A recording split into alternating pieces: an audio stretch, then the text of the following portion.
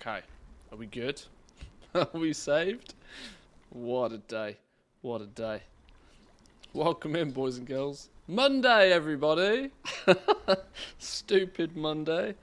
The old unplug the cable, plug the cable back in didn't work the first 3 times, so I got scared. No, we're all good. We're all good. How we doing, boys and girls? Good morning, good morning. Thanks for sticking around. It might be time to update the microphone, you know. Last thing I need is that dying on me. Especially since I don't have a spare. If I was, if I thought about this sort of stuff, I'd keep a spare, wouldn't I? Anyway, where were we at? Where were we at? Time to continue grinding on Team NA. We have one character at level 73. He has herb and mining. He's actually sold some stuff. What's he sold? I'm actually very, very quickly considering dropping herbing and mining in favour of a bit of enchanting action. I'm clearly not going to do this particularly fast, and so if I'm not going to do this particularly fast, we should probably be utilising concentration. Oh my god, spoilers alert. You guys don't even have the sound. You guys don't even have the right sound. Professional streaming and that, you know. Right, we can exit that for a minute. Exit that for a minute. That'll fix my sound problems. Yeah, the wonders of tech, touch nothing and suddenly it stops working. Exactly, this is literally it. Right, now we've got sound over here. Now, this challenge of me trying to get the long boy on Team NA was an interesting one if you caught with us on Friday, since I kind of already done it. So, we kind of already have the long boy, so this is more of a challenge on recuperating the gold needed for said long boy. And then once we've got enough gold for one, we'll just give one away. That's the easiest way to do this. But it does mean we need to still get there. What's in the mailbox? 10k of goodies in the mailbox from a little bit of random farming on Friday, apparently. All I know is that farming is not the route I want to take this in any way, shape or form. And if it results in me just ending up doing a bunch of farming, I'll probably peace out of the whole thing very quickly. But what I think we need to do is get a second character online. Both, I hope. So we've at least got 2 characters at 70. Alive with the Prime, thank you very much. I didn't get any notifications for that. That means I've ballsed up my entire system today, don't I? I didn't hear a notification for that go off.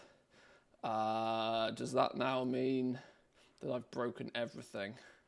Probably. Thank you very much for the Prime, though. 38, by the way. That's actually wild. That's up there with the big boys. Oh, you guys heard it. Oh, well, at least if you guys are getting the notifications, that just means it's not working for me, which we can live with that. Monitoring device. Okay, maybe do this, then do that. See if that fixes it. Let's fake a notification quickly.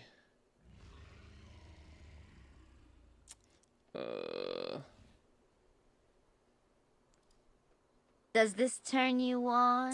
Hey, now I hear it as well. And Test Kevin, thank you very much, Test Kevin. Right, okay, I fixed things. I'm on a roll. I fixed 2 things in less than 10 minutes this morning. Have I fixed my coffee? God, I hope I turned my coffee on. I can smell coffee, I did. We're good, we're good. But yeah, I think we want to start diving into professions, to be honest, because if I just sit here farming all day, I'm going to get bored, you're going to get bored. It's not fun for anybody, is it, doing farming? We have 120,000 gold.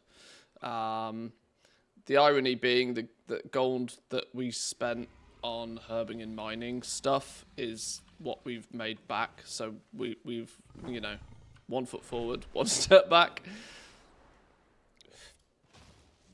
Let's I also noticed as well the other day doing this. There's a weird thing happened on my Team NA account. The weird thing is that I have basically 0 competition. And I think it's because, well, not only the fact that it's 4 AM right now on the NA realms, ignore that for a minute, but because I haven't completed the campaign. Without completing the campaign, I haven't unlocked adventure mode. And so I'm basically in a separate layer to, like, everybody. There's, like, nobody in my layer at all. And I'm wondering how and if this can be abused. And by abused, I mean tactically, you know, used as an advantage. Since the pre-adventure mode phase appears to be different to the adventure mode one. Because I was able to fly around the other day, even during like reasonable hours of the day, and I didn't see a soul. Literally didn't see a soul. Most nodes were up, no competition, all the rares were up, literally everything. I'm wondering if I can sort of falsify by staying out of unlocking adventure mode somehow, by just not playing the game. Yeah, and it also leads me to think, if this dude slowly but surely grinds his way up to level 80 via herbalism and mining, then all the mobs in this zone are still going to be like 72, 73. Is there an easy skinning opportunity there as well? I don't know at this point. I'm kind of spitballing here, trying to like figure out what the game mechanics are here. Some clever use of game mechanic options. But I'm wondering if I can get to level 80 and then have war within level mobs be like 8 levels lower than me and just dumpster them all. Is that an extra thing? I don't know. I'm not sure what the play is here now. I've kind of confused myself a little bit by this realization, but we're going to need to get character number 2 on the go, like either way.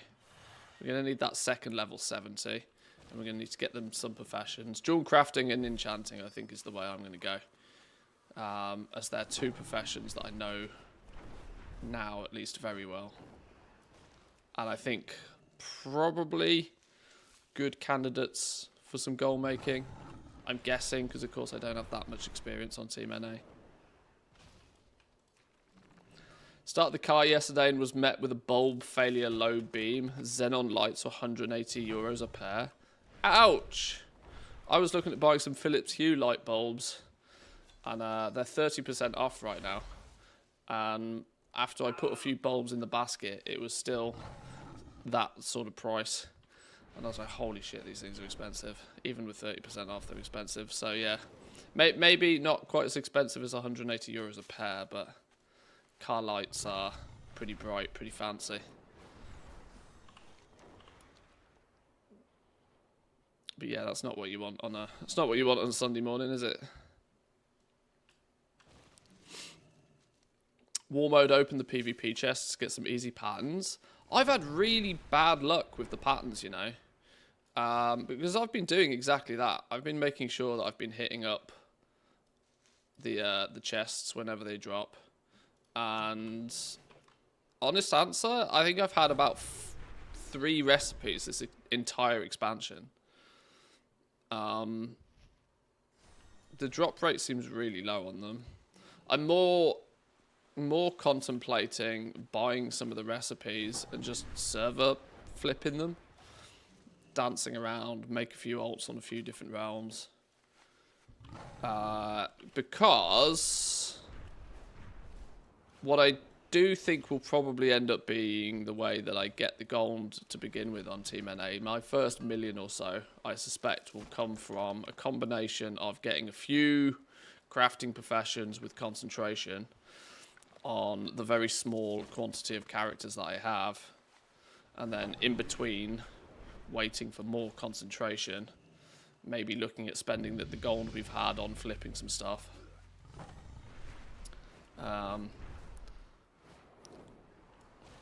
That's probably the way I'll look at doing it. Or alternatively, just level some more characters.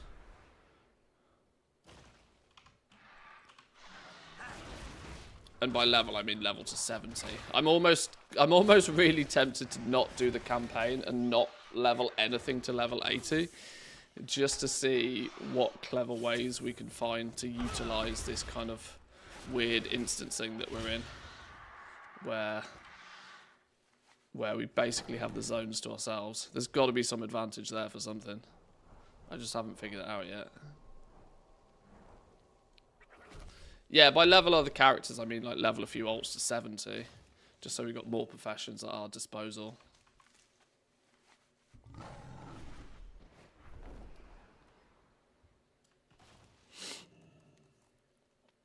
That's, so that's where I've got to with my thought process on this, really. I know full well that I'm kind of doing this at an awkward time. Because I know that there's not really going to be many opportunities for quality 3 crafting or mass producing anything. That sort of market itself is so situated. It requires huge amounts of demand for quality 3 crafting to be anything other than a pain in the ass. So it's either got to be some farming, some flipping, or some concentration crafting are the three paths I suspect that we need to hit. For now, though, I'm just getting a quick 20 minutes, half hour while I wake up and figure things out, honestly.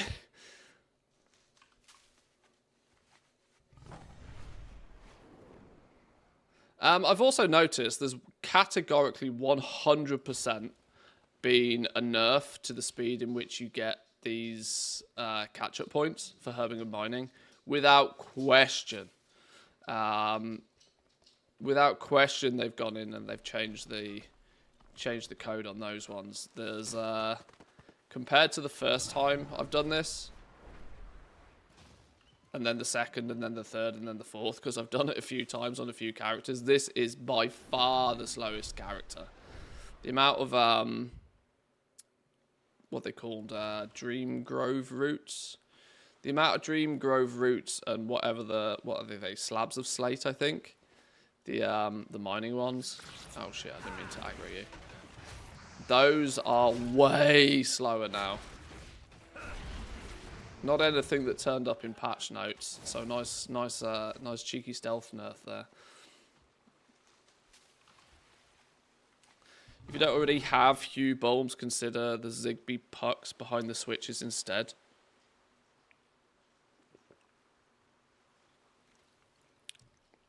Then just use any lights going forward.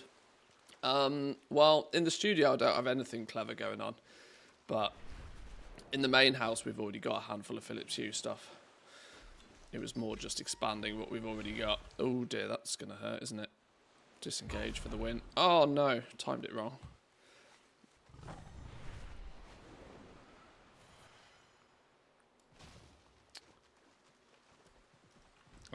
These Zigbee puck things sound interesting.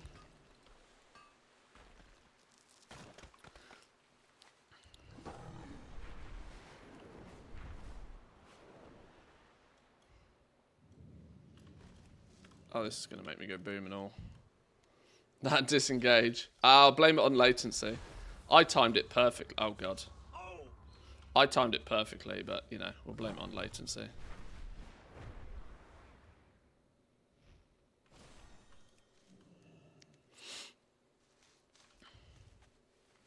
There is also got to be some advantage to be had of playing at, like, really weird and wacky hours now on the Team NA servers. Most people would instantly look at that as a huge stinking disadvantage because they'd never get groups for anything. But I can't see anything other than a massive advantage to having nobody else around. It's the lone away, the Goblin lone away. But actually, the less people around, the less people stealing my materials. Look, I can't even move for ore nodes and herb nodes right now. Oh my god, another person.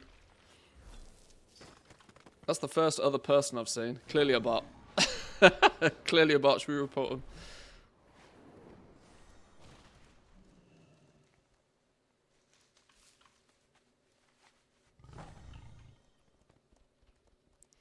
See, they're smarter than I. They've clearly put talent points in the right places.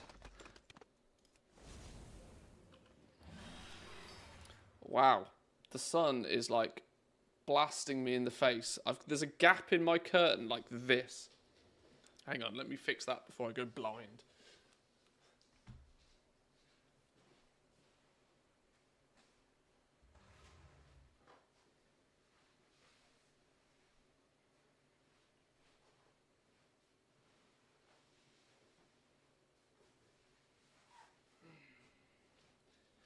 Good opportunity for coffee.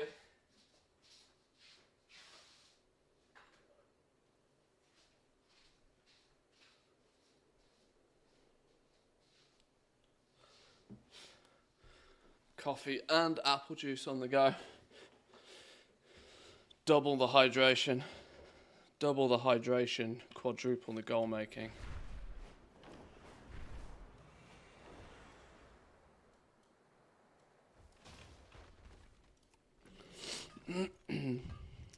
Santa pants? They're meant to be orange, but they might look a little bit more red on the camera. Yeah, a nice bright orange pair of sweats. We're getting into that season now. Absolutely no orange was seen.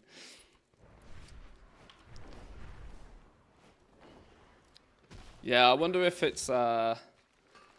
is it politically correct to start putting decorations up now? I want to... See, this is where me and my wife disagree, like, very heavily. She's more in for that. She likes all of the, like, minimalist, kind of like a snowflake in the corner kind of Christmas decorations. And I'm like, that is bullshit. Give me my plastic tree and my tinsel and my flashing blinky lights. I want to go to bed every night with a headache because of the abuse, the visual abuse that Christmas decorations give out. So this is where we have a conflict of interests some years. I want to put outrageous Christmas decorations up and blinky flashy lights everywhere, and she wants none of it. But now the fact that I have the advantage of having the studio here, we can decorate this place how we like, technically. So the compromise is a snowflake in the corner. Yup. that's how it goes. Yep.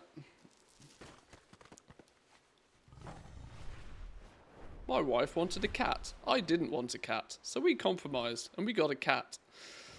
Yeah. Do you have a guide on how to use Craft Sim? I don't. Mostly because there's so many goddamn different little modules in Craft Sim. You'll use some of them, but you won't use others. And even I'm learning every day with Craft Sim, to be honest. But it might be time to put a guide together, because a few people have requested something.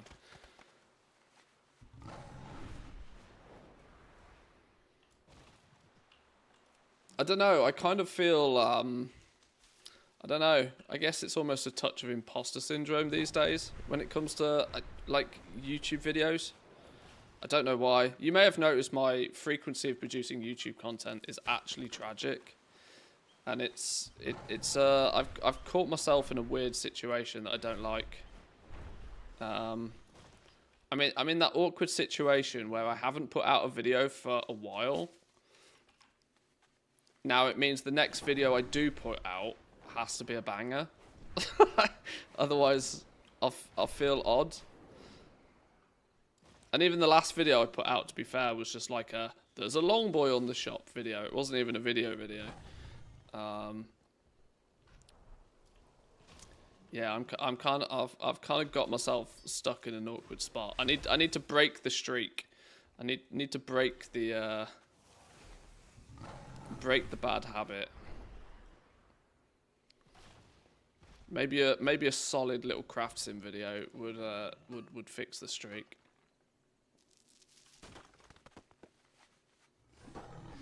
You lost your passion since Shadowlands, to be honest. Well, yeah, the frequency of videos was not as high during Dragonflight either, to be honest. You're probably right. It's probably right. There's one thing that I've always kind of struggled with making videos on a specific topic for such a long period of time, that I kind of feel like I've said everything. But I understand that there's a lot of people that turn up and either haven't seen everything or new people that have new questions. And I don't know if it's because I spend an awful lot of time streaming as well. Like, half the time I think about doing a YouTube video for something and I'm like, oh, that's just me repeating myself for the 500th time. And then I remember that, well, I might have said it 400 times on the stream, but I maybe have never said it in video form. So I wrestle with that quite frequently. A few times in the last couple of weeks, I'd be like, oh, this would have been a good video. And then for some reason, I've either recorded it and then not published it, or I don't know. I'm stuck in, I don't know, writer's block? That's probably not the right phrase, is it? I feel like if I started streaming, my videos would also stop, so I kind of understand.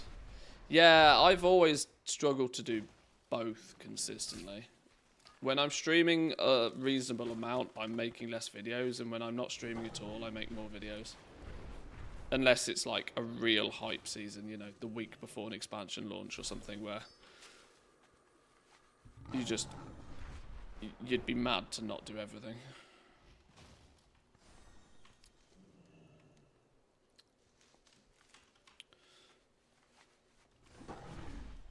It's also very true to state that when I am more actively playing the game, my video content suffers.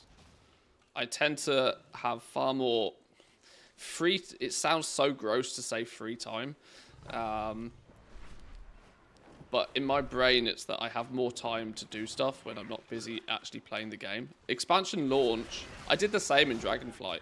The launch of Dragonflight, I think I put out about 3 videos in 2 months. Because I was so heavily playing the game every day. And I love chatting to you guys on stream while we're doing that sort of stuff. But then my WoW quota, because I'm not one of these people who can actually sit and play this game like 18 hours a day straight. I have a WoW quota. I don't really like to play the game more than about 5 or 6 hours in a day. If I play it any more than that, I start feeling as if I'm like burning out of the game. Which is why I've always kept my streams a bit shorter. I've always kept my streams around the sort of 3-4 hour length. Because I live by the theory short and sweet, but I don't know. Maybe it's just excuses, who knows. There's some AI software out there that will clip and ship the best parts of your stream to help you out. Oh yeah, but that sort of AI generated video stuff, it's just garbage content, isn't it? Like, I mean, throw it on TikTok maybe, but it's like, it's just trash tier content. I'm not about pumping stuff out for the sake of pumping stuff out. This is kind of the thing, right? I'm happy to have a low frequency of videos as long as every video is like an absolute instant click on it, because you know it's going to be something good, you know?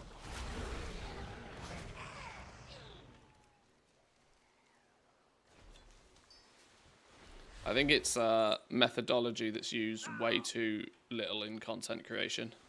But sometimes less can definitely be more. Some of my favorite content creators are people that maybe post once a month.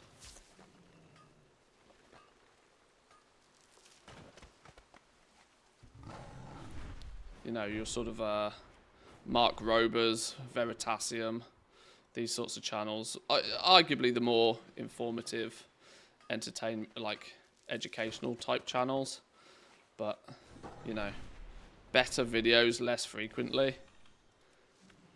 I'm kind of glad YouTube has gone away from that kind of like daily video meta, because I reckon that was like absolutely destroying people's sanity.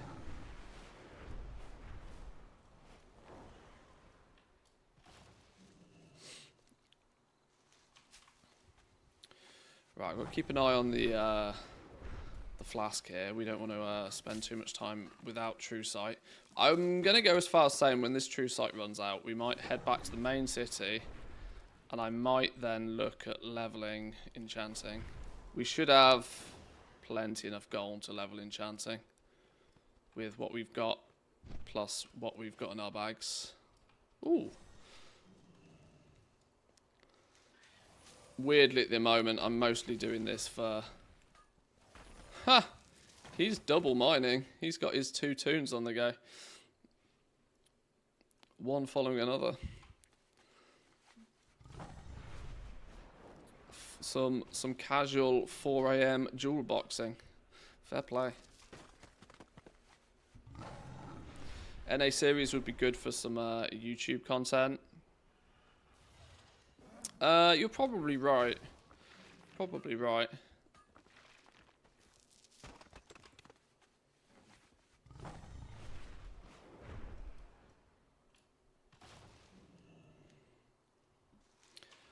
Just as we probably hit skill 100 in these professions, it will be about time to hand them in. Mostly doing this for the Artisan security,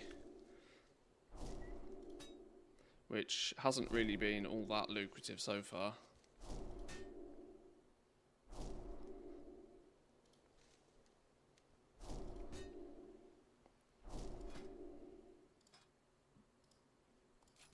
Okay, that's going to help though. It's going to increase our ore. We're most often going to hit bismuth nodes, I suspect. We're never going to have 45 points to fill that out anyway, but I was putting points in here. Sure.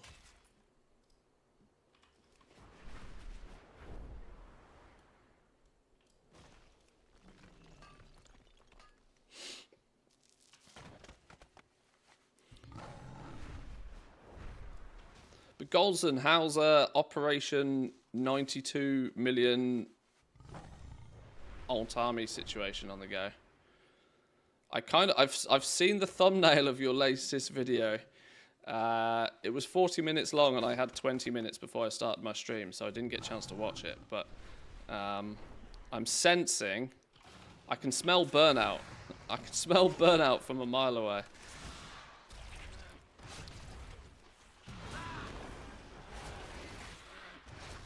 I'm hoping you're at least getting... There's light at the end of the tunnel, should we say.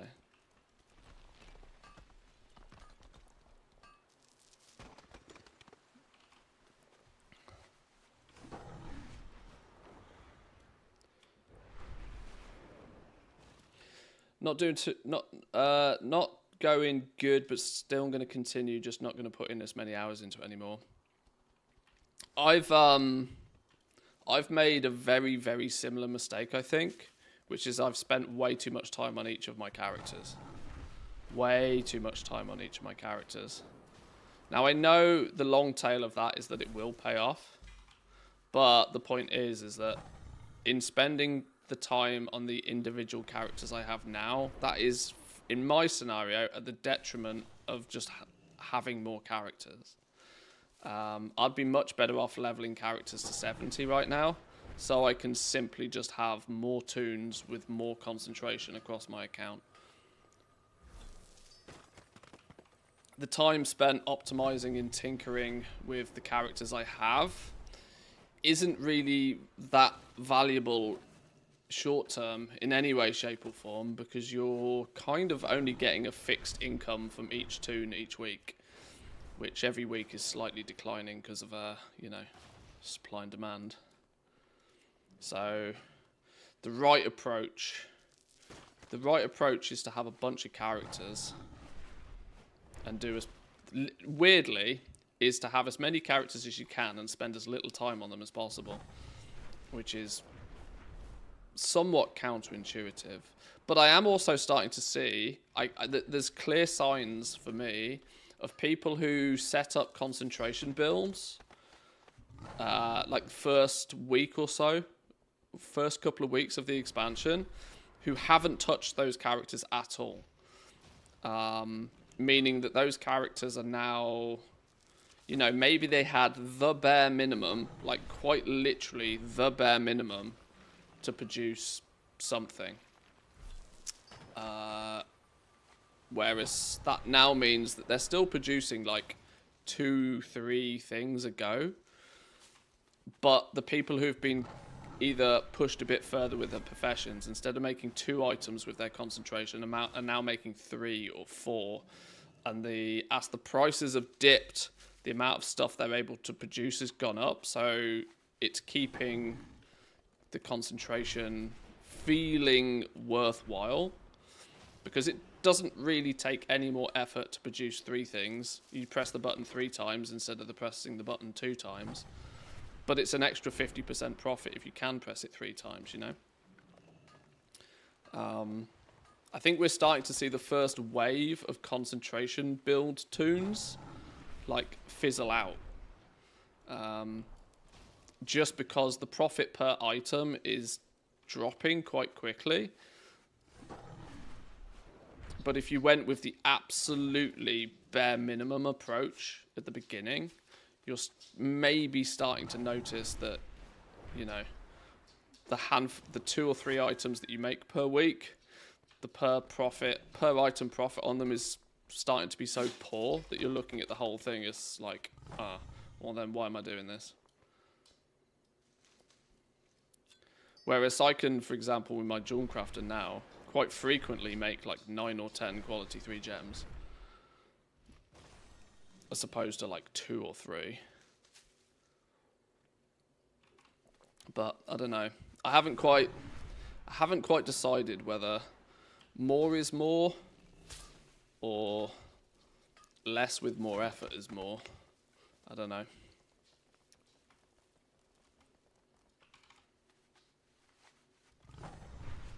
It's kind of why I don't mind playing on Team NA at the moment, because it gives me a really good incentive, because my entire account's gold is 119,000.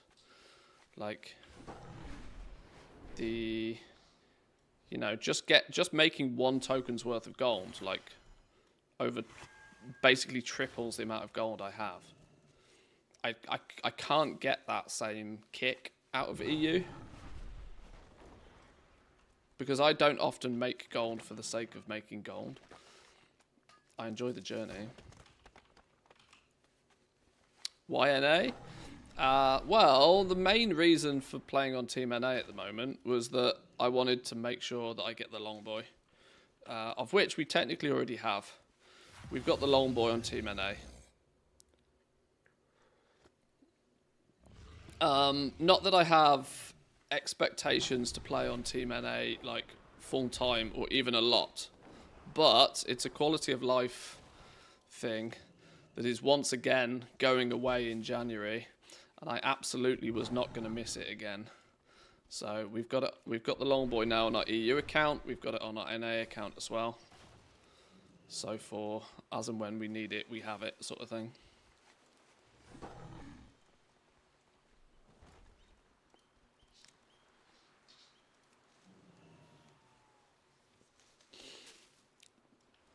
I guess the only win will be in a few weeks' time I'd be able to mass produce the rank 3 Dawn and Duskweave bolts.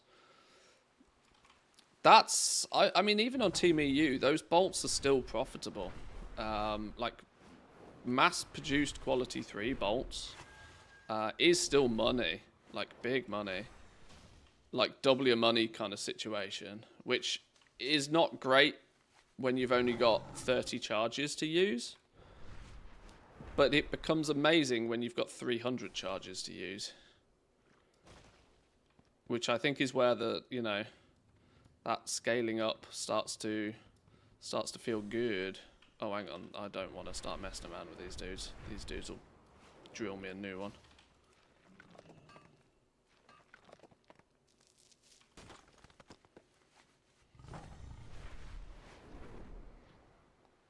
Sniped a bunch of crest orders at 4.4k each. Nice. Money in the bank. Why did I go for this one? Why did I go for this one? In the sea and have to fight mobs to get it. Why did I even bother?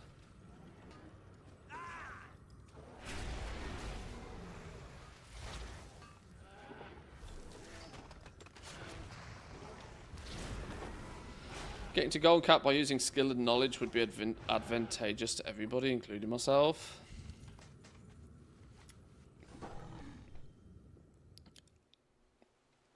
I see some I don't valuable see. resources in the area. This is the Get problem I ready to have. grab them. I don't think I really have that much skill or knowledge. I guess I have strong understanding of like the economics in the game, but it also leads me to only understand that there are many times during the patch where even attempting to try and make gold is kind of pointless. Because I understand conceptually that crafting professions are not always profitable. And by design, they're not always meant to be profitable. They're only profitable when there's a need for something. And you need to be there at the right time in the right place to facilitate that need. There's this conception by many players which causes them to push and causes them to fight on. There's the belief that crafting professions are always meant to be profitable, and it must just be that they're doing something wrong when they're not. And I see this, you see this a lot. If you ever, well, you know, not that I suggest they're the best places to spend your time, but if you're on the forums or you're on Reddit or whatever, you'll often see people say, like, I must be doing something wrong because I can't make gold with any of my professions. I've min-maxed this, I've min-maxed that, and I can't make any gold. And, you know, 10, 15, 20 people chime in and say, well, you could do this, or you could do that, and you could do this, and you could do that. But I often think the right answer is actually trying to explain that, well, if there isn't a need for the crafted items, you're not going to be able to make this. Stupid alliance! Stinky alliance! Unbelievable. Flew all the way there and all. Maybe I'm not on an individual shard.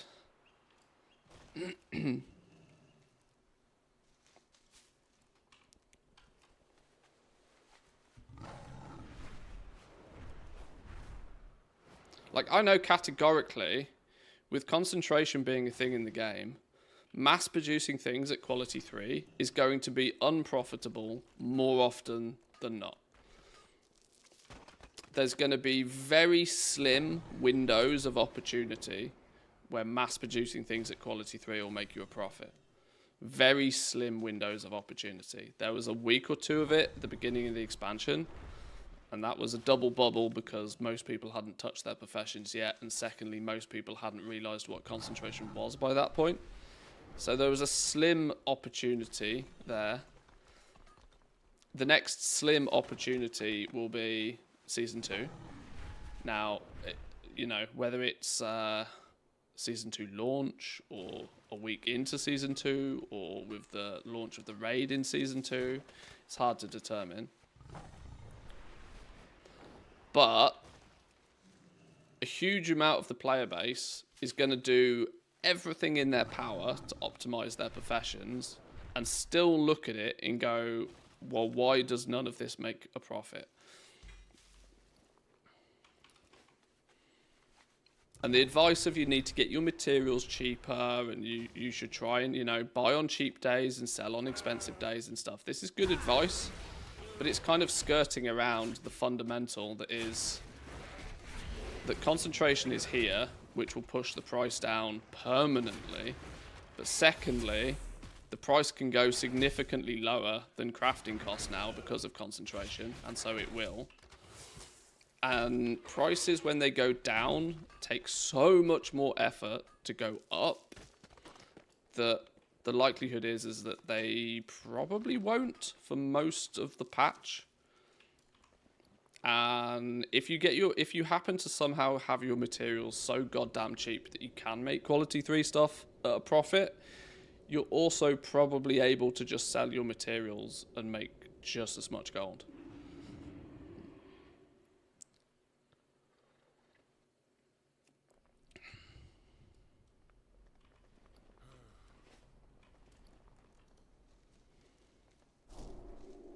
Right, let's sell this few bits and bobs we got.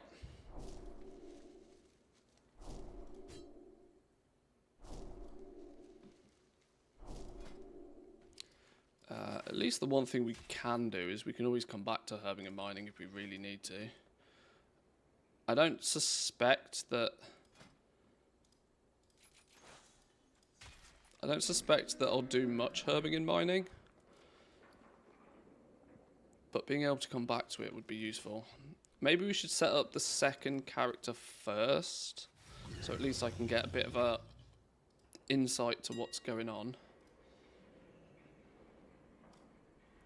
Do I just throw these mats in the war bank? No, we sell them out and then we buy them again if we need them.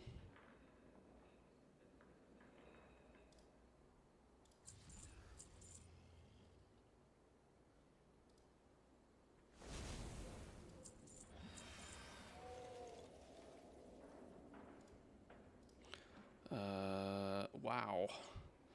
50 silver undercuts, just YOLO.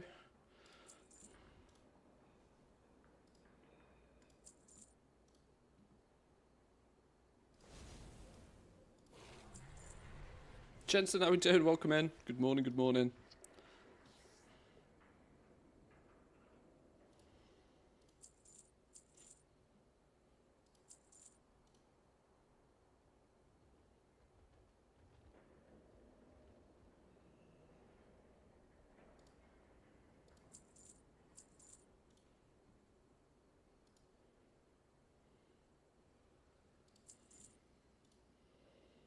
Oh, Wild K-Chak appears. Good morning, my friend. Welcome in.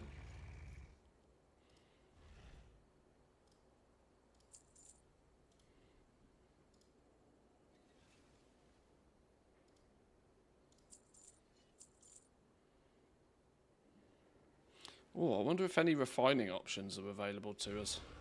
Any Q2s to Q3 actions. That's got to be on the cards, surely.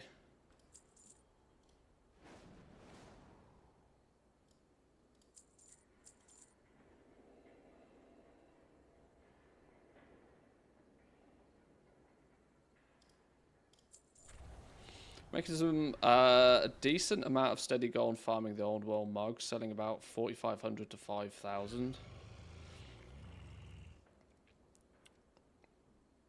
Long-term sort of inventory padding stuff like that works alright. What most people end up doing though is they end up losing half of it to the mailbox monster. It's the one thing that I see with people who do transmog more than anything else. The inventory management of transmog is the hardest thing, because what you don't realize is just how aggressively it holds onto you. Because if you leave it in your mailbox for 30 days, it then all disappears, and that could be tens, if not hundreds of hours of farming in the bin when it happens. Which is why I have never really done much of it. I never really want more than like what I could fit in my inventory on a single character. But if it works, do it.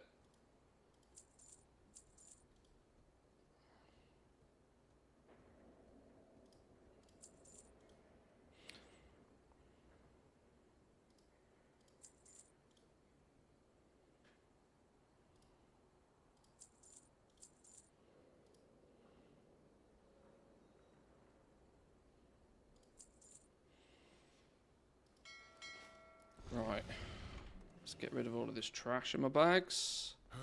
I have an extended supply of goods for Outlanders. Right, we have 120k, plus or minus what's on the auction house. 225 artisan security. I really can't be bothered with doing all that much herbalism and mining. There's a good 1,000 artisan security at the end of my herbalism and mining fishing rod though, which is painful because it'd be really nice to have that extra 1,000. Started up on NA. Well, it started off by me wanting the longboy. I was like, well, I should absolutely load up my NA account and get this bad boy, because I'm not missing out on that opportunity again. He's too goddamn useful, and he goes away again in January, so I wasn't going to miss out. My goal was to get, obviously, 6 tokens to to buy in, but of course, nice people had to do nice things, didn't they? So, so what I now need to do is make the 6 tokens, and then we've got one to give away. I can't believe I'm going to take my first 1.5 million, 2 million gold on Team NA and give it away, but that's what we do. We reciprocate kindness with more kindness. That's the plan. That's the plan, at least. We do need a second dude. The question for me, though, is because this is a brand new, fresh account, I do not have anything interesting unlocked. I don't have anything interesting unlocked. No, nothing. I almost want to go and unlock Volperas just because.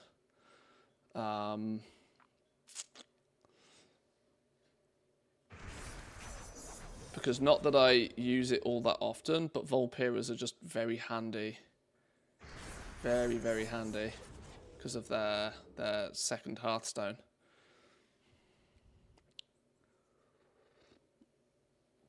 But I don't know how I'd utilise that.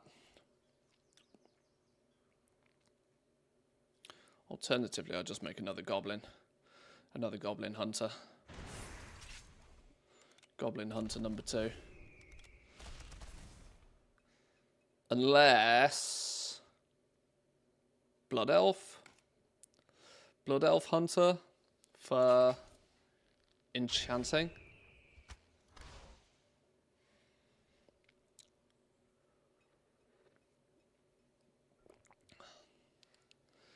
We could have... Nice...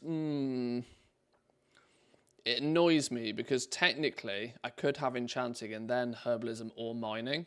So anytime I feel like I need more Artisan security, I technically do have a way to go and get some more with Herbalism and Mining. But doing Herb Mining with only one profession on a toon seems like such a terrible decision. But I don't want to take Enchanting to drop it again all the time. I don't know. I'm stun locking myself again, aren't I? I do this all too frequently. Blinded by decisions. Right. We're going Goblin, because Goblins do Goblin things. Is there anybody that gets a bonus to jewel crafting? I don't think anybody gets a bonus to jewel crafting, do they? Cold Tyrans, maybe, because they get +3 to everything. But we haven't unlocked them. Oh, Draenei. Oh, yeah, Draenei, of course. Yeah, wrong side again. Wrong side.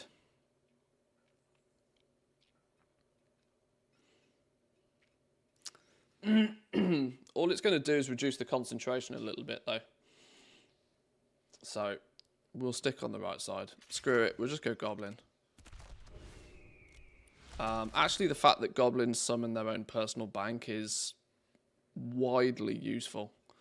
In fact, is probably the most useful aspect of being a Goblin, you know, now that we have war banks as well.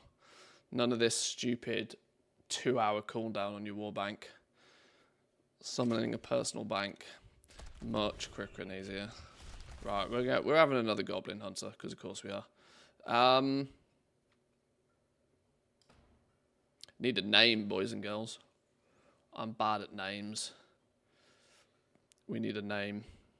Oh my god, we're on Team NA. We can just randomise names.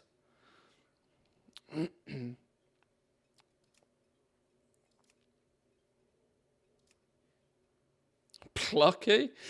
Plucky the Goblin? Why is this not a thing in the EU? I don't know, you know.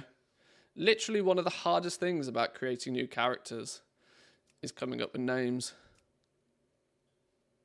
Lap fits?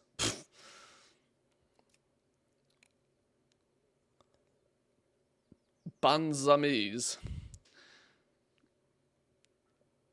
Sounds like some sort of disease. It takes me hours because I want the pun names. Yeah, I know what you mean.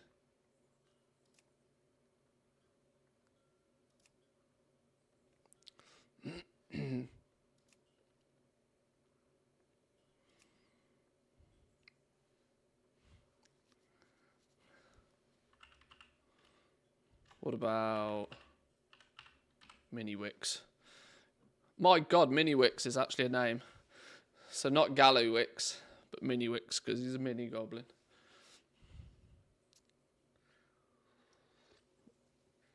We're going to be pew pew in Gallywix next tier, aren't we?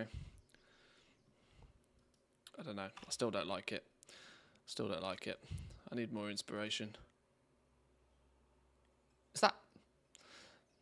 The randomizer just seems to put letters in. It seems to love the Z as well.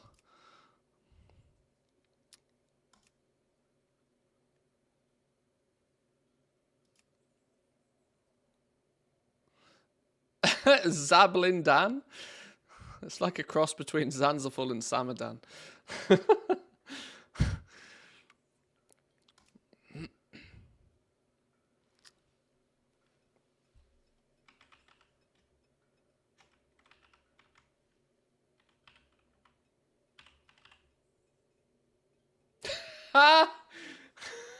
Ah!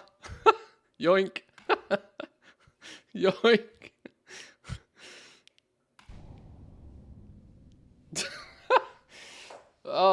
Sorry. Had to be done. I'm such a child. Such a child. Right. 70 boost his ass. Boom.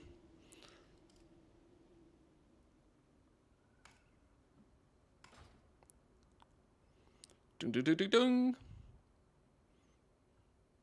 Hello? Oh, thinking about it. Thinking about it. There we go. Not K-Chak is born.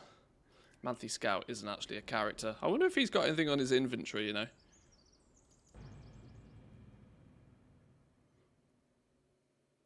I don't know who this character is or why he's here. What did I ever make him for? Can he just be deleted?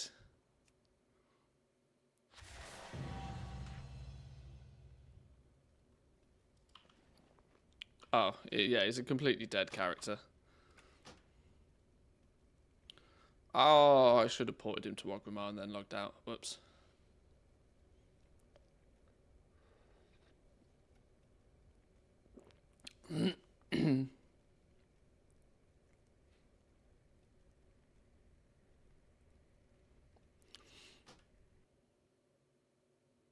Isn't it better to do a druid instead of a hunter?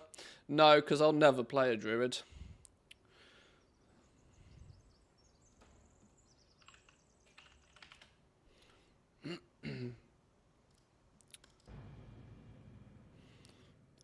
I've never, like, I know druids are good for like herbing and mining and whatever, but the reality for me is that I just don't like druids. Sorry all of you long-term druids. It's just not, they're just not for me.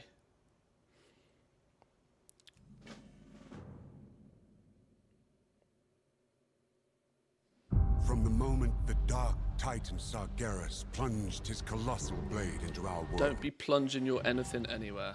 Right. Meet me in Silithus. We must ask Azeroth's speaker what this vision... Oh, not unlocking adventure mode though is going to mean I have to do the intro. That's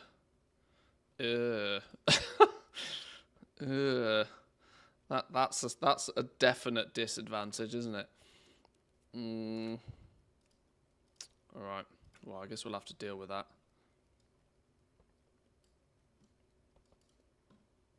Why is it taking me to the Isle of Thunder? Why is the default guide to take me to the Isle of Thunder? That's interesting.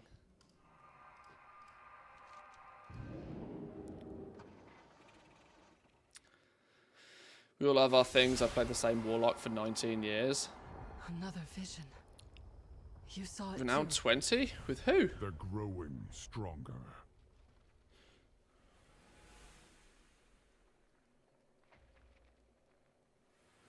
Oh, because of the boost. Oh, I kind of forgot.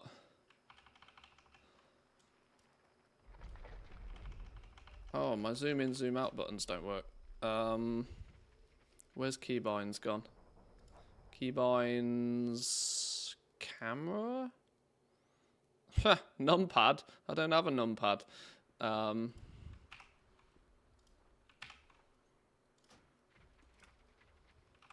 There we go.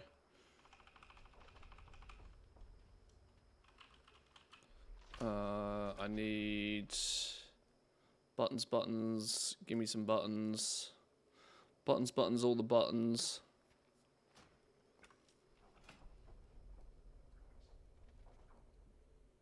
What we got going on it over here? Hang on, let's fix this a little bit. You go there. You go there. You go there.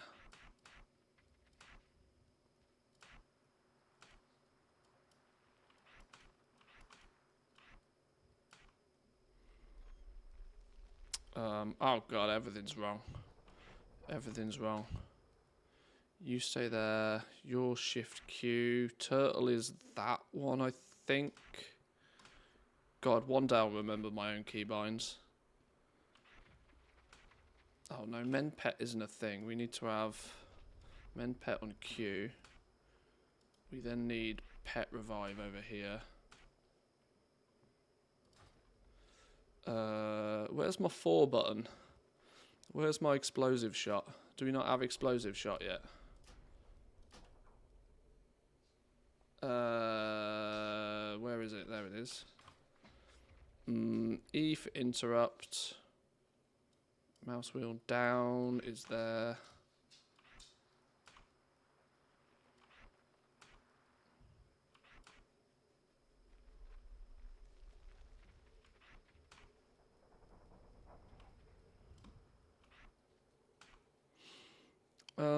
I'm definitely missing something. No, explosive shot is on the bars. You lie, game. Stop lying.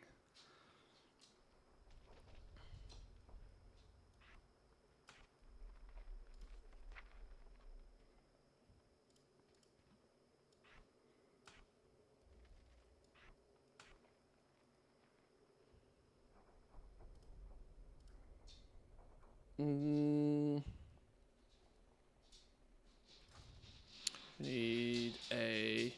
No, dog, don't go under the sofa. You can't get back out. Oh, you absolute donut. Hang on, please hold. Nipsu dog, you can't fit under there. Because you can't get back out, dog.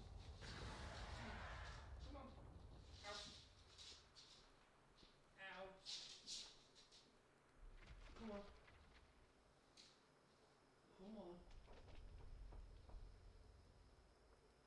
Come on. Out you go. Ugh. If you can't fit under there, you go on the sofa.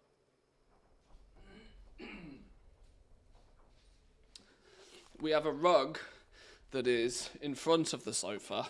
So one of my dogs, the black dog, has decided that she has learned that because of the rug, she has the grip and she can get under the sofa. But under the sofa, there's no rug anymore, and it's like wood floor. And so what she hasn't learned is when she gets in there, she can't get out. Stupid dumb. So I have to be proactive in trying to teach her that no, she doesn't go under the sofa. She likes a hidey hole.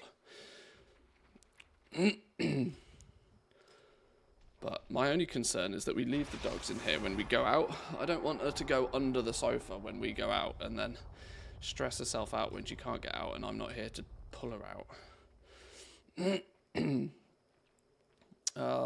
We need Longboy. Clearly she needs a nest. Yeah, both of my dogs have nesting tendencies. I don't really have any cool mounts. Because I don't have any mounts. We'll use you. Loktar. From the moment I didn't mean to play the Well movie. met for Azeroth.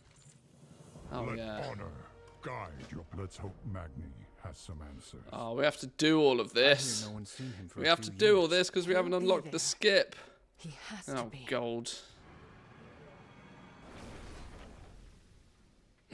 Magni, we've been trying to If this Did is you already about farm up the long visions, boy? I'm nae Well, interested. kinda. Leave me I alone. kind of farmed Twitch chat for it. I was very kindly gifted it.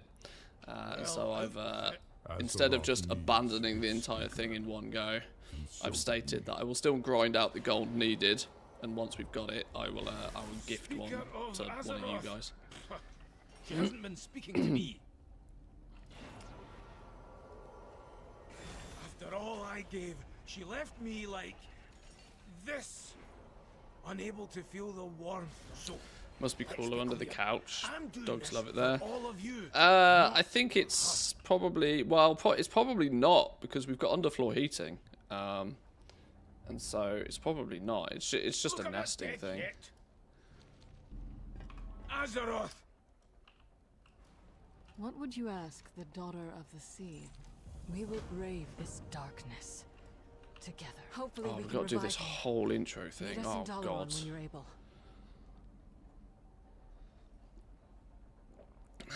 Now I'm regretting not doing the campaign. He tried to commune directly with Azeroth. It seems the strain was too much. Duh. What have you done to yourself this time? The mountain How's it going so far? Well, we've got a tune to 70. We were kind of lucky that I had a level 60 on NA anyway. Our level boost, which is this character, will give us a second 70. I'm going to try and get just some basic professions on these dudes relatively quickly. That's the plan, at least. Mostly because I know this is not something I'm going to do particularly quickly.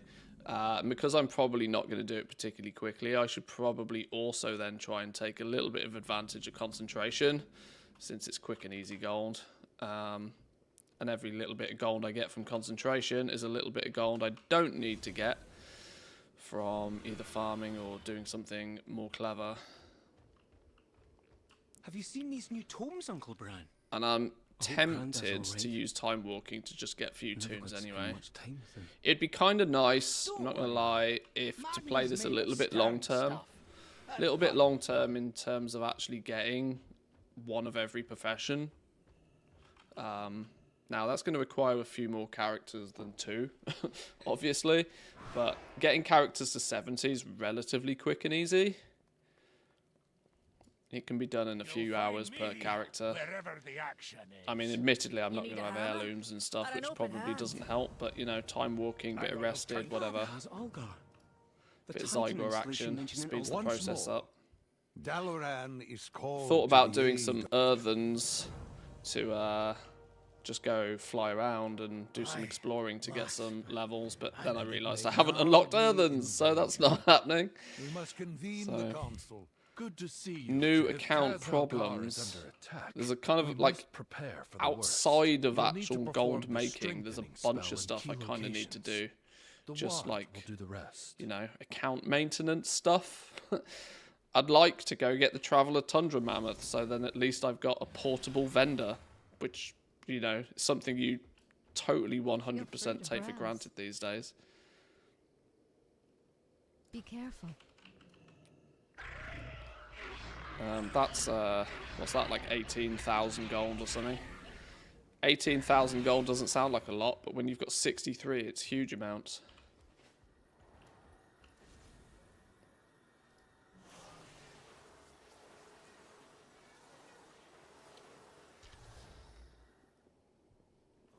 There's one.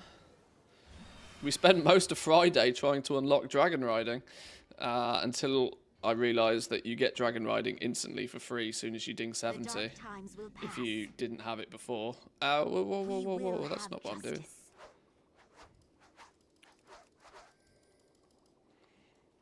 Yeah, there's a weird bunch of things that you just kind of don't think of if your account is like well aged. That we're just kind of ticking off our list at the moment. I am listening.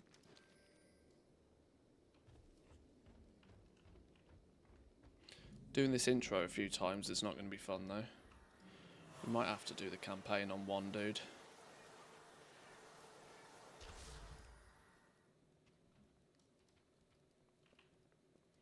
Welcome in, Pack B. Good morning, good morning.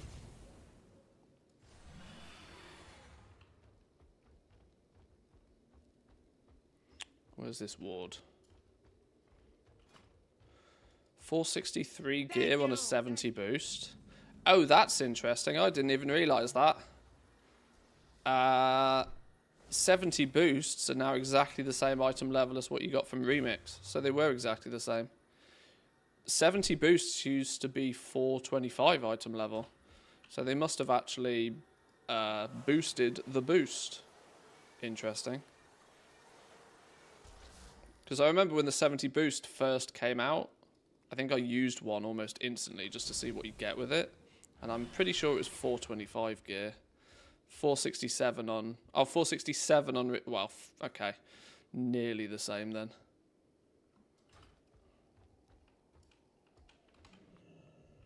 But I wasn't even expecting this high. How may I help? Oh, even vendor stuff is selling us Mog that we don't Good own. luck, friend. Oh, Team NA Mog is going to be absolutely special. You want to see my collections tab?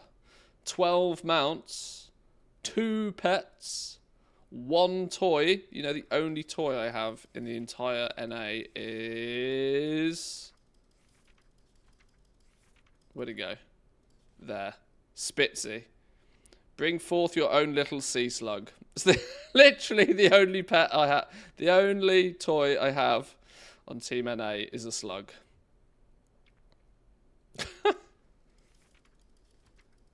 Literally the only one. No heirlooms. 1 piece of transmog.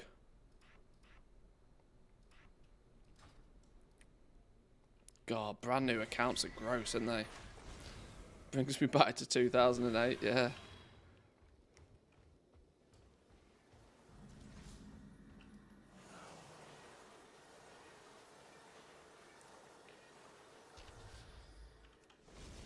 This is kind of an interesting, you know, even ignoring the goal making aspect, it's kind of quite interesting to just see what a fresh account looks like. Because the honest answer is I haven't had this experience since like vanilla, and then the game was a different game. So you could easily argue I've never had the proper new player experience. The only difference is you can't unlearn what you already know. The answers are here. So there's lots of things like where the cities are, what things do, who sells what. You know, there's all of the knowledge of playing that you just can't ignore that you already know. How could I be so blind? Dalaran will not be a fly in Xalatath's web.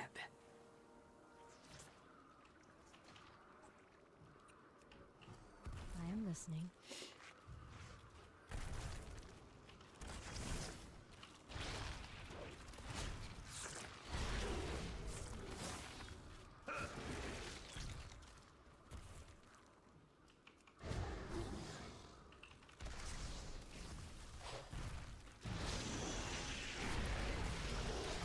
Let's get things killed. At least we have reasonable gear for this. Last time we were doing this, I think we had 260 item level gear. Because it was a brand new character. At least 463 gear should mean that we can absolutely blast through this. Do I not even have auto loot switched on? Oh my god. Auto loot. Why is that not on by default? Why is there ever a scenario where you wouldn't want to pick shit up? What brings you here?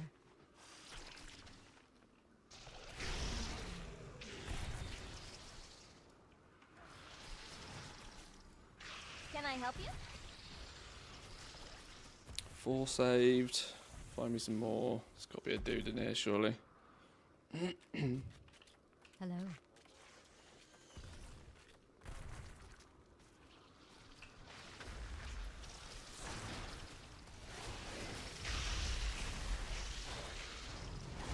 Nobody to save in the bank? There's got to be somebody to save in the bank, right?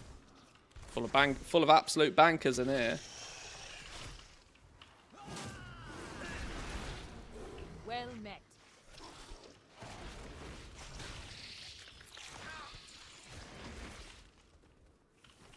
53%.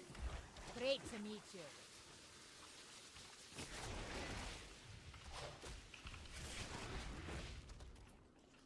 Need help?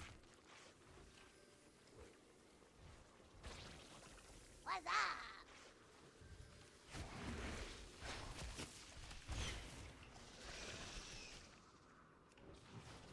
61%, 8 citizens, 2 more.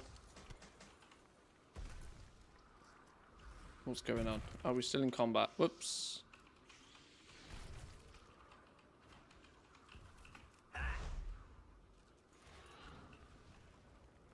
Oh, that's like 50% right here, look. Easy money.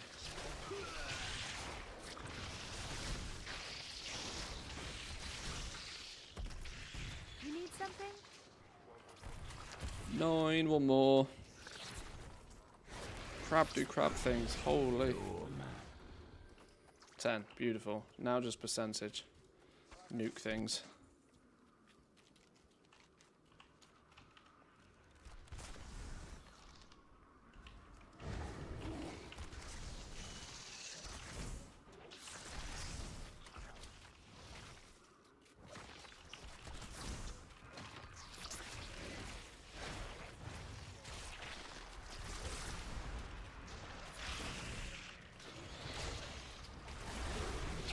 I can't remember what we do after this stage.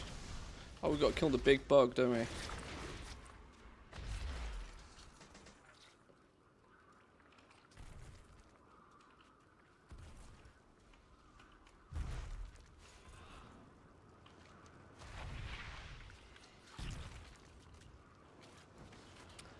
You reckon they'll rebuild Dalaran for midnight and it might have something to do with the player housing? I don't know. Talking of player housing, I know this is kind of not really answering your question. I think they're going to have to do something with Dalaran. Dalaran's far too iconic of a zone for them to just burn it to the ground. I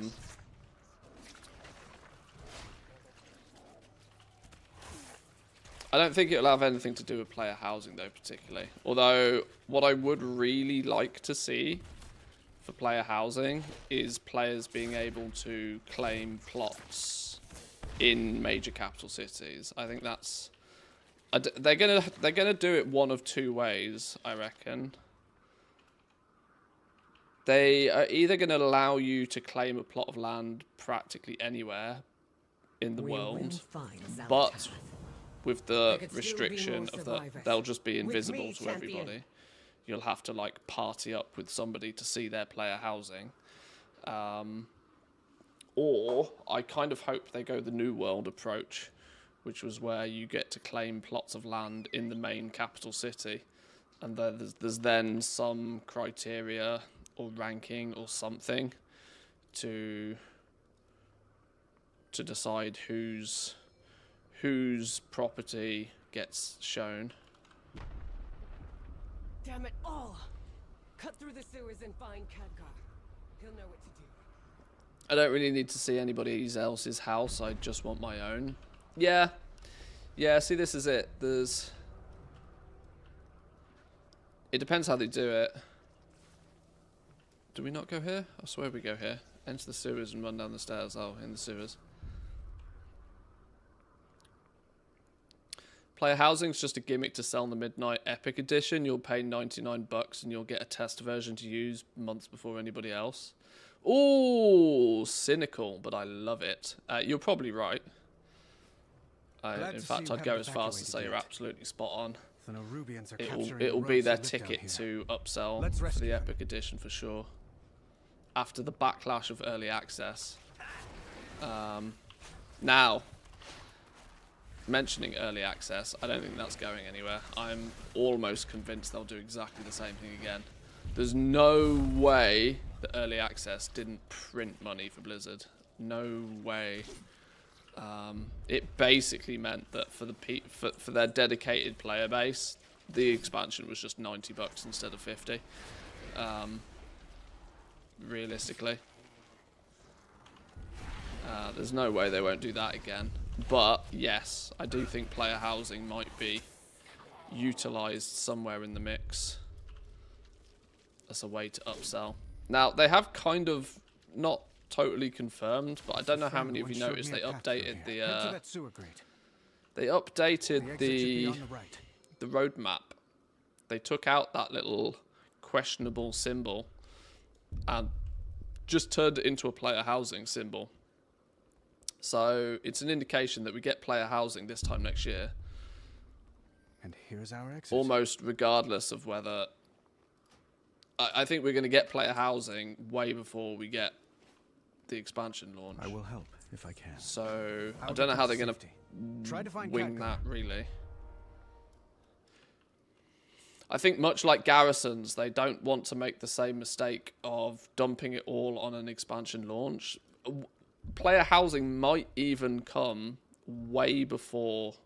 It might not actually have anything to do with Midnight, in terms of the fact that they might just have it as a system that they implement into the game. If they truly do plan on it being not just an expansion level feature, but an evergreen thing, they can launch it whenever it's ready. True, using it as a selling point for Midnight kind of makes sense.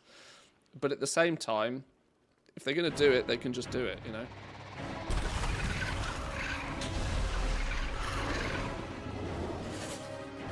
And what better way? Maybe here's a shush, shush your face. No, hang on. Zalatath has plans for this. Go away, bug. Maybe, just maybe, whereas we had Mop Remix, to keep us busy at the tail end of Dragonflight, maybe, just maybe, we'll have player housing to keep everybody busy in the run-up to Midnight instead. What better way to get everybody to come back and firstly, because if you pre-order, let's just assume if you pre-order Midnight, you get player housing. I mean, you find me a player that wouldn't pre-order if they throw player housing at you, you know? A feature that's been top of the requested list for a decade. Just let me... If they kind of use player housing as that, right, well, we'll implement it at the end of the War Within. We'll, you know, to make sure that it's, you know, working. Get the literally lay the foundations of player housing. If they get the foundations in place, Champion, to me. Before they launch Midnight, then Midnight can obviously bring about a bunch of bonuses with it, and they can maybe even tie player housing into a pre-order bonus for Midnight potentially. Rescue who you can along the way.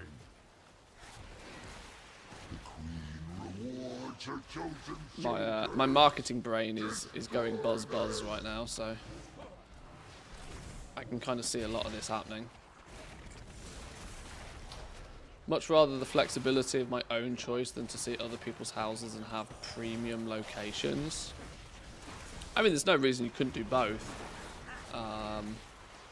You know, you could have, you know, plot 1 Orgrimmar be like, you know, have a 10 million gold lease on it, and the lease lasts for like 4 weeks or something. Like, I shit you not, there's part of me that actually wants them to go ridiculous with the gold sinks on this. There's part of me that wants them to go absolutely batshit level crazy with the gold sink approach. Because I think the game needs it. The game violently needs something for very, very, very wealthy in-game players to splurge their gold on.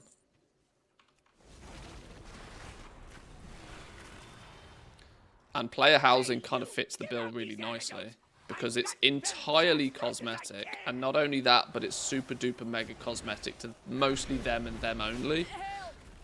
I can't move. But if I can make a golden castle in the middle of Stormwind, or like, you know, golden castle in the middle of Orgrimmar, Like, Yes. and Thanks to Grandad you know, teaching me stone form. you can swing big dick at it. Where is he? You know, open the wallet, loosen the purse strings. Yeah, it's just a status symbol thing, right? You could have the most outrageous, ridiculous gold sinks. It'd basically be like Whale Watch, but problem with that is it sucks for non-goblins. But that's why they have to make it ridiculous. They have to make it something that only people who are richer than Sense would pay for. But not everybody would want it, right? This is why having a golden toilet costing 10 million gold works. Because everybody will be perfectly happy with their white porcelain one at a regular normal person price. This is where gold sinks are really quite difficult to do, and why the Longboy didn't work, right? The original 5 million Longboy didn't work. It didn't really remove any gold from the game, because every single person wanted it. Everybody wanted it. There was not a single person that, given the choice, didn't want the Longboy. And so what it ultimately led was to huge amounts of gold actually being created. Because people were like raw gold farming and just printing new gold out of like every orifice they possibly could get it from. So the Longboy didn't really work particularly well as a gold sink, I don't think. Simultaneously, it just nuked the economy. Absolutely nuked the economy for the last half of Battle for Azeroth. Only because we had flipping corrupted gear that was just silly broken OP. Was there any sort of interesting goal making opportunities at the end of BFA? So yeah, player housing has the option to be stupidly, ridiculously over the top gold sinky. So much so that most players couldn't care less about paying the stupid, ridiculous, silly price. Look at the 2.5 million gold warbank tab, for example. There's not really a strong desire from everybody to get that last tab. But those big goblins that 2.5 million gold are just like, yeah, sure, whatever. It takes a huge amount of gold out of the system, gives those players something, but it's not something that absolutely every man and their dog must have, like the Longboy. So in that regard, it works quite well as a gold sink. Finding that line between things that the super mega rich players will be willing to waste their gold on and implementing something that not everybody wants is the trick to like a good successful gold sink. Player housing is perfect for that. Strength and unity. Jaina, Thrall, we need help. Magni's in trouble. Anduin, you're alive. Or at least in my opinion, it could Magni be. can't hold off Xerix much longer. New show, WoW Cribs. That's it. That's it. We'll have fake social media influencers that will just rent the crib off a big goblin to show it to their friends. I can see it now. Fodder for my ascension. Die in arms surrender. Sure, you can claim my goblin house as yours for an Instagram. For the low, low price of $29.99.99.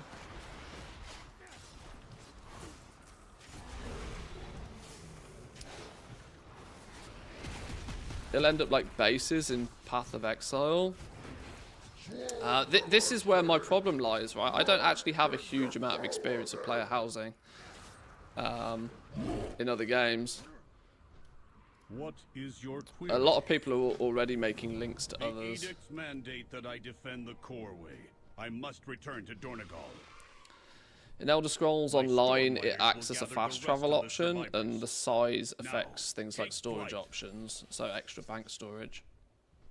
I have a house in almost every zone in Elder Scrolls Online just to enable strategic travel options. Yeah, it could end up being something like that. Let's not forget, in Warlords of Draenor, they did have the outposting thing in the zones, where you could choose one of 3 different outposts in each zone, and they each offered something slightly different. there is the possibility that they go back to that style where there's like dedicated areas in zones where the player houses are, and you can choose to put a house on that plot of land. This, I think, is probably something more likely to what Blizzard will probably do, because it fits and it works within their current engine. The current engine that World of Warcraft runs on is not great for allowing players to like place things properly in 3D. Corway. I have failed. Which is why we ended up with garrisons, because it's all they could do at the time, really. A WoW B&B? Oh god.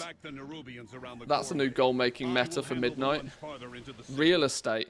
Oh my god, can you imagine? WoW real estate market. I mean, there's part of me that would both hate that, but also absolutely love that. That would be Shadowlands Legendaries all over again. You'd have real estate moguls. In Orgrimmar would just be owned by one dude.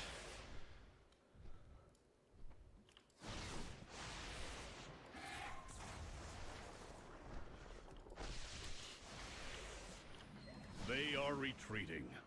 Well executed. All of this is kind of the reason, though, to why I've chosen never to play Eve. Every time I hear stories of Eve, it intrigues me like no other. I heard Thor talk about his guild faction, whatever they're called in Eve, the other day. The attack was another in part of one of his scheme. millions of YouTube shorts. We will be back. Every time I hear people talk about Eve, it both blows me away and impresses me and intrigues me. So much so that I've always chosen to never play it, because it just sounds far too much like a good time. But far too much like it could absolutely 100% steal your entire life, even more than this one World of Warcraft game does, you know? Eve, I think, is an even bigger drug than World of Warcraft.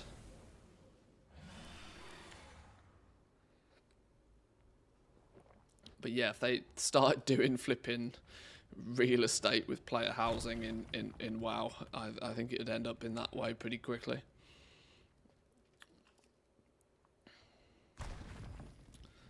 Professions need to be tied in as well. Oh, I think they will. I think it's a really obvious option to I think we could quite comfortably be in for a new crafting profession in Midnight.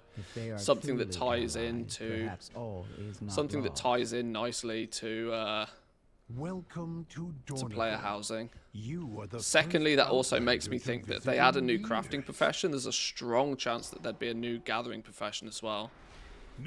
Now, it's very clear and very obvious, but yeah, things like furniture making, carpentry, like, his memory will be you know, lumberjack style gathering profession. Please deposit his memory gem into the archives repository. Mostly because it's tried and tested.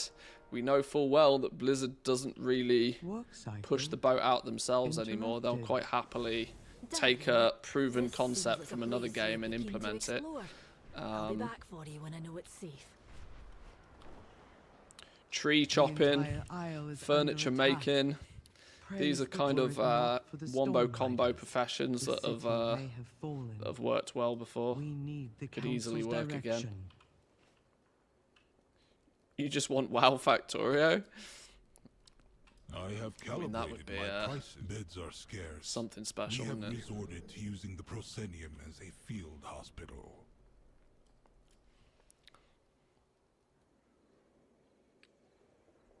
How do I plan to make the gold on the NI?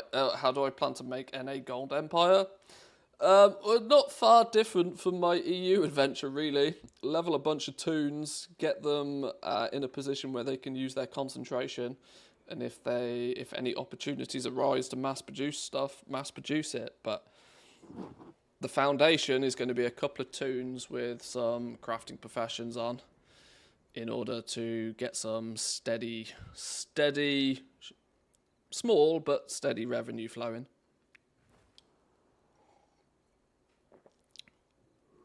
when you accept the Hearthstone, face the door, and then you don't have to turn around every time you use it. I heard about that little trick.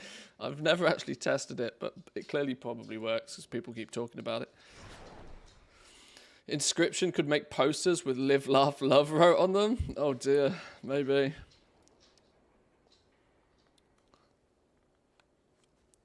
If they do something similar to Palia, it will totally take off. I looked at that. Is that actually an MMO? I saw that a while ago. That came out last year, didn't it? It didn't get too hyped, but I saw some people poking around with it. I know very little about it though. Landscape gardener? Oh dear.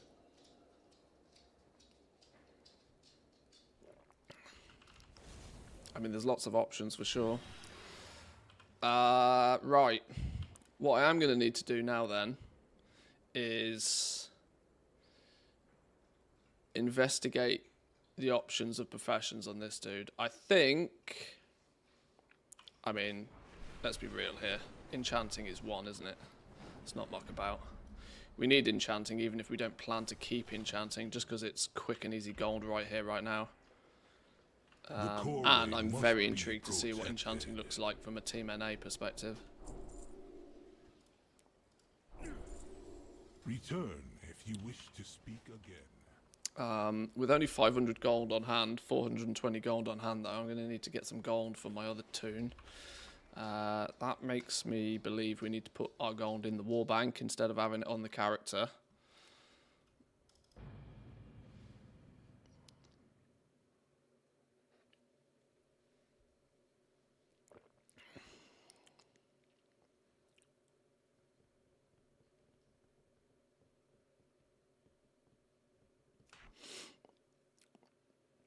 Tailors could make rugs, curtains, inscriptions, could change the colours of items. Yeah, there's a bunch of like obvious tie-ins for player housing with most of the professions, right? You know, combination of it's already half there. Like carpentry is so easy and obvious to add. You take alloys from blacksmithing, you take leathers from leatherworking, you take cloth from tailoring. And then you build furniture, maybe supplement it with another gathering profession. You know, it's almost so obvious. I'd be amazed if they don't do it. But then again, they might be saving. You know, they might not be playing all of their cards in one go. This is the only thing I think that because they're working on 3 expansions simultaneously. Yes, I think that some profession integration with player housing is like clearly obvious. I have an extended but it might be one of those things they keep up their sleeves for the next expansion, you know.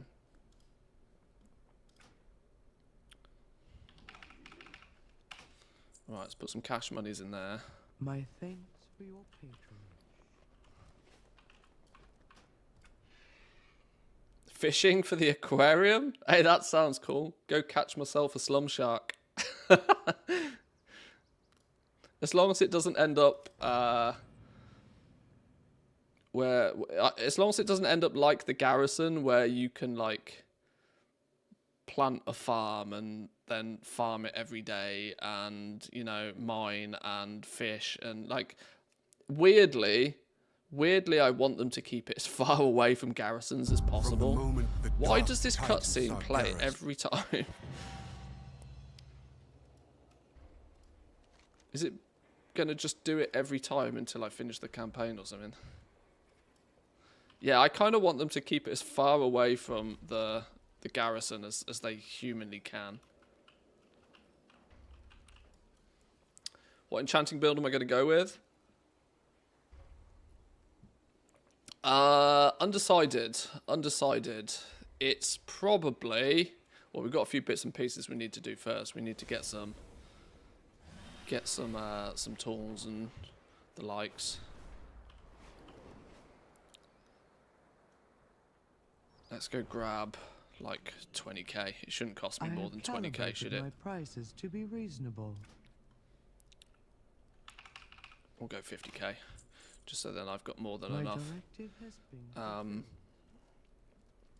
We'll get the basics done, and then I'll do a little recipe scan and see what appeals to me. See if there's any. I'm not really in a strong position where I want to go buying fancy recipes unless we can get them really cheap. We're gonna need some treasures first, though, for that early juice.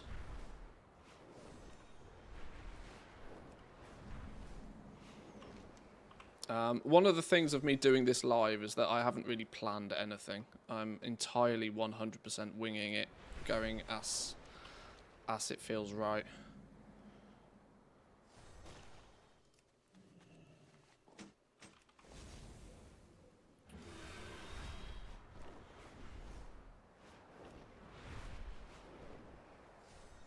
Oh, we're gonna go and need... How many shimmering dusts can we get? 157.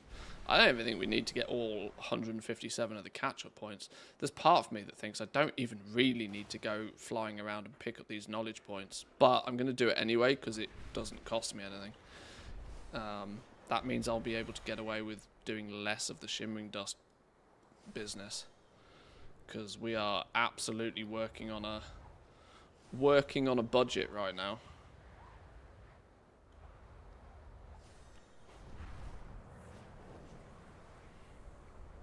I'm conscious that I want to set jewel crafting up on this dude as well. And I can't for the life of me remember how much it costs to set up jewel crafting.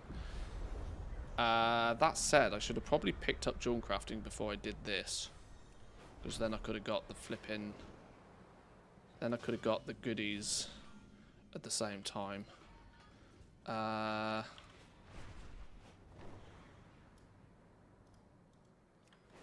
We'll grab this real quickly, and then I'll do a quick 180.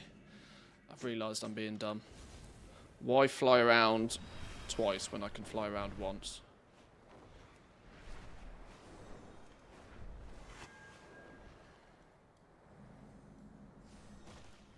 Please proceed. Stay productive.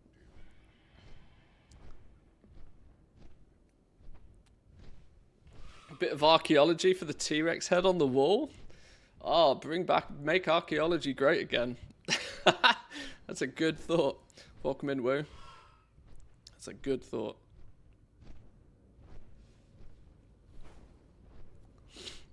Yeah, I don't know. I think there's well, we've obviously got plenty of time to think about it, speculate, try and, you know, see what we want. If their plan is to launch player housing about this time next year, though, which the roadmap seems to indicate, that it must be already well underway. It must be borderline ready for testing at this point, I would imagine, if the launch of it is only a year away.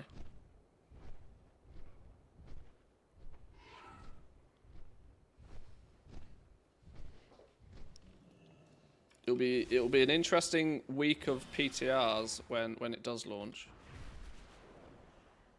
Where's jewel crafting? This way. Speak and be heard. May rook nor ram take you far. Where's the pliers? The pliers are this way. I've not collected the jewel crafting treasures for a while. I can't remember where they are.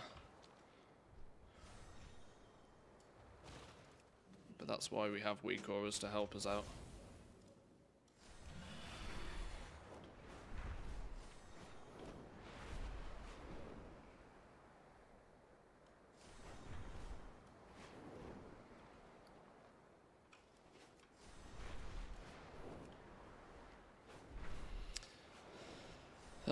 The question for me is going to be, well, I think we're going to have to go tools first on these characters. Or actually, I'm quite sure that I might not, even though I'm collecting the jewel crafting treasures right now, I may not actually level jewel crafting just yet. I need to do some maths on this. I need to figure out how much artisan security we can get without doing any form of shuffling. Because it'd be nice if we could get 2 professions with a full set, you know, 100 plus 40 build for 2 professions. That at least gives us the option to mass produce something at quality 3 if there's ever an opportunity. I still think that getting the tools first, and we don't even need to worry about getting them at high quality, I don't think.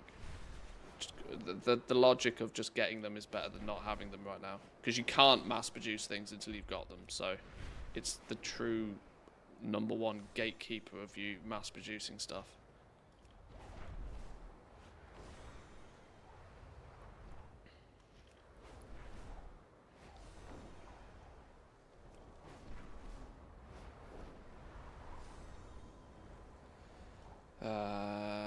It's 1,800, 3,600. Yeah, we're not going to be able to fully deck out 2 professions, are we?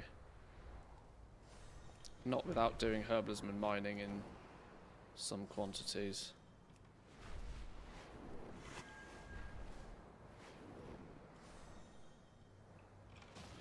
Right, let's get these first and see where we sit. On here.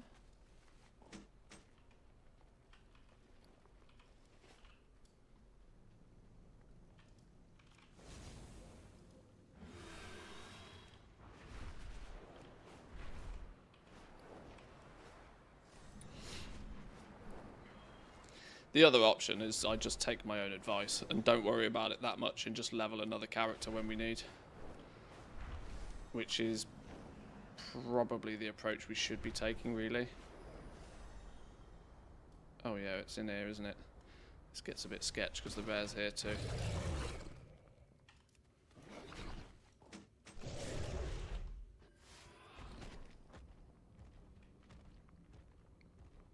God bless Feign Death. Oh my god, I haven't even got Feign Death on my bars. Oh no, I have. Whew.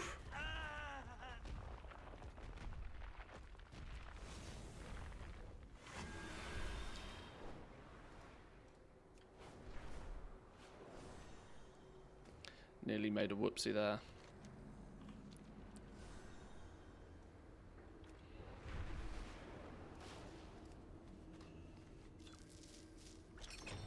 Ha! Jewel crafting point. Nice. That wasn't what I was expecting.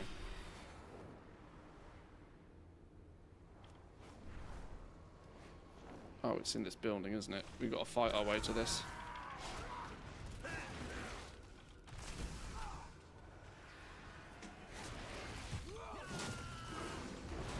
We've got to fight our way for this, and we are not prepared.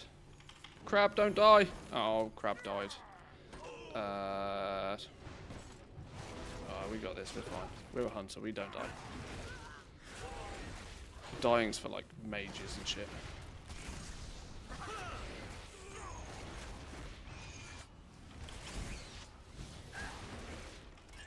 Okay, maybe we die.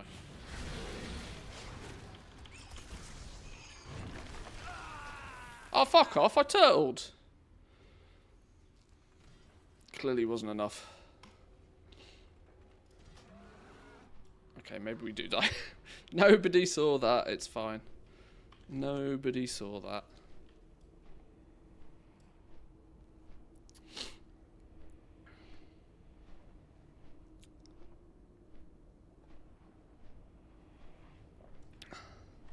World first death on NA? I think so.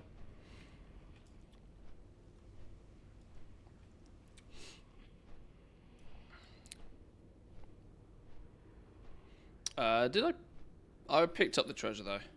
We'll just spawn on the roof then, fly away.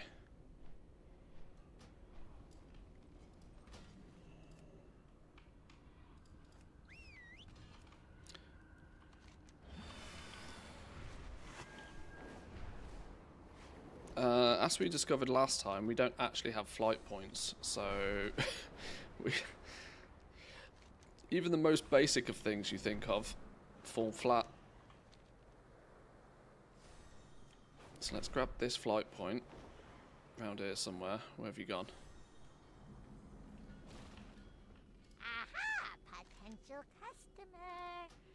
And we are going to not Hallowfall, because we don't have a single flight path in Hallowfall. Alright, well, we'll go this way then.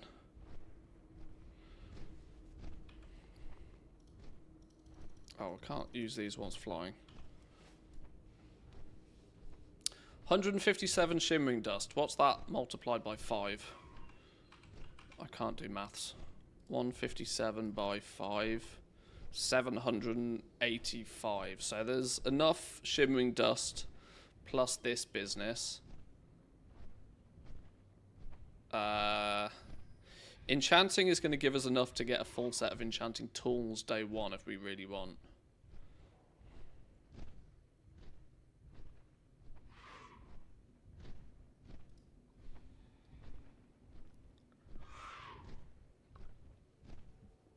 You know, plus or minus a little bit of this business going on.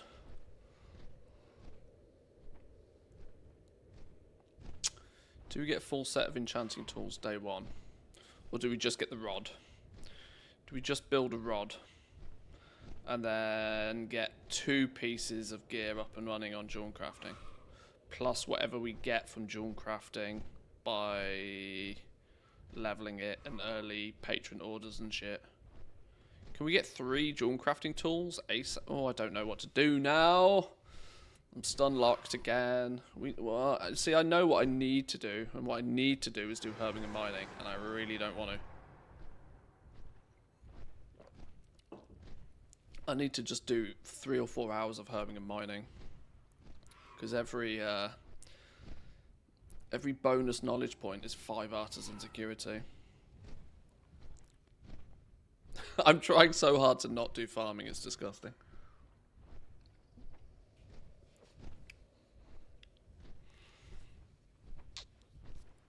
Where's the knowledge points out here? Are they all in the city? I think they're mostly in the city. So I feel every time I log into WoW, getting overwhelmed by all the things I quote-unquote need to do. Yeah.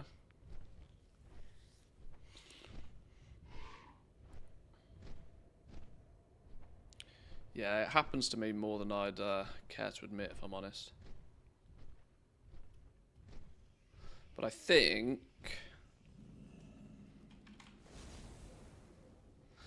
just getting them set up, so if nothing else, they're, you know, we can use the concentration and they can start generating more. Like, in the grand scheme of things, it's not going to matter anywhere near as much because we just level more toons.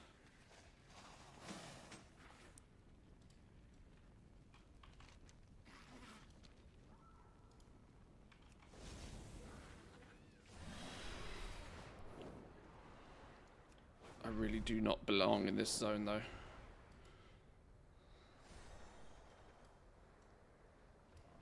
Oh, that doesn't look fun. Holy. Oh yeah, the book's on the outside. Whew.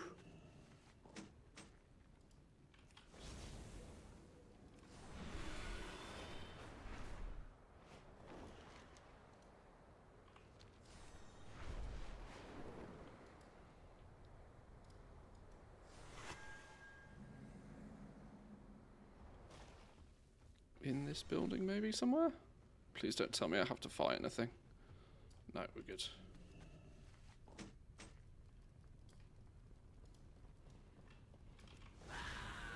Shit, shit, fly away! Fly away! We don't have zone scaling. That dude was like level 78. We are not prepared. Oh no, what shit? What's going on here? No. Halt me in my tracks.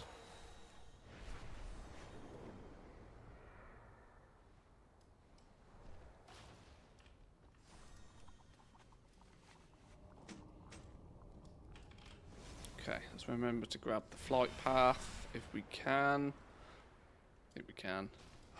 The weave has we can, but we can't go anywhere. Okay. To Hallowfall. Somehow. See if I can remember. Where's the slipstream for Hallowfall? It's up here, isn't it?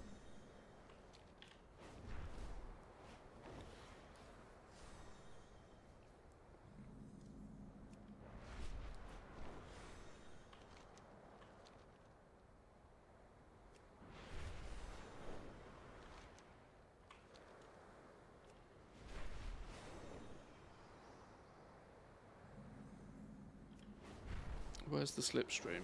There it is. Let me get this flight path actually real quick.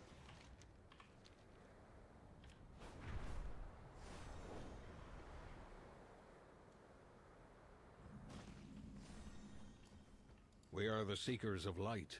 May the shadows pass you by. What's this treasure? Stashed loot?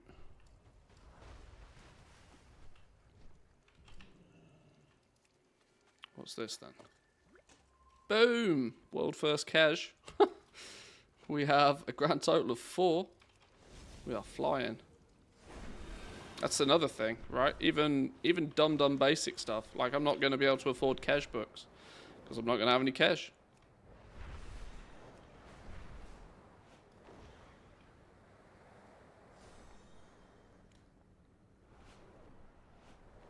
Does this... Oh, this does regain your vigor as well. Nice. I've not really ever used this. If I'm going from one zone to another, I still do generally tend to use the flight paths. One of the treasures is in this building, I think.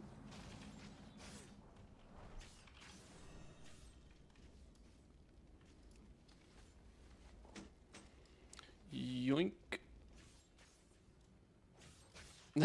We're not going to have renown points. Oh, we're going to be so far behind, it's going to be gross.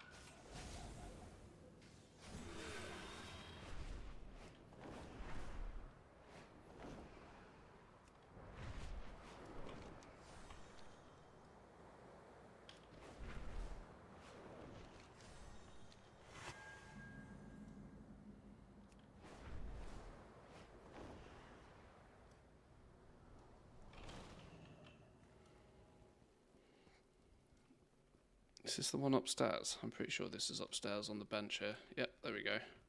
It's almost like I've collected these treasures a few times. At least it's rep week. Is it? Oh, it is. 50% world quest rep. We won't be doing any of that. Where's the last ones? Hang on, I swear there's another one closer than that. No, they're both this way. Yeah, see, this is what I'm desperately going to have to try and fight against. I'm not here on NA to play the game. If I'm playing the game, I'm doing it on Team EU. I'm here strictly for the purpose of making gold. If there are utility-esque things we must have to do to facilitate gold making, then sure. Otherwise, it's purely business.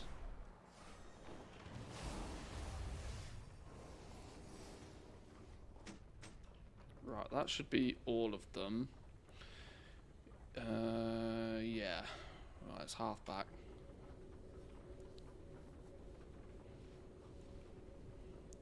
Oh, we're going to need to go get a couple of treasures, aren't we? Thinking about it. We're going to need a couple of treasures so we can get the catch-up points.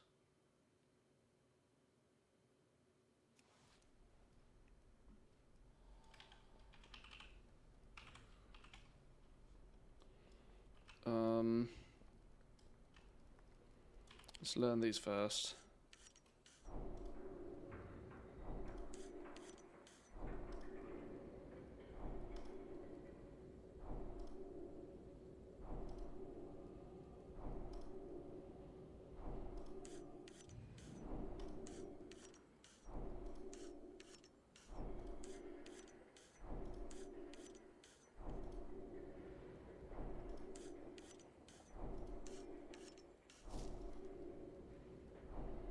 Okay. Right, what's next? Should we go get the treasures now? It seems smart to just get the farmy stuff out the way, doesn't it? So let's go grab the treasures now because we're going to need them. Here's to hoping that doesn't take me too long. We already somehow accidentally got one of the jewel crafting ones, so... And in theory, who the hell is pissing about on... Oh my god, do I even see dirt piles? Wait, is there a rep requirement on dirt piles? I think there is, isn't there? What's the rep requirement on dirt piles? I'm quite sure it's with flipping these fellas. I haven't even unlocked the faction yet. That means I'm going to have to not get them from dirt piles. I'm going to have to get them from treasures. Oh, that's... Is there a red requirement on dirt piles? Let me try and see if I can fly around and find one. I think there is, you know, because I've done a whole bunch of herbing and mining on my other toon and hadn't seen the dirt pile. Oh, Lord have mercy. Another thing that creeps up on you.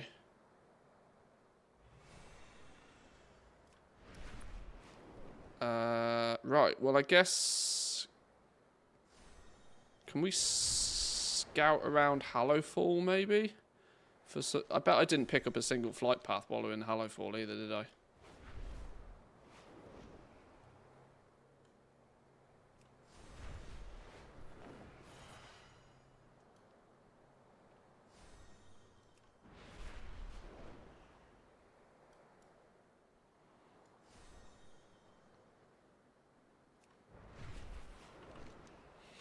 Wow, okay. Every time I think I'm on a roll, something slaps me in the face and is like, "Oi, you, nah." Do you have a query? Yeah, I didn't even pick up a single flight path in Hallowfall. What an absolute donut. Right. Wax piles? Can I pick wax piles up yet even? So many things you take for granted with an established account. Yeah, like, yeah. I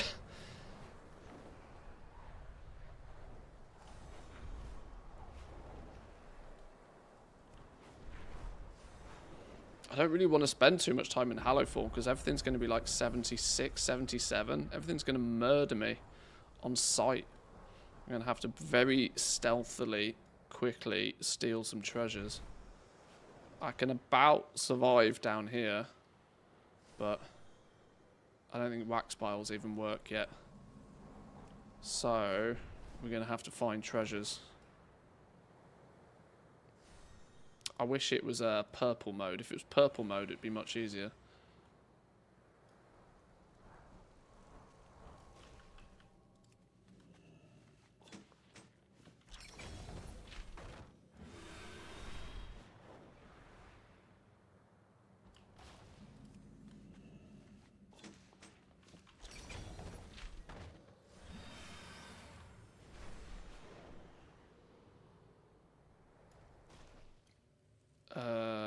Yeah, no thank you.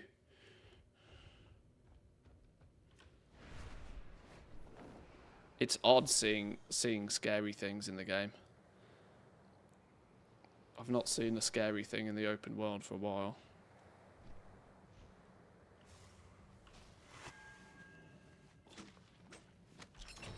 "25-man raid, 2 Shah Mount drops? Holy. Luck is on their side. Damn. Wait, I ding just from exploration.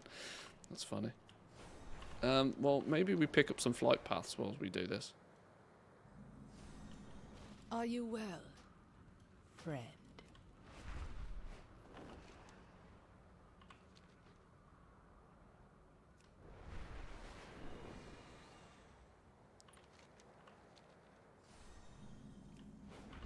Yeah, if we just try pick up some flight paths, we should hopefully find some treasures en route.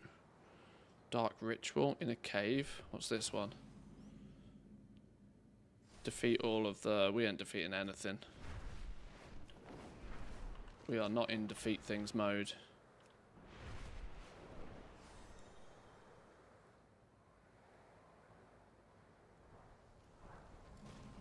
Belladar shift in your favor.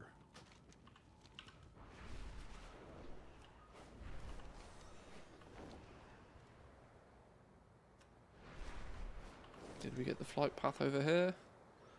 We flew through this. Can't believe I forgot to pick it up at the same time.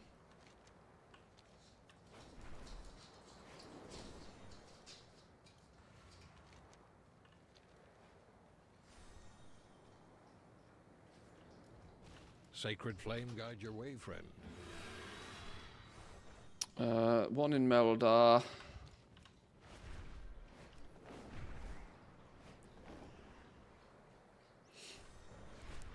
GP Frog, good evening, welcome in.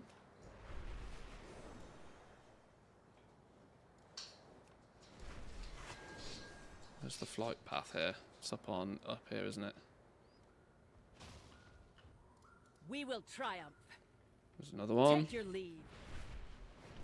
Not having much luck finding zone treasures though. That's not a zone treasure.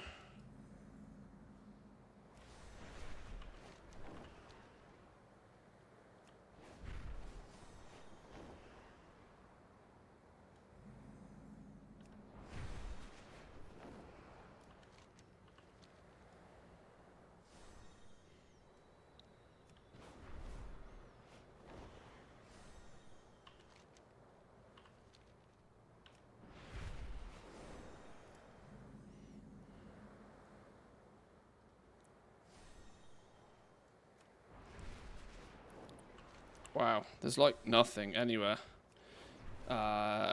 Getting these treasures are going to be a chore, aren't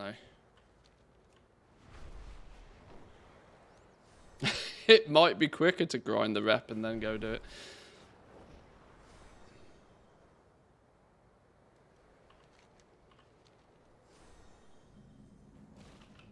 Greetings, outsider. Well, stay alert. Getting the flight paths is worth.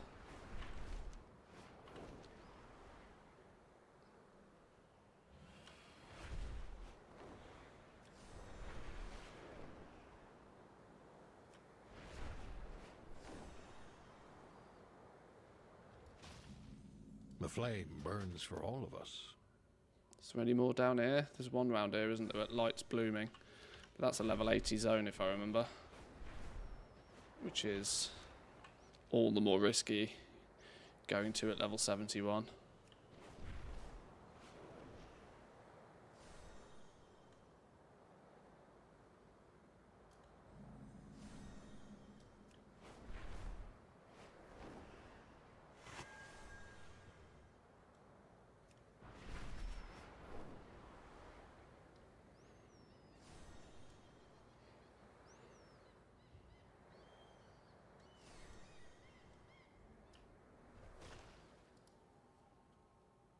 Requires level 75 to pick up a treasure? God.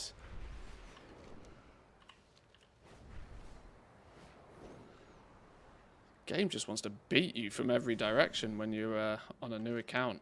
I don't think I like it, you know.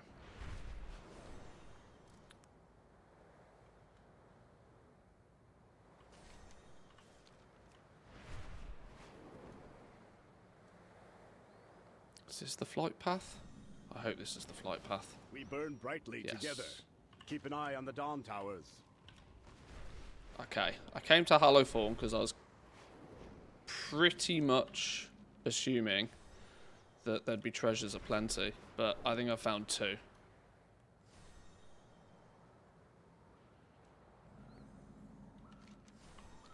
So I don't know how I approach this now.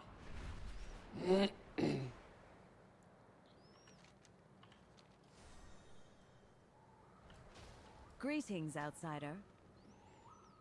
Beware the shadows.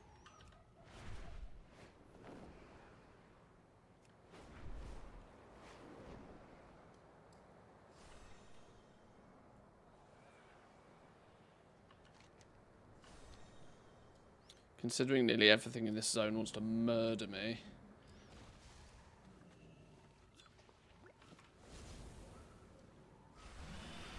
Might be better off going to the Ringing Deeps.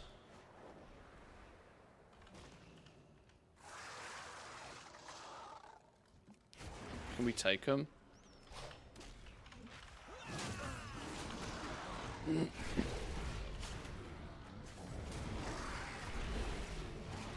Oh, okay. Well, they're not that scary.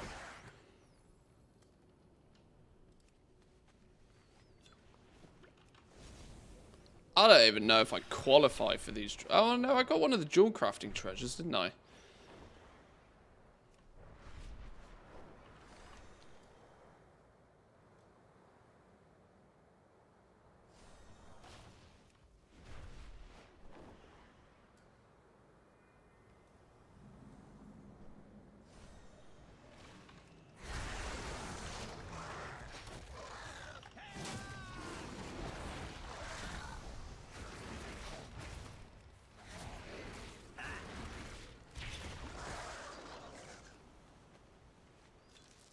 Ooh, there's one. 50%. Oh, okay. Well, we're on the home stretch now then, clearly.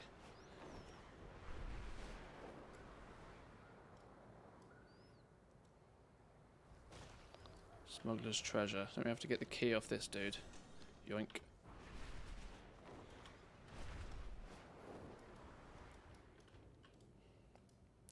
Ha! Requires 73. Great.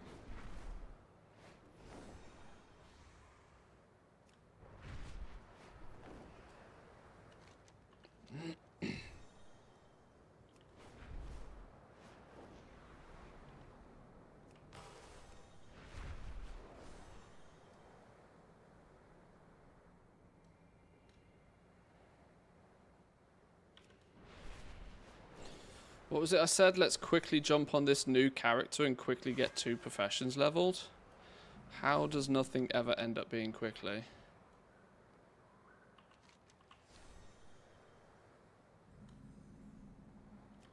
Maybe I'm just being impatient.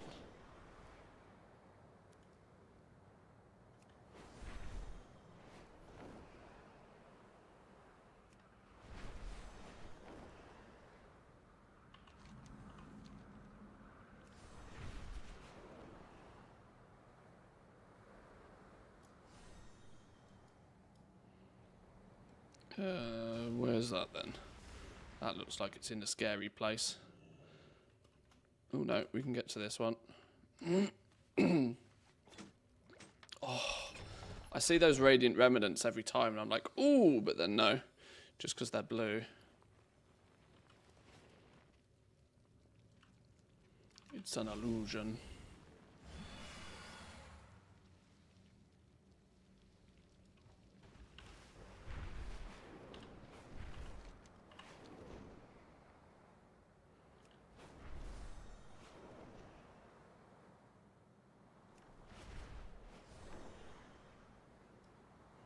The whole event is badly explained, in my opinion.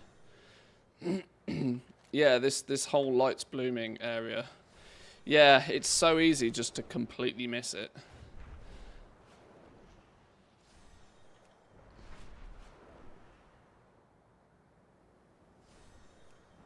It was explained. I'm not even sure it was. I can't even really remember in the questing or the campaigns for Hallowfall if it even really took you there. Because it's mostly a level 80 thing, you kind of just skirt past it, if I remember, during the campaign. You don't even really go anywhere near it, which is just a bit weird. Right, let's try not here for the last one. I've clearly ran out of treasures.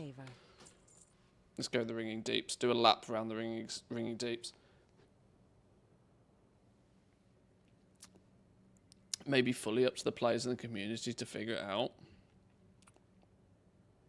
I think I've done the whole event like maybe twice. Like for the most part, I just haven't bothered. Although it's a really good way of getting rep on a weekly basis for Arathi if you haven't hit 25 yet, like me.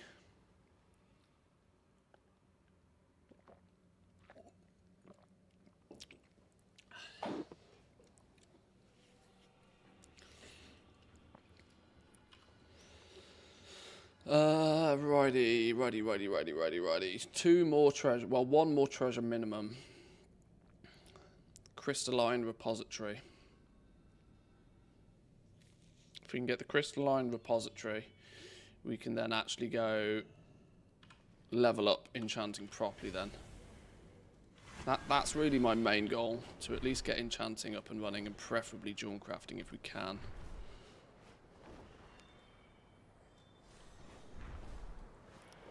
But realistically, there shouldn't be that much rush. But the only reason I want to get it up and running nice and quickly is because every minute we haven't done it, we're losing concentration, which is leaving money on the table. Tragic.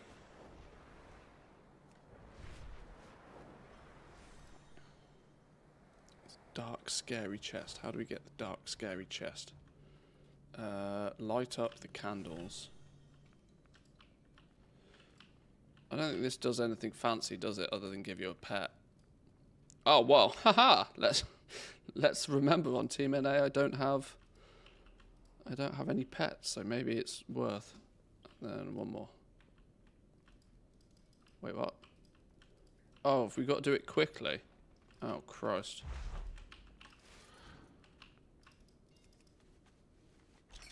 There we go. Boom. I didn't realise there was a time limit on that. Pet number 2. Pet number 2, pet number 3 maybe.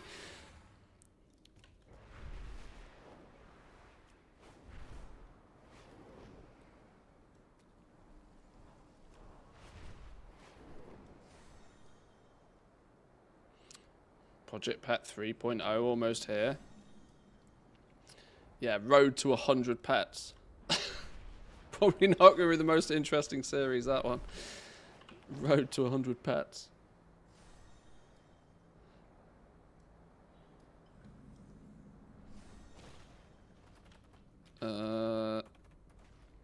That's just a rep one. I don't think I'm that bothered.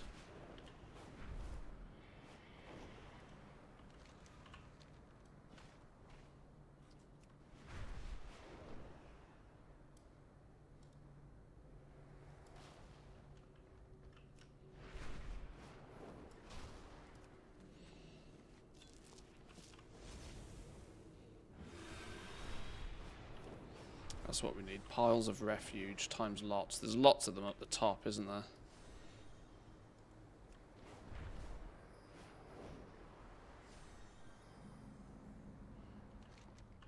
Bunch of Blinky Blink rares. We're not going to be in any state to kill Blinky Blink rares.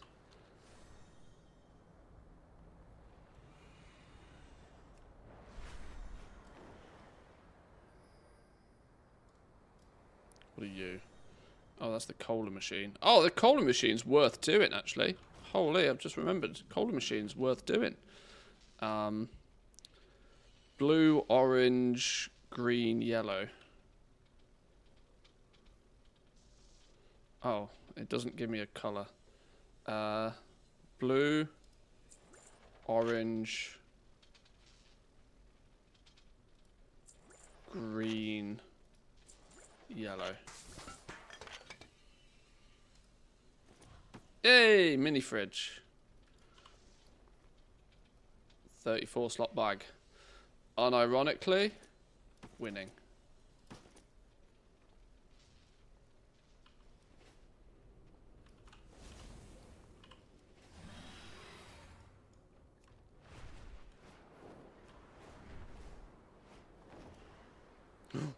Treasure.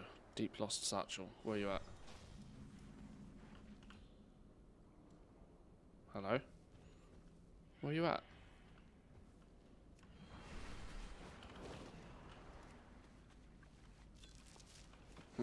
Never lucky.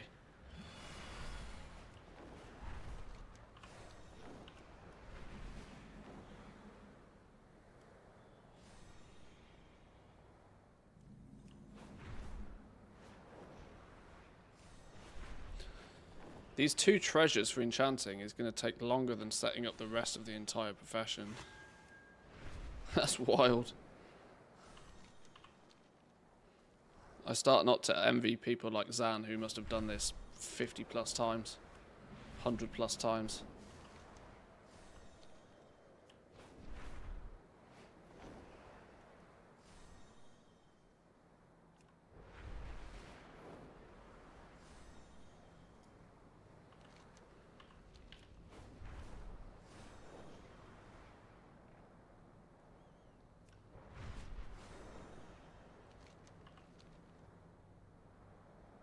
There's one somewhere.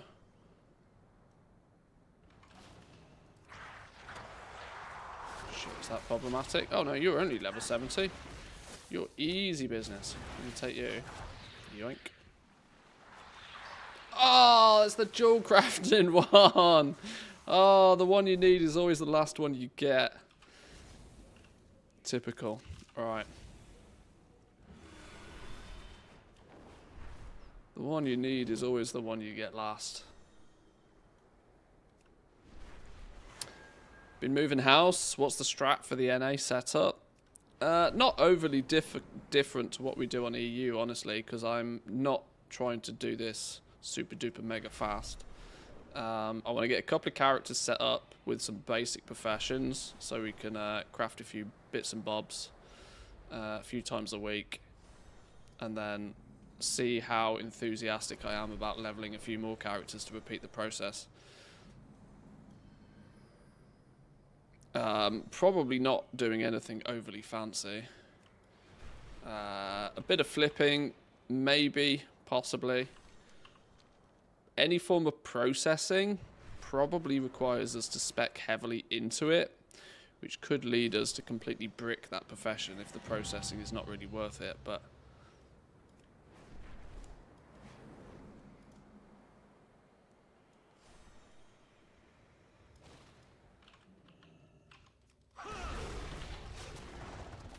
Oh, this has a bunch of gems in it, doesn't it?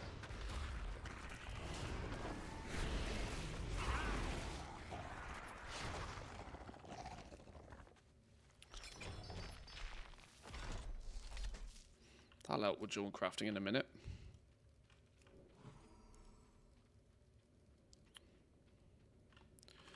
Trick with treasures is not to take the second profession until you've got your enchanting treasures.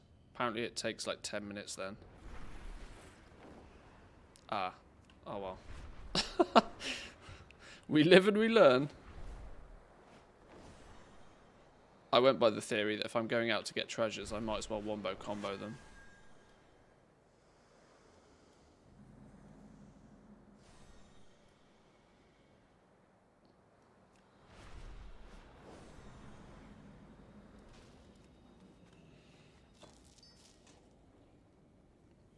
Is there any difference between EU and NA?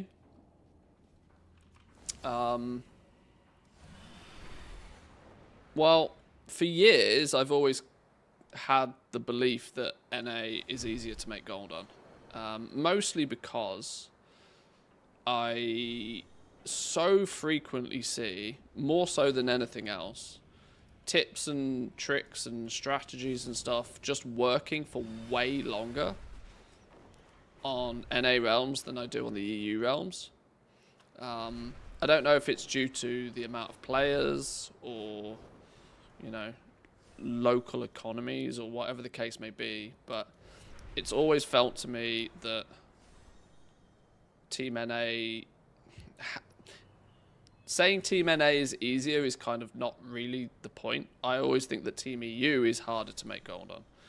I know that's saying the same thing, but like... saying it's easy is still not fair because you still got to put time and effort into doing it. And it's only easy if you know what you're doing. But in comparison between the two, I've always thought that Team EU is more difficult to make gold on, or it's that little bit more hardcore. Markets crash substantially faster, I feel, on EU servers, which is why things like quality 3, mass producing quality 3 materials and intermediates and stuff is and was very viable and a very good way to make gold, but it lasted about 2 weeks on EU. It got nuked super fast. Yeah, I still see people quite frequently having like quite sizable success on Team NA. So markets just seem to last that little bit longer.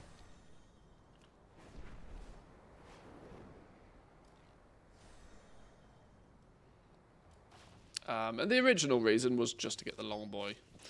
And there's our treasure like we wanted. Because I'm not missing out. Wasn't missing out on long boy again. Why take 2 short trips when you can just take 1 long trip? Exactly. Right, let's get back to Capital City. We should have unlocked our ability to get catch-up points with Enchanting now.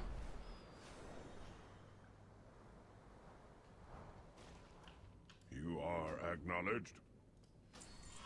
We can level to 25. The question is do I do a full enchanting point blast Or do I only do enough that I actually need?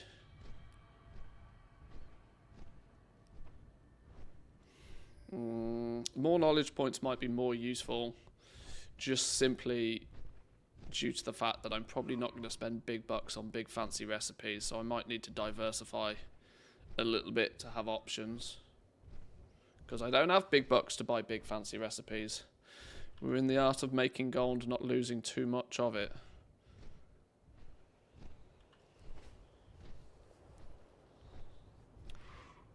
Oh, wax unlocks at Renown 2? Oh, does it? Oh, okay.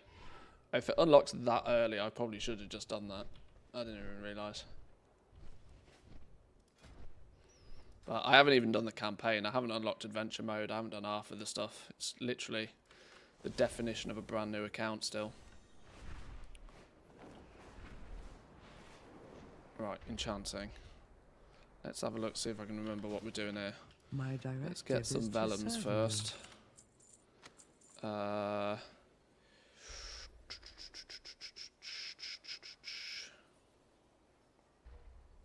Return and peruse my inventory again. We got to get to skill 25. We can disenchant some stuff. We won't get the shimmering dust unlocked until we've done the quest. The quest pops up at 20, I think. Right, I need a bunch of cards either way, aren't I?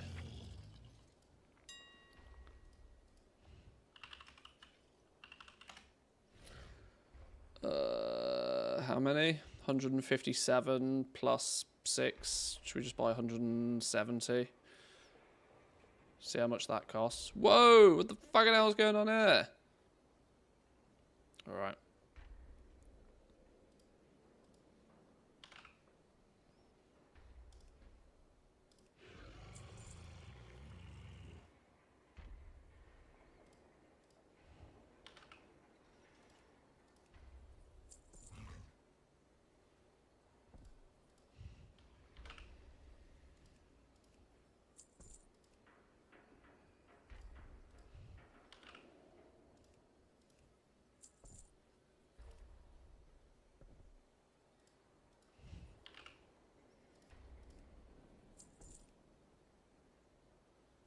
Where's the 6?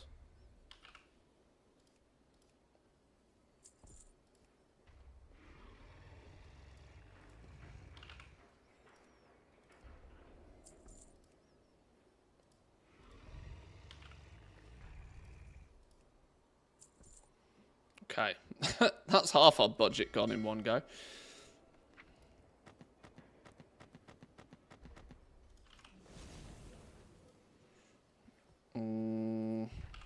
Professions is K. Disenchanting down here somewhere. Enchanting down here. Jewel crafting down here. I don't have my keybinds set up properly for this.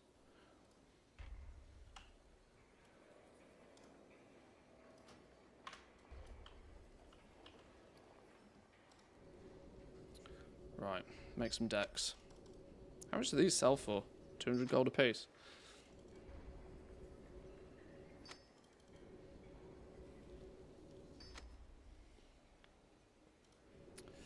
Zanzifal's 174 enchanting alts video was on the weekly Wowhead post. It's wild.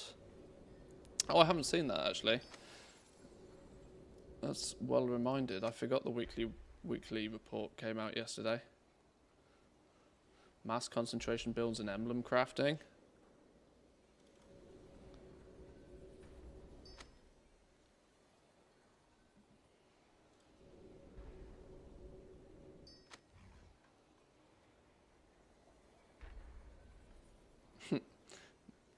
Countering the it's not too late situation, yeah.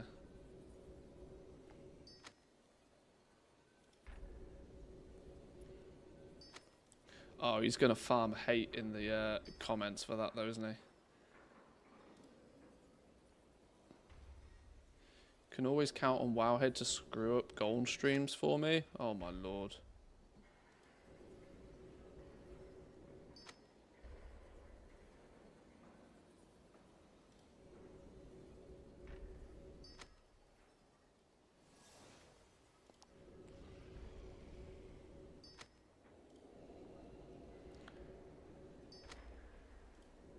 Wowhead comments are so gross sometimes.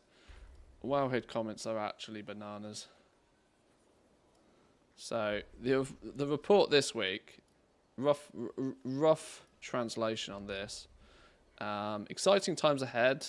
A little bit of a talk about Warcraft Direct with some new classic fresh, some retail stuff, including player housing, but more into goal making side of things. The "it's not too late" question that pops up literally 500 times a week. Is it too late to start X, Y, and Z? The answer is no, when we've got like 1 billion years left of the expansion. A little bit of info on how and what and where to maybe go. First of all, level your enchanting to 25. Ha, okay, sure. This is focusing on doing enchanting. Bit of skinning.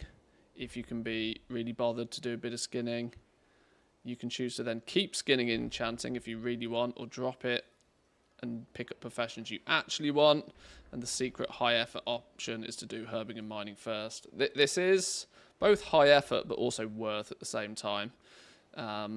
Mostly due to the fact that they've secretly nerfed the frequency in which you get the catch-up points for herbing and mining, which has took something that you could usually do in a few hours to something that takes flipping forever.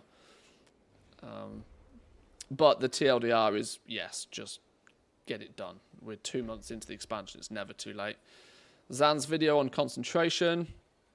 Emblem crafting. This was an interesting post that I saw that was slightly misleading, but all the same, it works. Brand new expansion 2 months ago. Share a method that I used. Basically, somebody over on Team NA just crafting emblems and selling them. TSM doesn't track expenses and sales properly at the moment.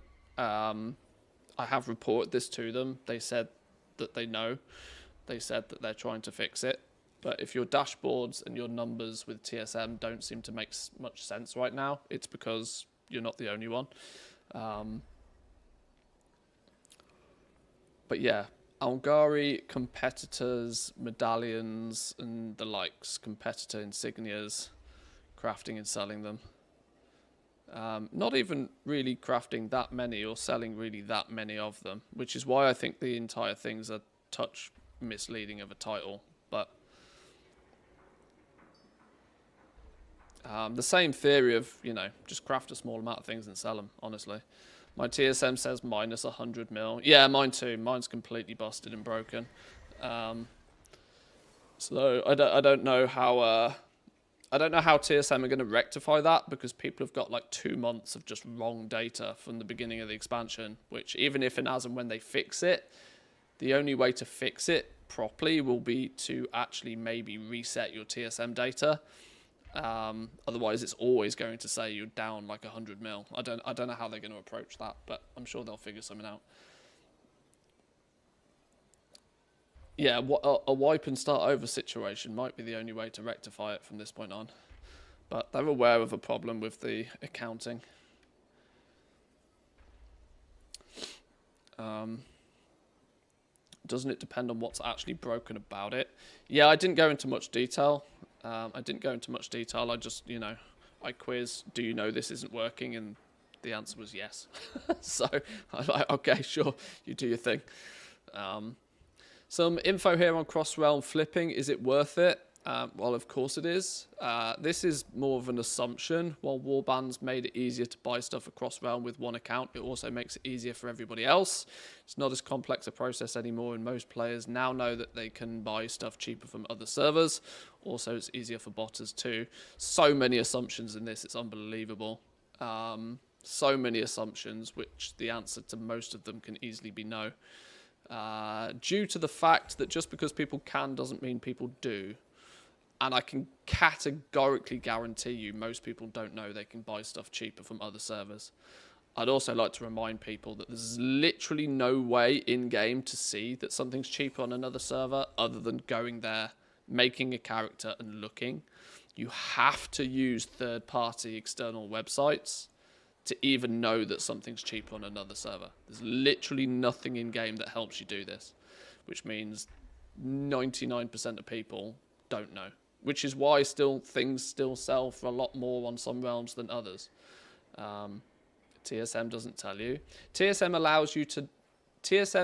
allows you to pick a second home server, a secondary realm, but that still only allows you to see the difference between two. As we know, like even on the EU, there's 100 different realms.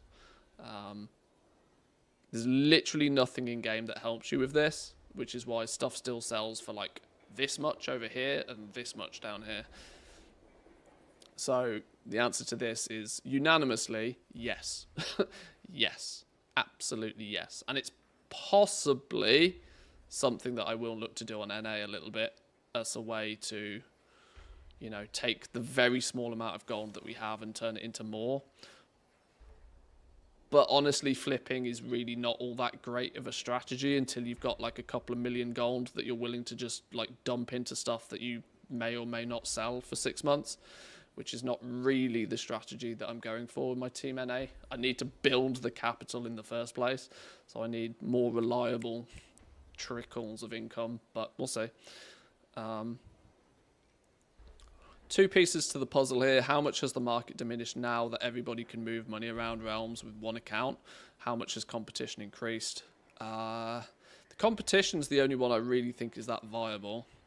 I don't think the market's really diminished because people can move stuff around, because I don't believe people know they can, honestly. The game doesn't do a great job of explaining to people that they can. Most regulars are not going to switch servers to buy cheaper transmogs from elsewhere.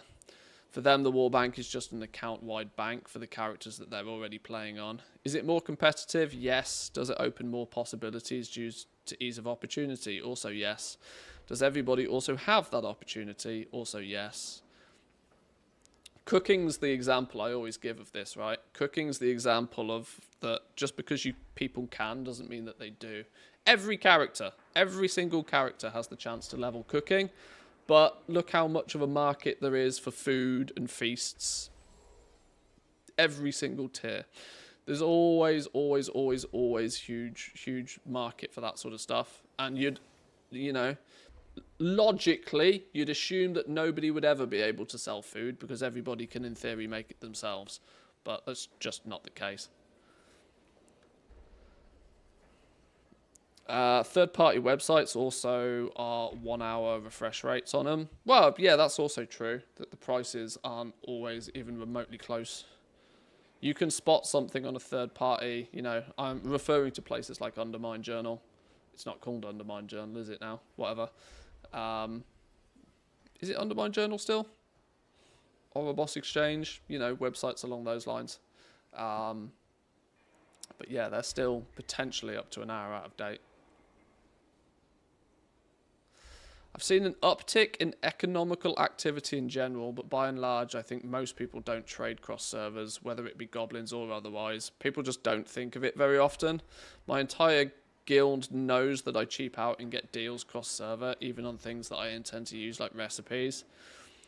Out of some 80 active people, only one has tried doing it with me. He forgets that it's an option most of the time. At most, I have guildies that sometimes ask me if I do some cross-server trading for them because they're looking for something in particular. It doesn't matter how easy it is. It's just another thing that people don't want to do. That's probably got more weight to it than anything else. People don't want to do it. Like, convenience tax is huge, right? This is a video game. People don't consider the number in their bottom corner of their bags that valuable to them, honestly. It's a video game. If the number in the bottom corner is enough to buy the thing they want off the auction house, then press the button. That's and if the number's not big enough, well, you can't have the thing. It's pretty black and white for most players, I reckon. Going onto a website, searching for the item, making a character on another realm, transferring the gold to that character, going to the auction house, buying that thing, seeing if that thing is even still there, putting it in the water. The friction is still pretty heavy. There's still pretty heavy friction. Now, if you're buying something that's 100,000 gold on your realm and you can get it for 50,000 gold on another realm, then it's probably worth your time and effort to go and do it. But like on a few thousand gold transmogs, or if a recipe is 10k versus 5k, 99 times out of 100 people aren't going to bother. Because it's just far too much like hard work to do all of that when I can just, if you've got the gold, just spend it, just buy it, right? It's why people buy milk and the newspaper from the shop at the end of the road for twice the price, rather than going 3 miles to the supermarket to buy it for half the price. Convenience, it's easy, right? It certainly would seem that it's still worth it in the same way as selling vendor items are still worth it. People will go for convenience and ease over efficiency and profits. That's where the money goes. Time is money, friend. And ask people who like to make gold in the game, that effort is what they are charging people, you know? The effort of taking things and spreading things around and putting all the characters in place, that is the justification for the markup on the things you sell. So, yeah. Number of times I've tried to make a character to try and pick up some mog to see that it's already been bought. And this is as a collector, not even for the profits. Yeah, I suspect that it's, you know, even if you see something on a website, you make the character, you go there, and then the thing is not there, that's significant enough of a negative experience for you to probably not bother next time. You know, fool me once, but you'll just think it's a waste of time after that, unless it's like some serious amount of gold. So most players won't. Can always count on Wowhead to screw up gold streams. Lol. In what way? Because literally tons of people on every platform have been talking about concentration builds for months. Herbing and mining hard mode is great if you're not in a hurry and have to level up your alts from 70. This is actually kind of true. If you just want to chip away at leveling your toons whilst making some gold and whilst banking some artisan security for some later on professions, just level via herbing and mining. It's dead easy. Sure, you're not going to make millions whilst doing it, but if you're just watching Netflix at the same time, then it's probably acceptable. Emblem crafting was a dope source of gold for me until some people started crafting them at minimum profit margins, mass spamming the auction house. Now I don't even bother. And now that you don't even bother, they have basically stolen your dope source of gold. That's what often people forget. This is why posting at minimum profit margins works. Because you went from something that worked, somebody came along and was like, "Oh, I see you're doing something that works. I'm going to nuke it into the floor for a week, and then I'm going to steal it from you." That's basically exactly what's happened there. Pretty much exactly what's happened. You had a golden goose. Somebody spotted your golden goose, and after a few days were able to steal your golden goose from you. Somebody over the past year that's made about 400 mil. Oh, this is Arnoita. From cross-realm flipping and crafting, I can tell you there is gold to be made. Whilst that said, there are some things that people might not be aware of or considering when trying to get into cross-realm flipping. Have auction house tunes on all of the 83 NA realms. Time. This is a huge one. Time is limited for everybody. Cross-realm flipping takes a good chunk of time. I spend hours every week posting, recrafting, looking for deals to get items that are the cheapest. Probably spend almost 20 hours a week doing stuff just for my alt realms. Most people cannot spend this much time. The gold. Having a good chunk of gold definitely helps. This allows you to buy out a good amount of items and move them to more realms and allows you to make sure you have a nice stock. You also have to be okay with sometimes items not moving as fast as you would like and a considerable amount of your capital being tied up in items. Because if you buy something for 5k that you can sell on another realm for 10k, that 5k is tied up until the item sells. It's very easy to have 50 plus or even 200 plus million in gold tied up in auctions waiting to sell. A little additional on that, if you're flipping things from 5k to 10k, I probably wouldn't bother.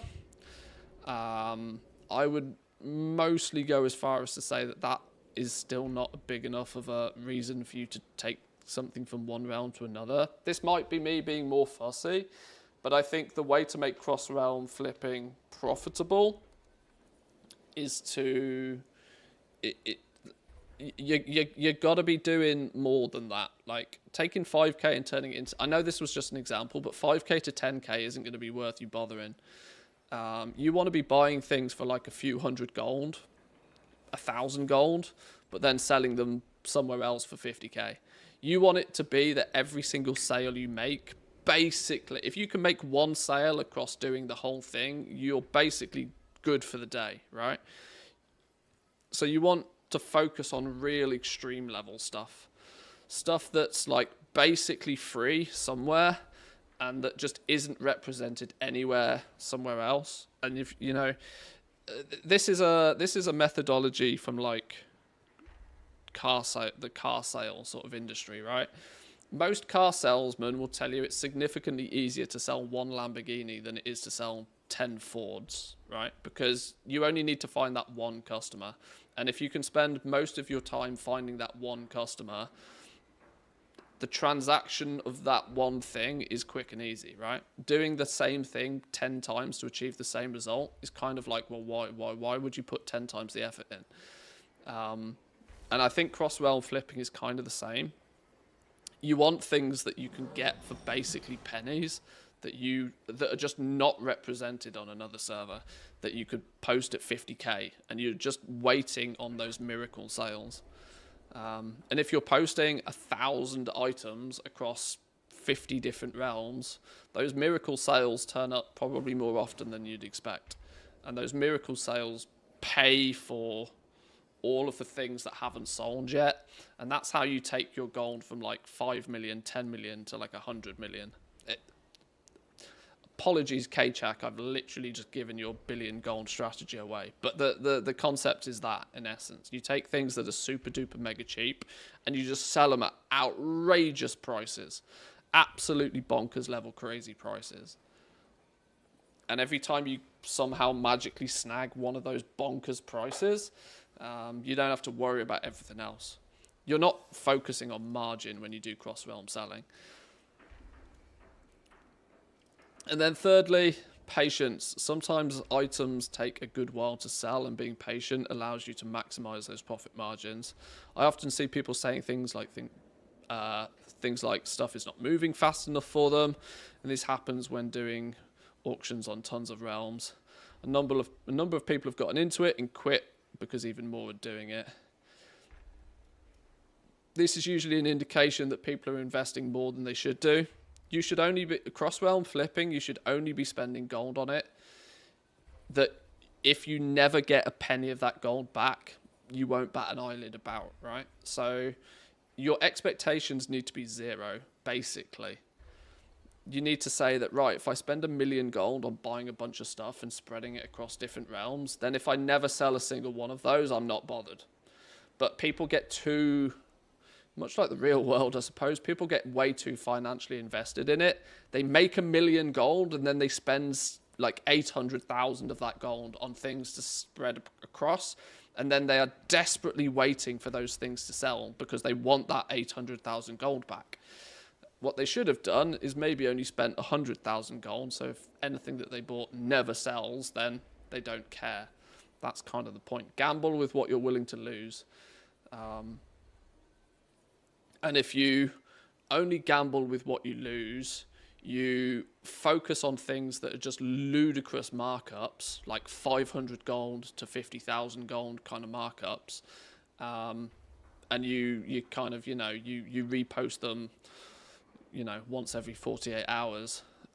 You keep your time investment to a minimum. Every time you do get a sale, it's a big value sale. And if you don't sell anything, then ultimately you haven't lost much, right? That's kind of the theory for me. Two huge things. A lot of people planned ahead and bought out items at the end of Dragonflight or mid-Dragonflight when things were really cheap and are now cashing in on those investments. But the problem is that it might not seem like people are making much gold on things unless you consider when people bought items. I'm sat on multiple guilds full of pets, mounts, toys that are considerably high profit margin simply because I bought them and held on to them. Further, having a good way to organise and store items is important for keeping things being able to be found quickly and have a system in place to recraft or restock. If you're doing large amounts of items, the war bank is just not big enough for long-term storage. Yeah, some good key pointers there. It's kind of a shame that this ended up being just a comment, not like in the article, but that's article worthy itself. All in, pushes in the poker chips. Well, I mean, you could do.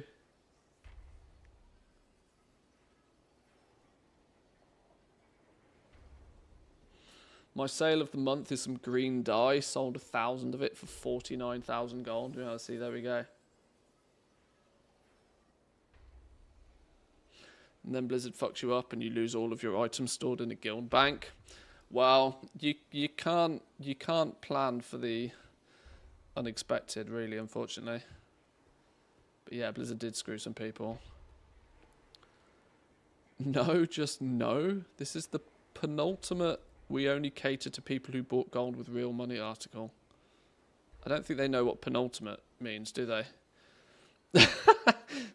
I don't think they know what penultimate means. Okay.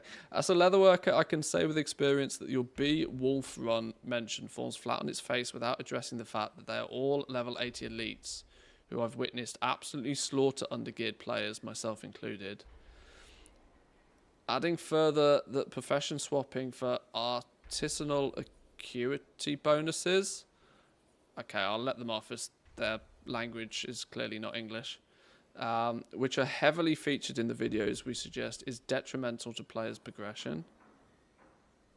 No, it's not. The reason you do it is to further your player progression. That profession swapping for artisan acuity bonuses, which are heavily featured in the videos, is it's not detrimental. This is why Wowhead comments make me giggle sometimes. The reason you do it is to further your player progression, because more artisan security means you can push your professions further, faster, e.g. player progression. There has been and will only be one tried and true way of making legitimate gold in World of Warcraft, and it still holds true in real life. You must earn it. Farmer for life, apparently. Sounds like a transmog farmer. yeah, definitely. Yeah, this is the thing that makes me giggle. People that have this mindset then are like, why can't I sell my transmog for 10 million gold each? Well, did you you ran a level 10 dungeon and got a random drop. Did you really earn that 10 million gold? No, you didn't. Dum-dum. You wasted 99% of your time and hope to make it worthwhile by 1% of sales. It's funny how Blizzard devs don't even think that they lost players because of this insanely time-gated knowledge-based system. I have friends who played Professions as a minigame, collecting recipes, crafting for friends, and flipping in the auction house. Multiple people asked me if I could recommend this game, and I always told them, if you don't start with the expansion and skip even 1 week, you'll be behind the Profession grind and end up useless. It's a shame to see. Wrong. Wrong. Somebody didn't play the War Within. Wrong. Absolutely categorically wrong.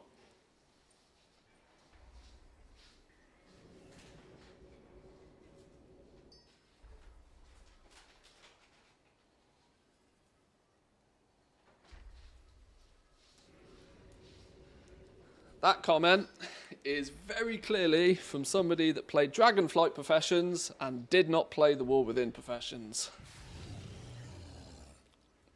If you said the exact same thing 2 years ago, I'd have probably agreed with you. But today, categorically wrong. Categorically wrong.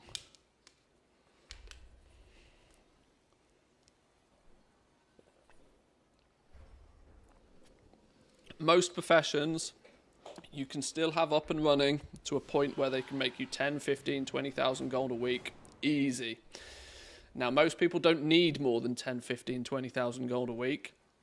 Not to mention, most people have a couple of spare alts that they're probably not doing anything with.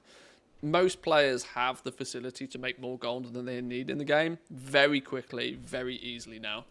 It's another one of those things that maybe a lack of understanding of how the system works now, coupled with laziness aspect.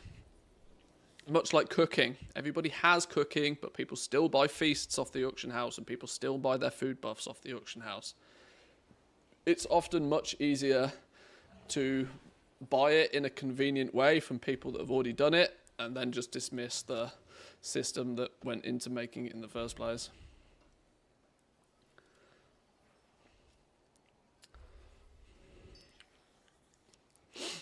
Haha, somebody's back at it again. Except that it's not true anymore. This might have been true in Dragonflight, but the current profession system, there are catch-ups. Enchanting, skinning, herbalism, mining, all have catch-ups that you can earn and get caught up with, and all other professions have catch-up through the patron orders. It does take a good while, but one of my blacksmiths I started almost a month later is caught up to my main blacksmith and has been doing things every week since the start. It can cost you a lot of gold based on the RNG of patron orders, but the system is there. Yeah, there's never ever been the statement that catch-up was going to be free, right? This is also something that I think is a tricky subject to approach, because what people actually want when they say catch-up is they want the reward without the cost in the first place, right? Catching up your professions currently, it's a bit of a trash system, the patron order catch-up system. I'm personally not a fan of it, but what it does do is allow people, like, it's fit for purpose. I just don't like it. It does allow you to catch up. It will be cheaper because materials now are a fraction of the price they were only a month ago. So you will be able to catch up. It will be able to cost you less, but it's still going to take some amount of effort on your part to do it, which I think is needed. I just think it's a little bit poorly balanced still. I think they need to make the catch up easier. But I should also point out we still are actually only 2 months into the expansion. The catch up system that we see in 6 months' time could just be think about if the material's half in value again, which they're likely to, and on top of that, instead of getting like 2 or 3 patron orders for catch up, you get like 10 flickers a day. You catch up like 10 knowledge points a day. In 6 months' time, it could be like so fast and so easy that we're all saying that it's just too overpowered and it's too easy to level up professions. Because it seems to be that the further behind you are, the more flicker orders you see per day, until you get down to about like 10 away from like caught up, and then you don't see the flickers at all. They disappear. So it seems to be scaled, and the more you're behind, the more aggressive the system is. But I still don't particularly like it, because it's still going to mean that we're going to be in a position where if you turn up 6 months down the line, it's still going to take you 2 months to catch up in terms of physical daily login play, which may mean that you're in this perpetual cycle. But some players are going to get stuck in this loop of always missing the peak season, right? So people who turn up in 11.1 and try and catch up with their professions, by the time they're caught up, the 11.1 hype will already be dead. This is the thing, right? So people are going to get stuck in this kind of loop of, even if you start when a new patch turns up, you can't catch up quick enough to be competitive in that patch, in that sort of mini reset. It's going to take you so long to catch up that by the time you have caught up, you're behind again because you've missed it. So you're always going to be like one patch behind, which is why players, even if they're not looking to make much gold with their professions now, should get going. Materials are cheaper. Get your patron orders done. Get those flickers. Get those knowledge points. Get caught up now so that you're ready for Season 2. If you don't start the process until Season 2, it's going to take you until Season 3 until you're caught up. You'll just like perpetually be behind. which is why I think the system is still not great. I think it needs to be a little bit more friendly to people who start like with a new patch or a new season.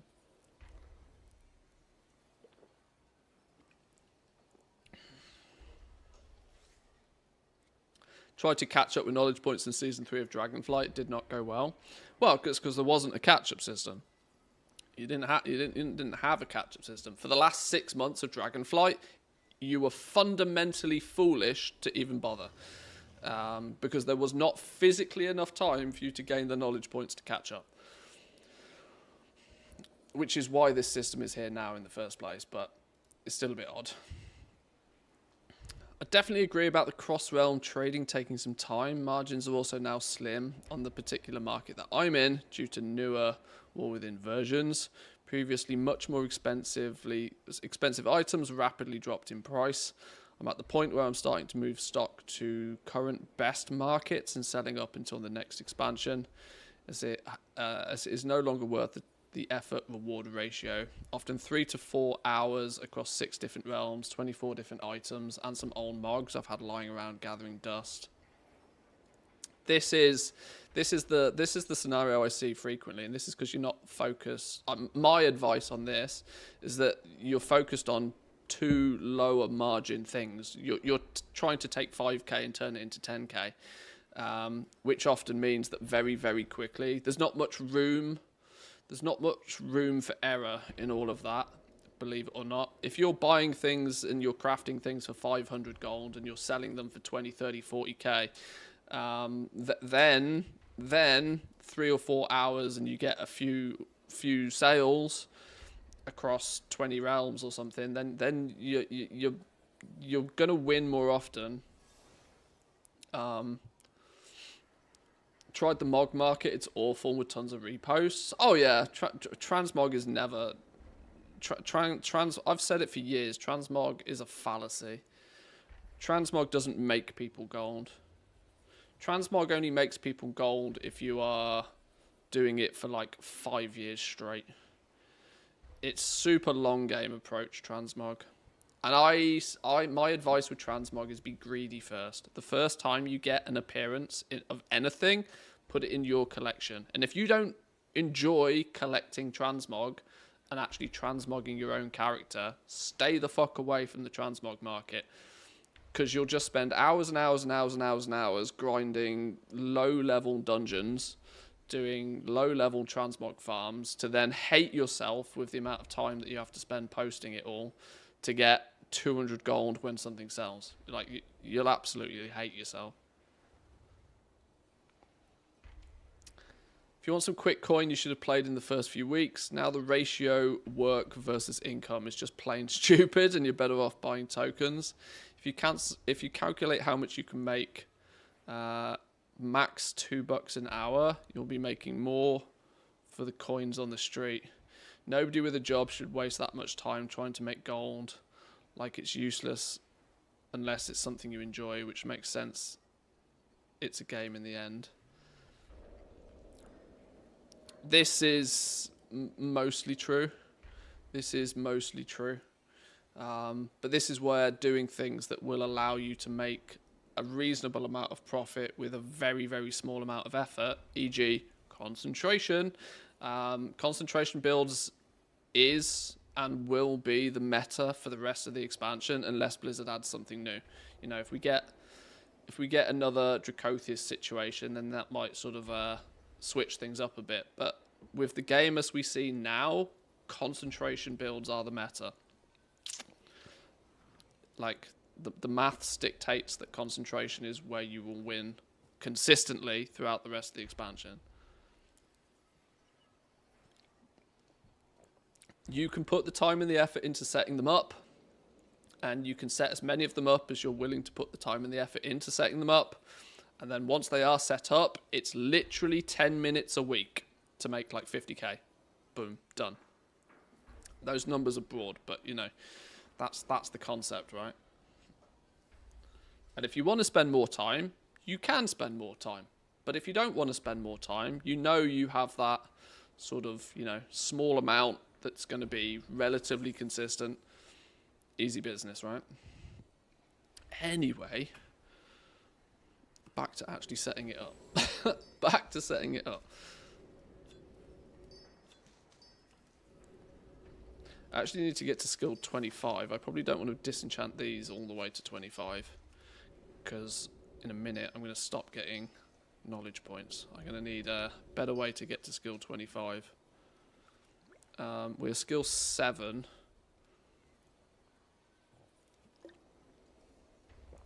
I'm wondering if buying some... we're going to need some materials, so maybe buying some cheap greens to get storm dust is another option here.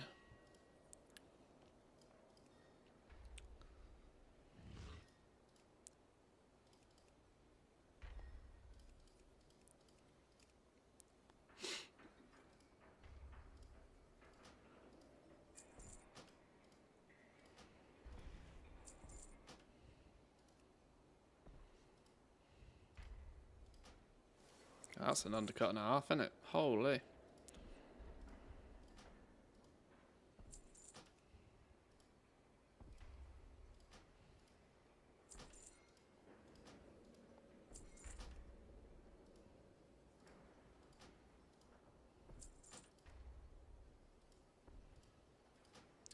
These feel like bait auctions more than anything else. These feel... This feels very much like somebody is sacrificing one of their things to get people to post under it, to then flip it back round at 1,000 gold apiece. Bait auctions are even happening in flipping gear? That's wild.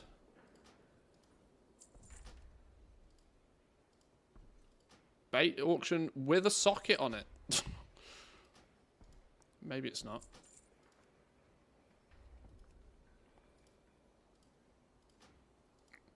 I'm probably going to severely be pissing somebody off here, but you post it at that price, I buy it at that price.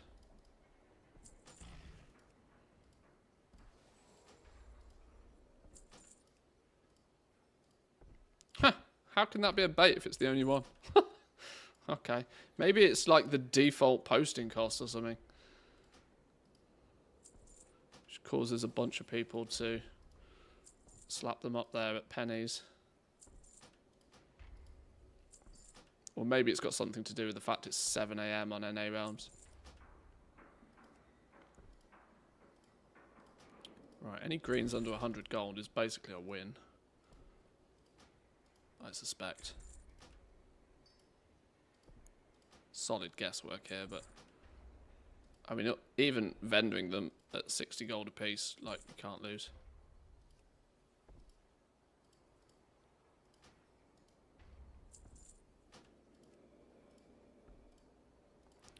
Right, that's most cheap shit hoovered up. That should get me to skill 25-ish.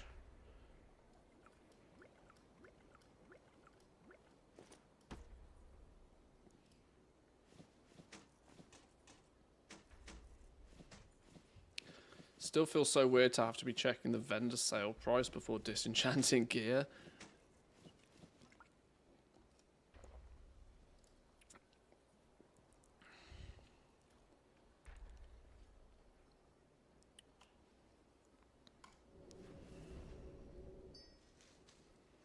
So what is 3 storm dust worth? Now 3 storm dust is only actually worth 45 gold. So this isn't necessarily the a cheap way of getting the dust, because I haven't spec'd into being good at disenchanting in any way. But considering it's getting us skill points, this is probably the cheapest early skill points anyway.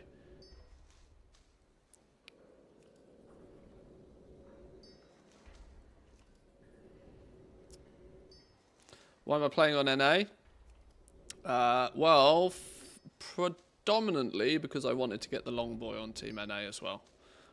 So I had the Longboy on both realms, both regions. Secondly, I, for a long time, have stated that I wanted to at least play a little bit on Team NA. Just for comparison, really. Skill 15, I think we can... Do you have a query? I think it's skill 15 we can get the Rune Bismuth Rod, which is a cheaper and easier way of leveling up, I think. We must remember both. My directive has been fulfilled. Oh, I haven't got any profession gear for enchanting yet.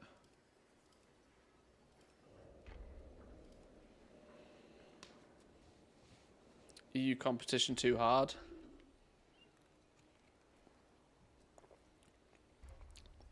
I mean, the other thing that's always intrigued me is that not only do I suspect that making gold on Team NA is often easier, the token price is also considerably lower.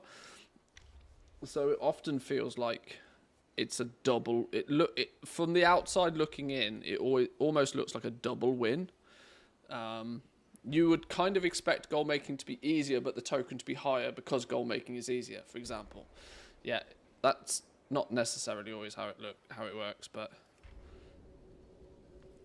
I find it quite amusing that that's like the illusion, at least.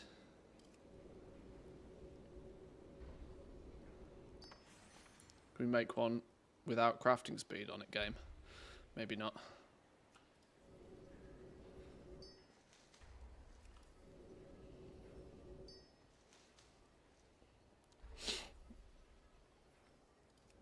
$22, $23, $24, $25. There we go. Oh, one with multi-craft. That's also incredibly useless.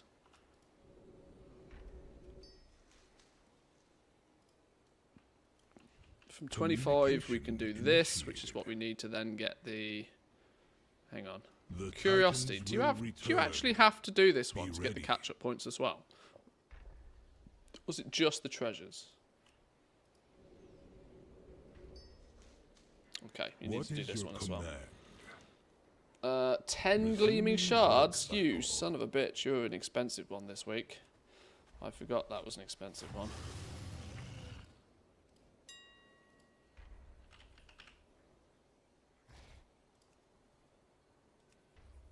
Oh.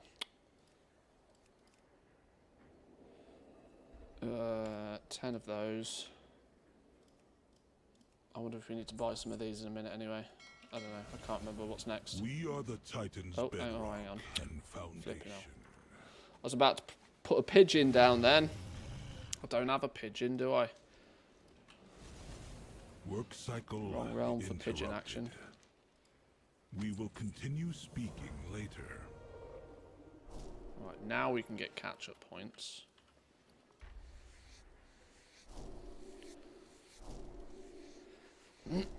I find it irritating that you can't get the 6 to 12 month sub promos with a Blizzard balance. That needs to come from your card. Yeah, I've always thought that's a bit kind of scummy. I kind of know why they do it, but I also kind of agree with you that they really could. Right, give me 2 minutes, boys and girls. Quick ad break, and then we'll smash through Enchanting.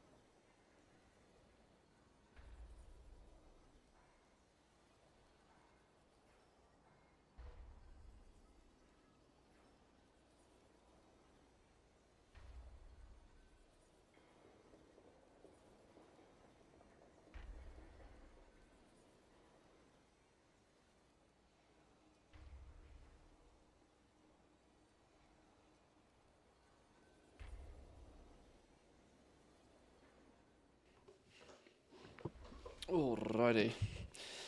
You know what? I tend not to keep many snacks in here because otherwise I just sit at the computer eating snacks. But when we're about 3 hours into a stream and I start to get peckish, it kind of would be nice to have something to snack on occasionally. But if I just sit, play video games and snack all day, I'll be £500. I'll be up £500 and down €500. Right, where are we at?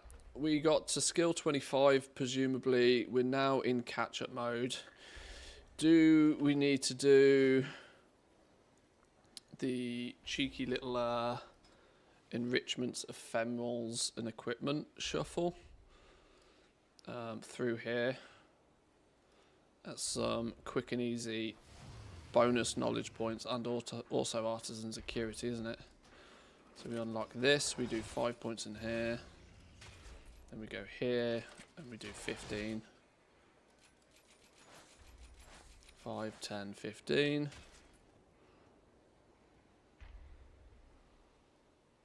Should that not have taught me like a billion recipes? Oh, it did. Look, here we go. Here's all our gleeful glamours. We need... What do we need? Hang on. This is where we go craft sim. We go craft queue. We go first time crafts. Boom. There it is. And then we go shopping list. Why does it have like negative? Oh. Okay. Now we grab some mats.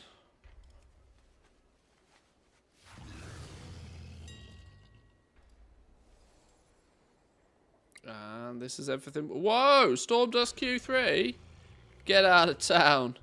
We ain't using Stormdust Q3 to make those. 22 of those.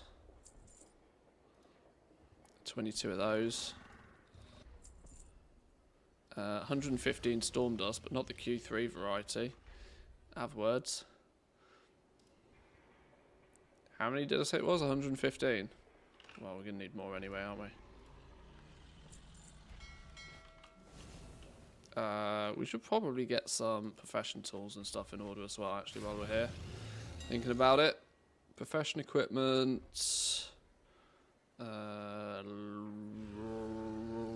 Where's it got an enchanting?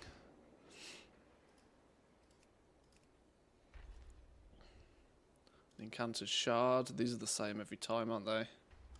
Resourcefulness, crafting speed. The weaver cloth hat. 500 gold for one of those. And then the tool is the runed bismuth rod at top tier with resourcefulness on it. Ooh! Do we get two? Do we get a resourcefulness one and an ingenuity one? Or are we going to quickly make an ingenuity one anyway?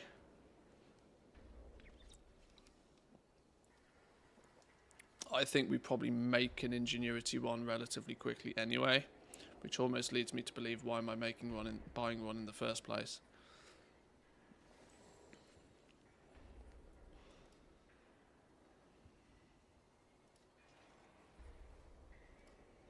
Oh, flipping crafting speed anyway.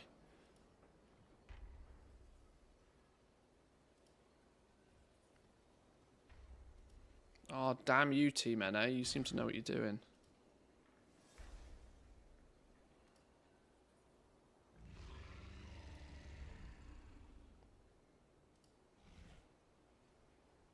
Wow, there isn't any with resourcefulness or ingenuity anyway. Literally, it's not like you have to pay a premium for the good ones. No, they're just all shit.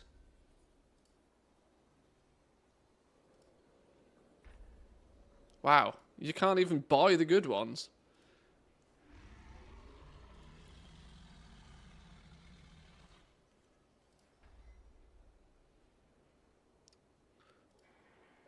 This is my point about Team NA. Like, how can I be on one of the biggest servers and then not even be a ruined bismuth rod with ingenuity or resourcefulness on it. There's literally not any. Okay, sure.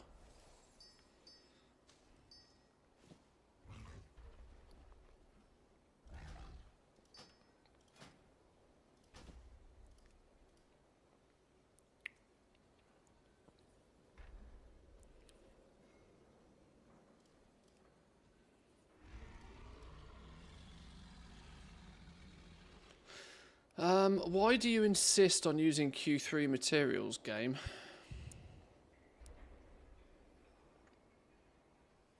Oh, you didn't this time. You sorted your life out. Good.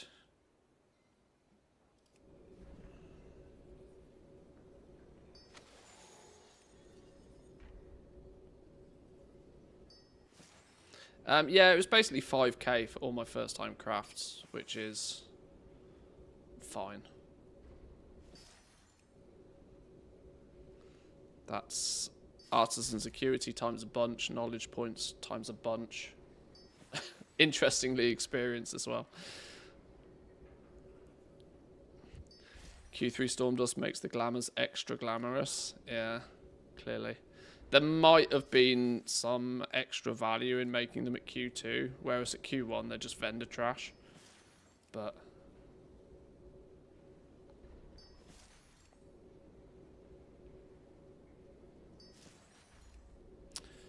to answer the question, yes, I'm going to cheat and use the long neck each and every time I get the option to. Now, why is it gone horribly wrong? Now, why did dinging cause it to go whoops-a-doo-doos? We have dust, we have materials. Why is it add a heart attack?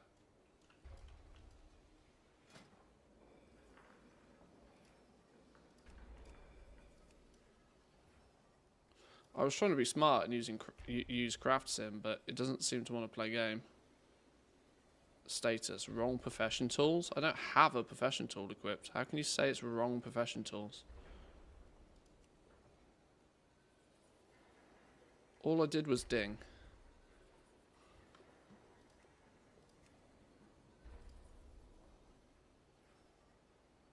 Now it's complaining there's an empty slot?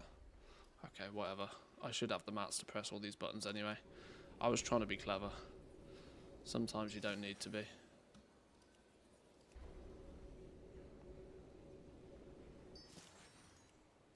All of these go in the bin anyway.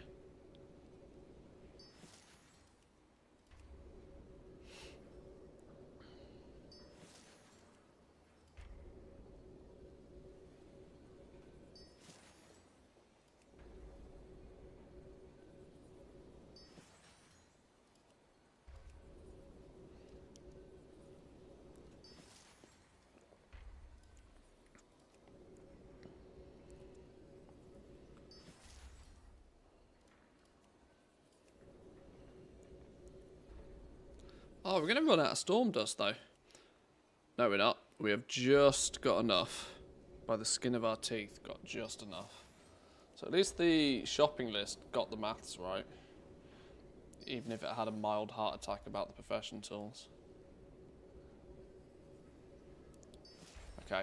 Still only got us to skill 47, but it's fine. We are going to need to get to skill 100. I can't remember if there's a quick and easy way of doing that. We'll figure that out in a second. Do you have a query? Actually pressing this button a bunch of times, there's a few thousand gold that I don't know if I need to spend. I'll do it anyway. Show already known. Probably don't need half of those, but we'll see. We've got to get to skill 50, 55. May the Titans carve your path.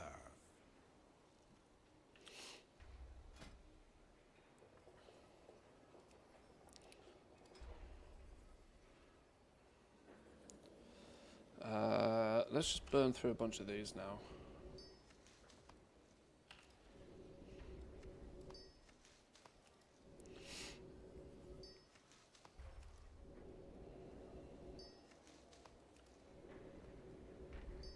Turns out that buying half those greens was actually a bit of a waste. But there's part of me that wonders if I can sling them back on the auction house. Do I try and sling them back on the auction house and make a profit, spin a profit on those? Or do I just vendor them and, you know, or do I just disenchant them?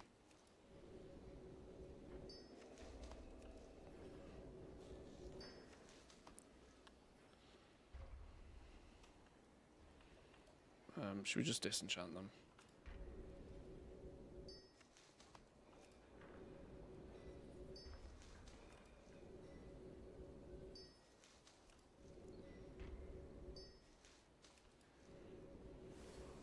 Get him gone. Get him gone.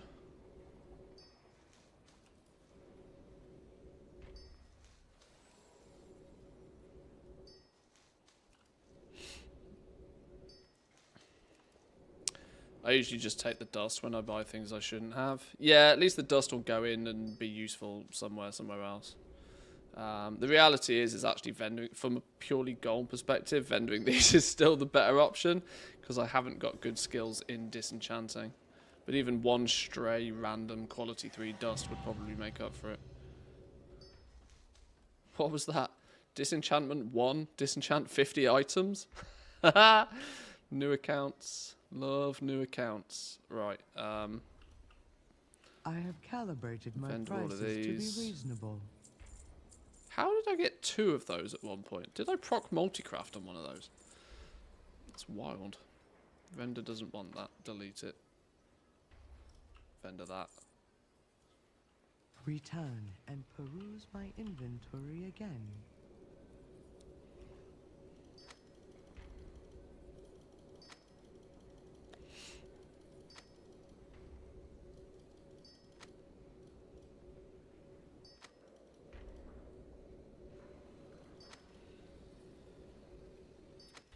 I do respect the hustle though. There's people trying to find people to craft bits of gear for them at 7 o'clock in the morning.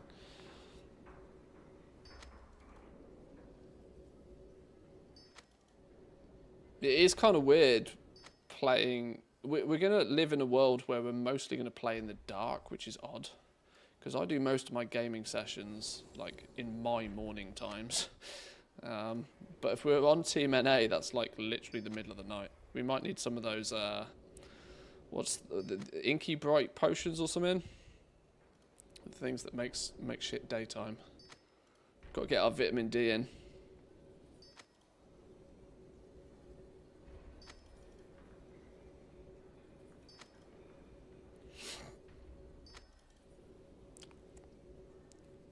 Whoa, whoa, whoa, whoa, whoa. I've just noticed, do Darkmoon cards have a vendor of 10 gold a piece now? When was this changed? Oh, that's only the ace. The ace has a vendor price of 10 gold. No. I wonder if that's right.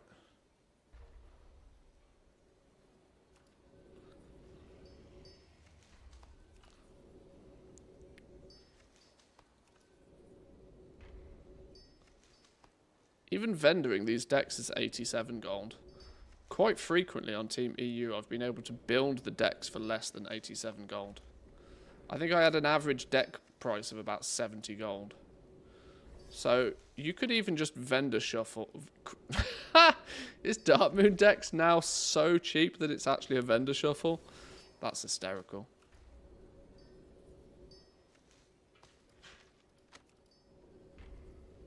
Poor Darkmoon decks. They tried.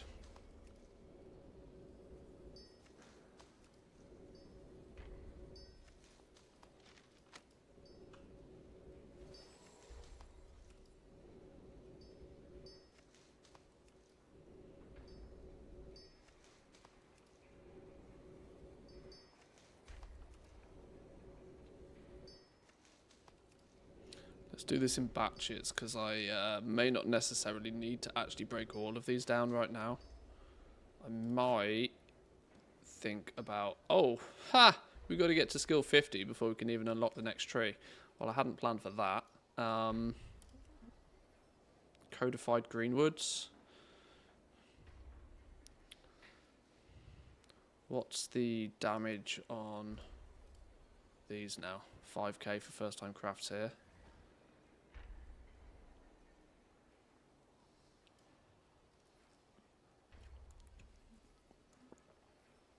I don't really need to worry about first time crafts particularly.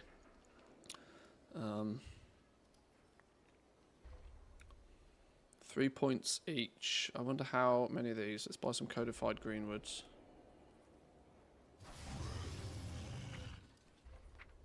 No. Greenwood. I don't know how many I needed. I got to be careful doing this. I tend to have the approach of I don't really work by quantities a lot of the time because I'm not really paying attention to gold. I need to remember that I really, really, really do need to pay attention to gold because we have none of it. Oh, requires a ruined enchanted rod. Oh, maybe that's why it was screaming at me earlier. That I need one anyway.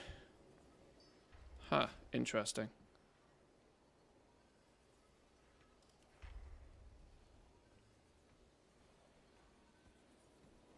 Can we chance it trying to make a random one of these? Need that bismuth rod back now, don't I? Serve you.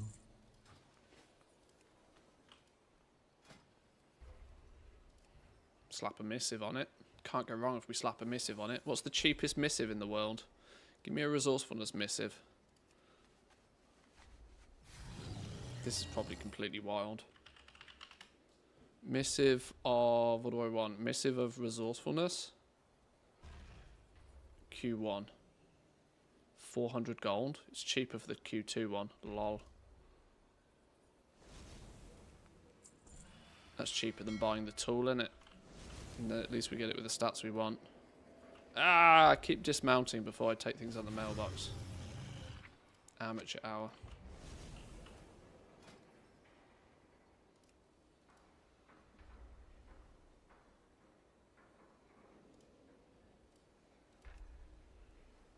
Can we make it a Q4 at least with a bit of Q2 dust? It's probably the same price as Q1 dust anyway.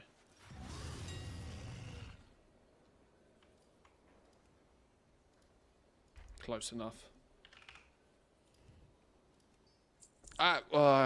That's the stuff I need to remember not to do.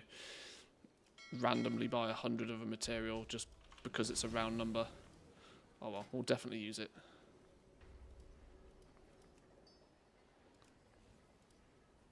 Oh, you son of a bitch. Absolute son of a bitch. You want to buy the Bruto on NA, but you already have the Bruto on NA? I was kindly gifted it, which has meant that I'm still going to... I'm still going to do the thing. I'm still going to do the challenge, but once we've got enough gold, we'll just give one away.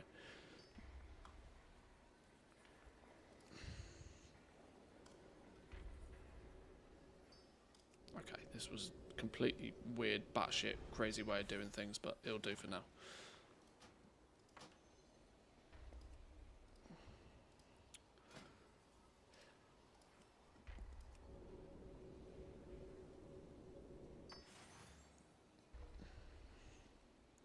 Okay, these can be disenchanted, right?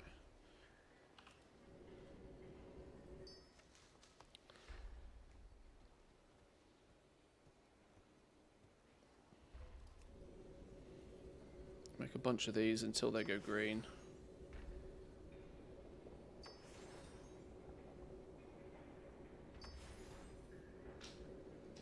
$55 maybe for green. Oh, we can go all the way to 60 with these.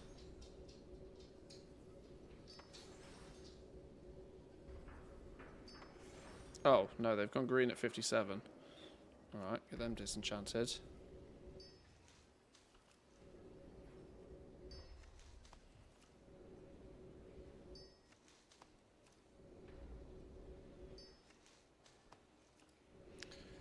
The challenge is no assist. Well, the challenge is kind of a little bit broken in terms of the fact I got gifted the Bruto anyway. I'm just getting stuff set up on Team NA. So it's, you know, it's something I was going to do at some point anyway. So it's all good.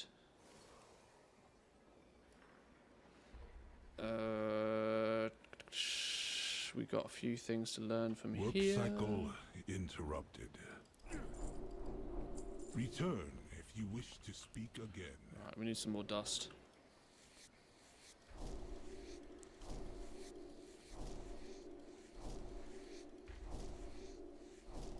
Do we have the right tree now? Is this the one? No. No. Everlasting enchants. There we go. Boom. 30 points in here by default. Let's figure out how many points we can get our hands on, actually, because we're going to want 90 points in here, aren't we? 30, 60, 90 points. Probably want to put 90 points in here before I think about really doing much of anything else. So let's do that, actually.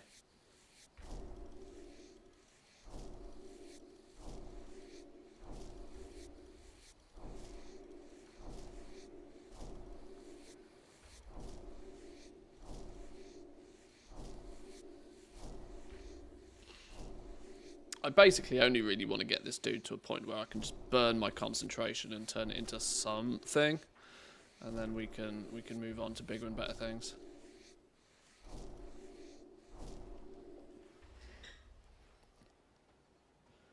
Is it just me, or does the YouTube stream keep freezing? The sound keeps going, but the video seems to get stuck. If I refresh it, it works again for a little bit, then the video freezes again. I can't tell my end. All I know is that I'm not dropping any frames. So it could be a you problem, it could be a YouTube problem, I don't know. But from what I can see my end, my connection is fine.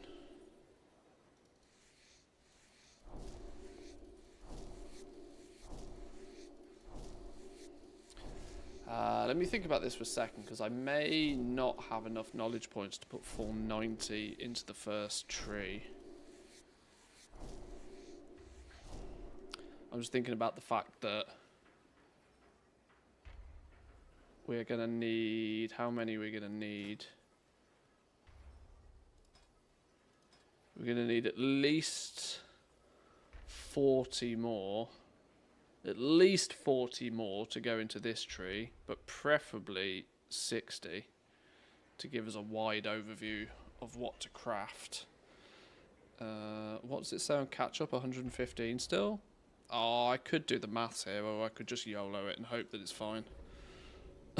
Let's just YOLO it and hope it's fine. Too much maths, too much like hard work.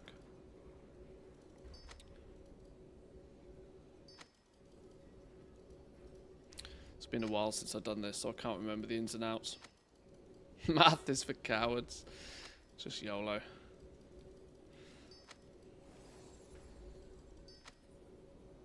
We have our 400 Artisan security though, so we can get a double stacked ingenuity rod, hopefully. I'm going to need to find somebody to craft it though. We might have to rely on the general public for that.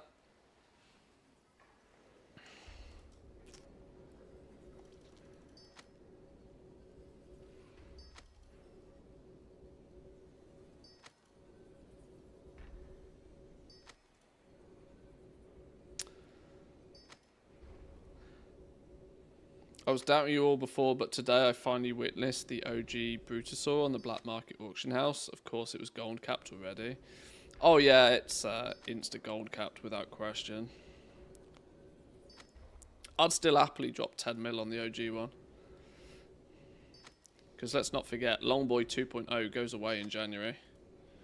And then we're back in the same scenario that we have been for the last 6 years. That the only way to get it, if you don't have it, is the black market auction house. So I don't think anything's changed in terms of the amount of people willing to buy it.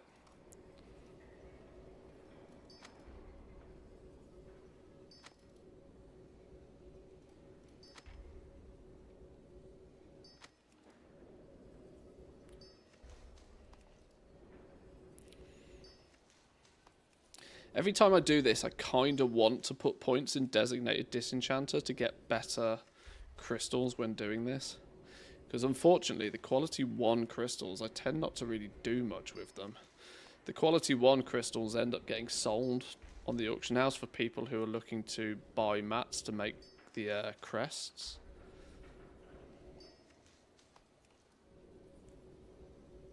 But like 30 gold a piece for these, when it probably only cost me about 100 gold maybe for each of the decks. Probably not even. I could math it out once again, but as we said, math is for cowards. Oh, there we go. A Q2 crystal works well. I'll take those. 241 gold a piece for Q2 crystal. The hell happened there?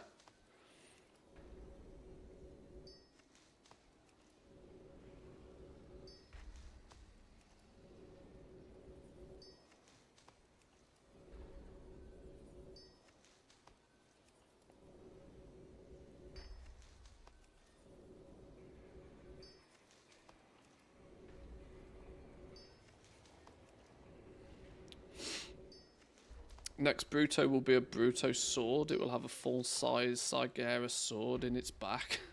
What sword? Sword? What sword?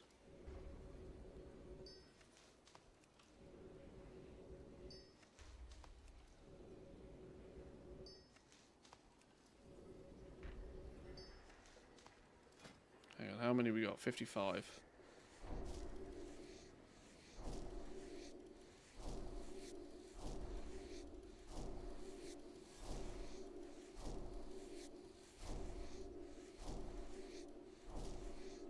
I'm pretty sure I can get 90 points in the first tree. That's supplementary shattering, by the way. I'm pretty sure I can get 90 points in here and still have plenty enough to max build something.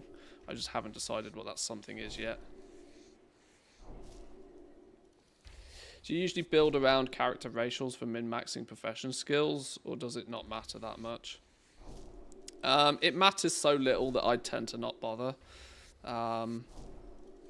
I certainly would never race change a character just to get the right profession-based race on them. If you're making a brand new character from scratch and that character really only plans on doing profession-related stuff, then there's no reason not to do it, but I don't focus on it that much.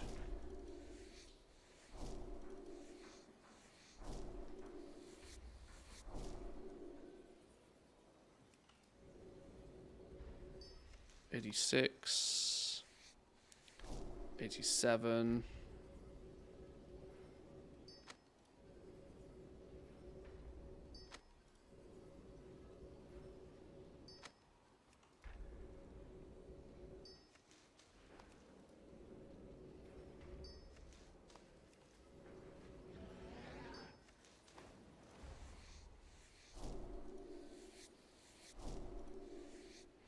Right, 90 points.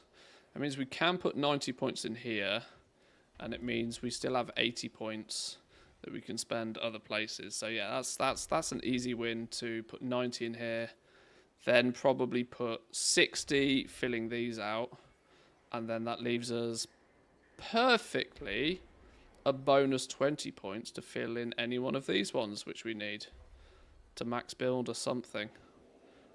How perfectly calculated is that? Who says maths is for cowards? YOLO it and get it absolutely spot on. That's what we like. Okay, now I need to make 80 more Darkmoon cards.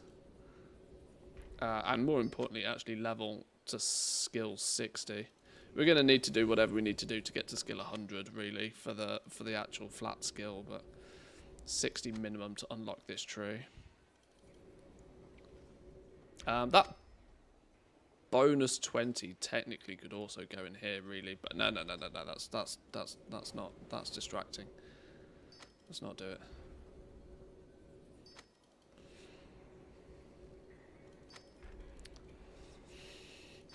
Right, disenchanting Darkmoon decks for a while.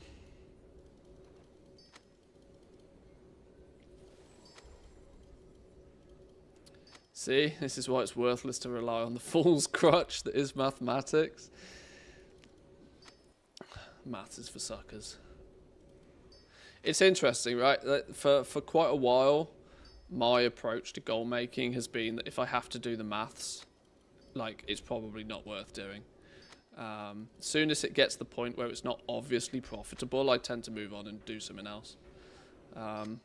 So this is why at the beginning of the expansion with the quality 3 crafted markets, soon as I had to start crunching numbers, I was like, okay, it's probably not profitable enough if I have to be crunching numbers. It means margins are probably too skinny. If I can't go this plus this equals this and I can do it that many times, like napkin math at best.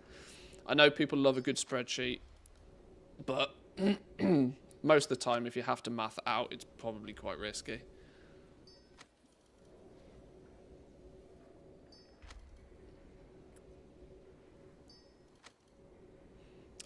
I haven't been counting these. Maybe we just do them all and see what happens. I think I had 96, so I need to keep going until I've got 16. I overbought on the cards, but what are you going to do? They'll come in handy for next week, no doubt. Or actually for character number 2 that we're going to have to do this on in not too distant future.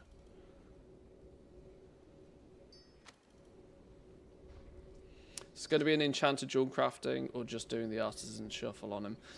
This dude is probably going to stay as enchanting. Enchanting is still pretty good from a concentration perspective.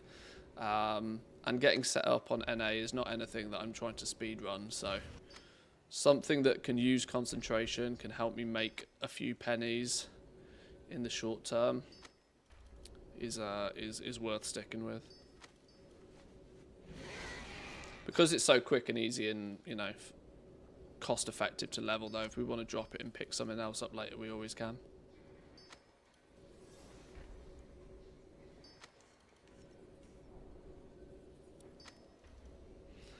I'll probably go the approach, though, of just level a new character rather than dropping and swapping.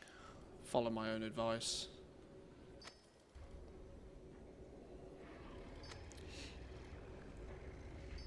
Has anybody got a rough idea of how long it takes to get 1 to 70 characters now? If I level up paladins through time walking, prop paladins or something, they've got to be only a few hours to hit level 70, surely.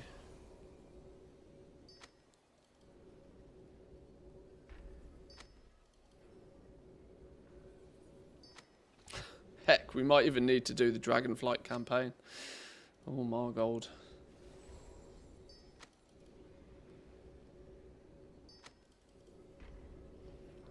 I need to get 1 toon up to 80. We were talking about this earlier. I'm in a weird situation. On my NA account, I've not completed the campaign at all. So I don't have zone scaling for the War Within. I haven't unlocked adventure mode. So I don't have world quests. I don't have zone scaling. Meaning there's only one zone that's comfortable to go around in. But I'm wondering if there's ways to use that to my advantage. I'm wondering if getting a character to 80 without doing the campaign... Oh... No, when you can complete the campaign at like 77 or something, can't you? And that instantly unlocks adventure mode. I'm basically trying to say, I think there might be a way to not unlock adventure mode and it be an advantage. I just haven't worked out what it is yet. Because I don't need to be level 80 for goal making stuff. There's no real need to be 8. Not today anyway.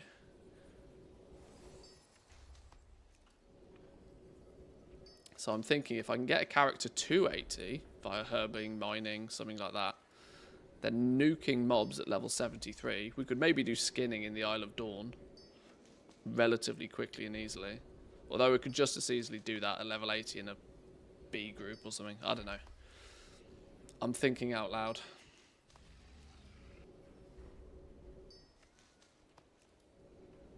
I leveled an earthen up to 70 in 6.5 hours just by flying around and listening to music. I haven't unlocked the earthen. I haven't got any of the allied races. This is a brand new NA account, so I don't have anything.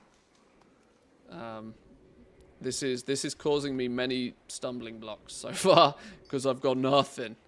I've got no pets, I've got no mounts, I've got no flight paths, I've got no toys, I've got no quality of life, I haven't got any heirlooms, I've got literally nothing. It's both refreshing and frustrating at the same time, having like literally nothing on your account. A 20-year-old account has so many quality of life luxuries, you kind of take them for granted.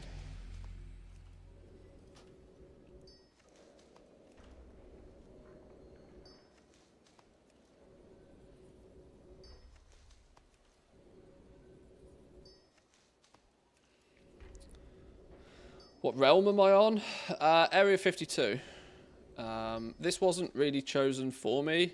This account technically is not brand new. I've had this account since Shadowlands. I just never played it past 60 and I never even logged it in Dragonflight.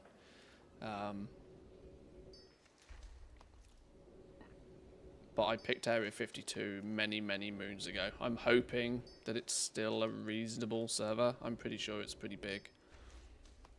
Not that it matters too much, but...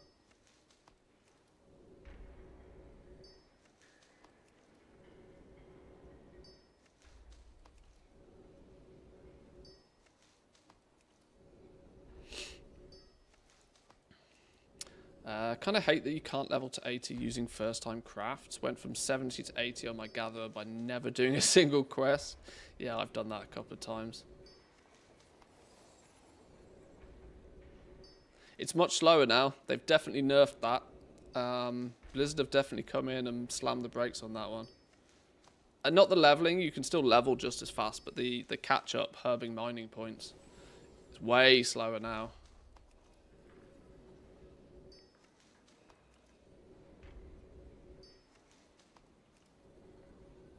Not to mention, it's, you know, every week that goes, there's more of them, and they're now slower to get.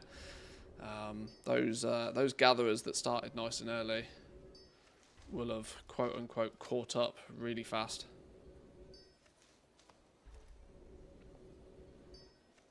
Because it always felt like the first 5 or 6 knowledge points before you get the epic one, that they were like slow.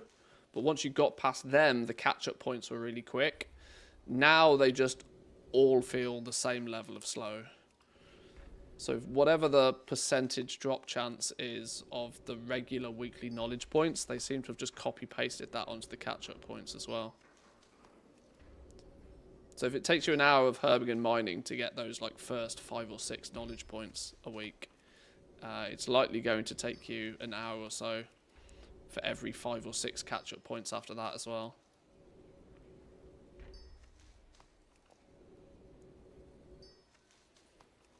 Which is maybe something I'm not willing to do when I need like 100 plus of them.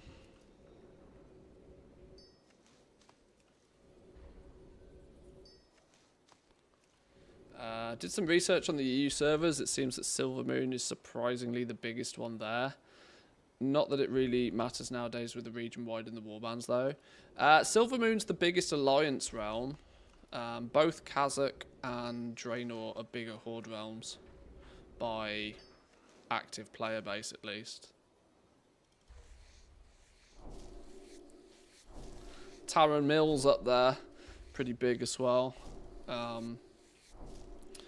Silvermoon, I can't really think of. Isn't Ravencrest? Where's my EU alliance at?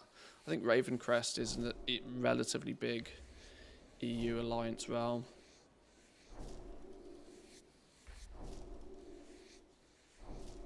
Oh, hang on, is Ravencrest the one that's twinned with Taran Mill? No, that's Dentarg, isn't it? I can't remember now.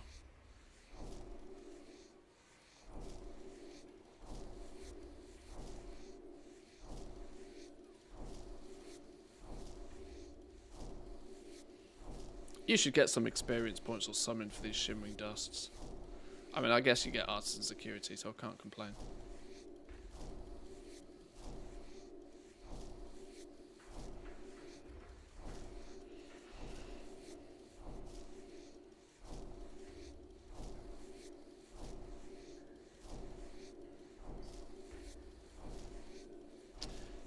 If I post a Mog item on my realm, which is 80% Horde and I'm Alliance, can Horde players also buy that Mog item? Yeah, the auction houses are completely mixed these days.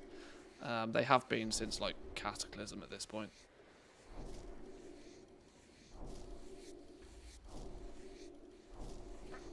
The only thing that's really separated these days is trade chat. Trade chat is still faction specific.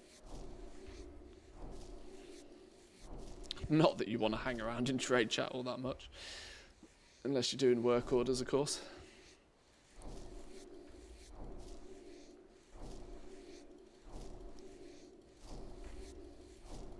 Right, I need 3 skill points, because we need to get to at least Enchanting 60, so we can open up the tree that we need.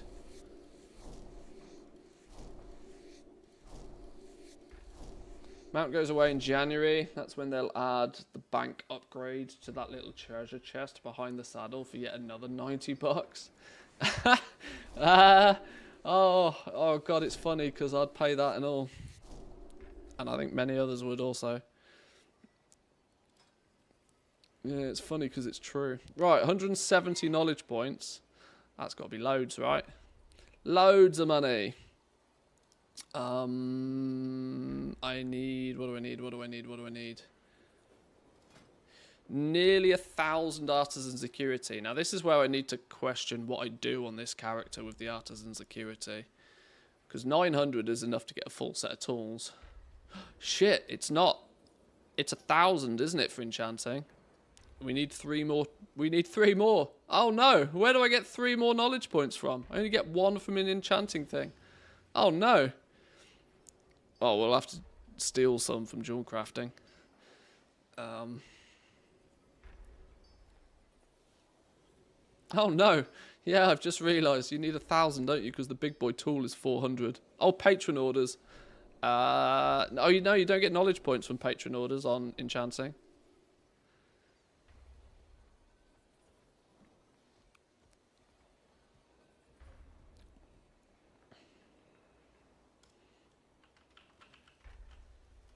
That's fine. We'll get them from jewel crafting. It's all good. But the question is do I actually make my profession gear for enchanting? The inherent problem I'm going to have is, one, I'm not even entirely sure whether I can afford all of the mats to make all 3 bits of gear yet. Secondly, I certainly am not going to have any gold left over for tipping people for the luxury of crafting it for me. And I don't really want to scumbag it off you guys in chat. Public orders is going to mean that it's going to come back at dog shit quality.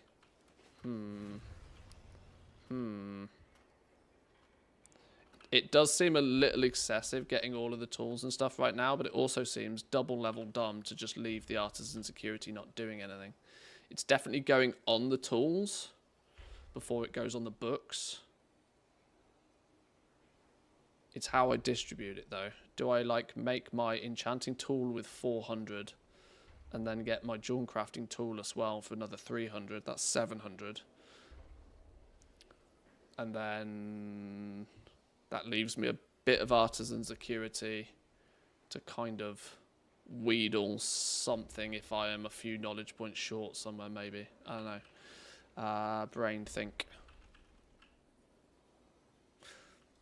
The only thing I do know I need to do is I need to get a few more skill points on enchanting before we do really anything else. Can we get some... We get first time craft on this bad boy anyway.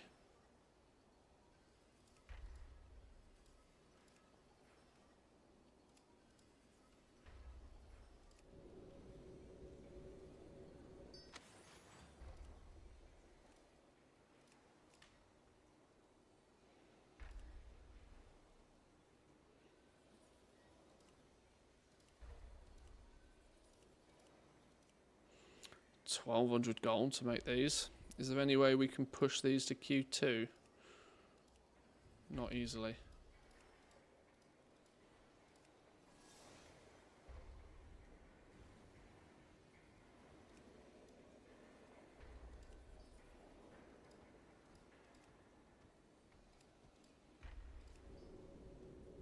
Come on, give me a skill point. Oh, game! Screwed me over.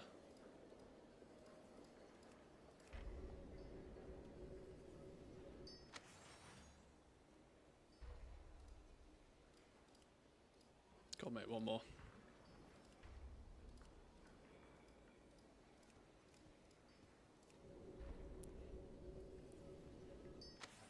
we go. Skill 60.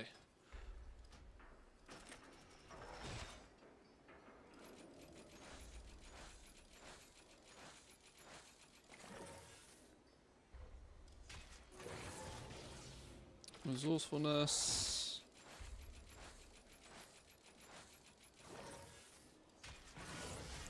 Ingenuity.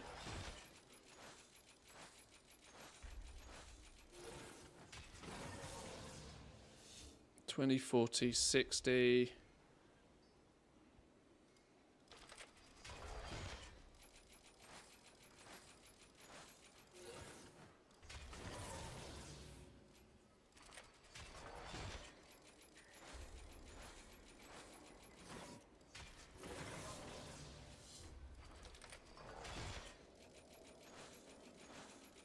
And we have a spare 23 knowledge points for whichever one of these we want to dive into.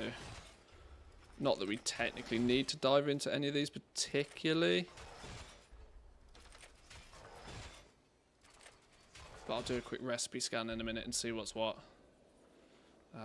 23 points to max out any one of these of our choosing.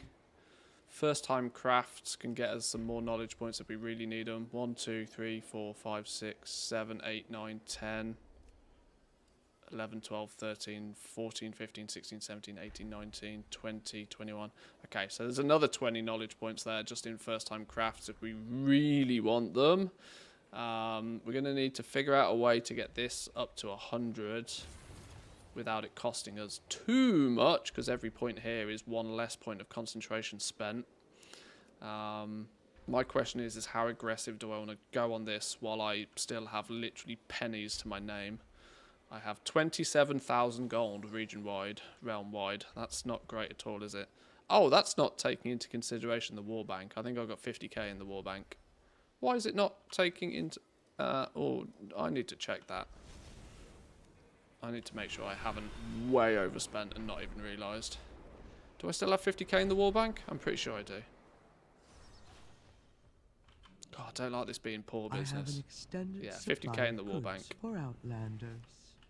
Reserve funds. Well, it's cost me 43,000 gold to get this character to this point. So actually setting up Enchanting is more expensive than I thought. 43,000 gold so far. That's probably because we've pushed further here than we kind of arguably need to. But that's also before we buy tools and shit. So it'd be another 30k on top of that to get tools. Maybe we do a recipe scan and see if there's anything we want to work towards. Recipe scan's not going to result great numbers, because we haven't finished our build yet, but it'll give us an indication of what's useful. Oh, that's basically money.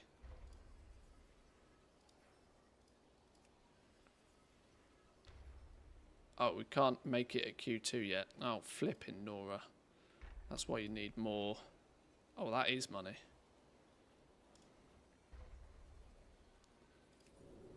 That's massive free money. That's 500 gold right there. Yoink.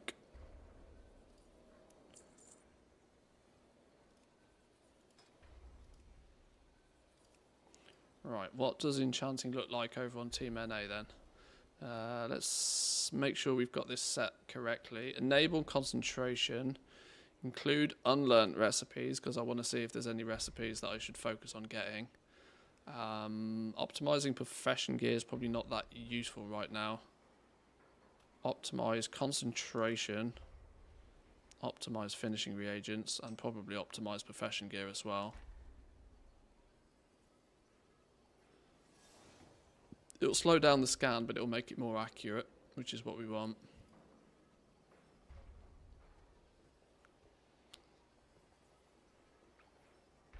Yeah, you want some tools, etc. I might do at some point.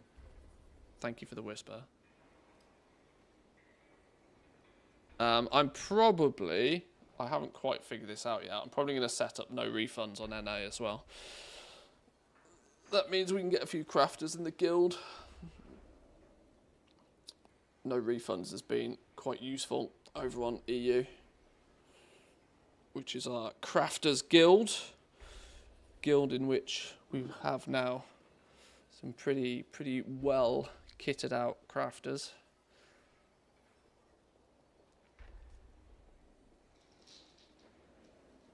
Have you done the first quest that gives you the goodie bag? I haven't, no. So that's another like 350 or so artisan security. I was saving that for a rainy day in case I needed it.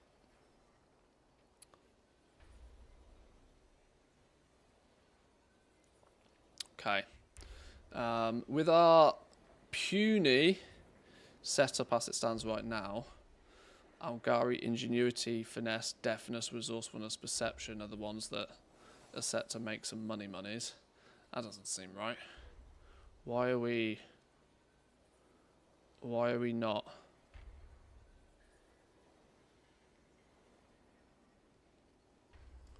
Why is it showing 0 values on all of these? Is this because I physically cannot make these at quality 3 yet? Even with concentration? Yeah, that's probably the issue I've got. So that recipe scan hasn't really helped me at all, has it? I don't trust that to be true, though. That seems like a big, fat, stinky lie. Like, this, for example, surely with Q2... okay, this is the problem of not having mats, isn't it?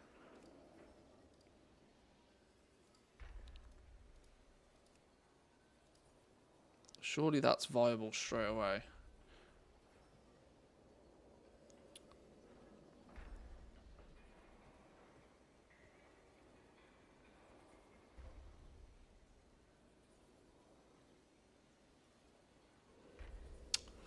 Okay.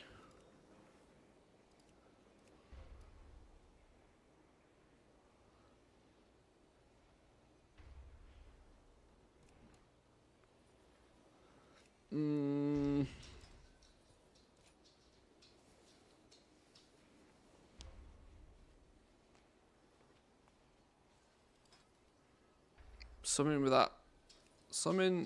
with that recipe scan didn't go right. Why is that throwing out ludicrously broken values?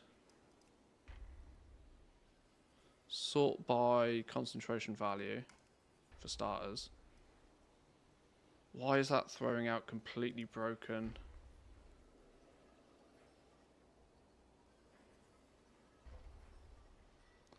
Auto select top profit quality.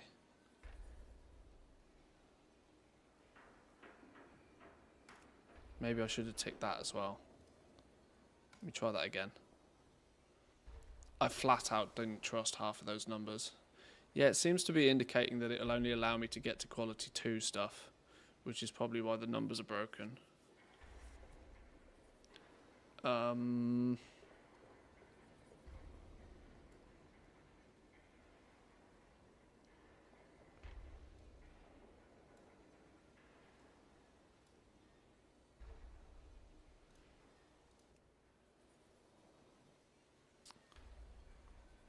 It should be on optimize.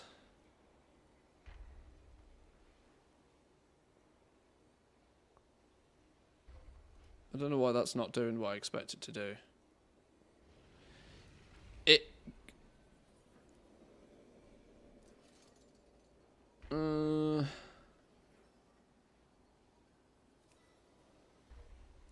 Alright, well, maybe let's not worry about it too much, because I need to get this to skill 100 anyway. Where's the life hack to get that to skill 100? Or we're going to do this slow and steady over a few days with concentration, crafting things like these to chip away at it.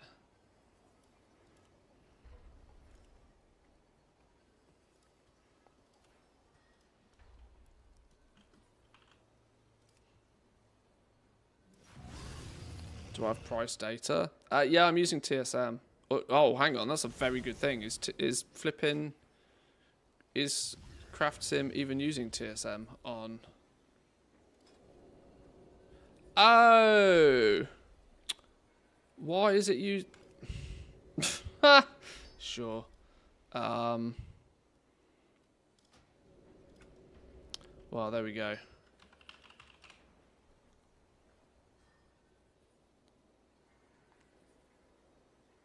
Stupid auctionator prices.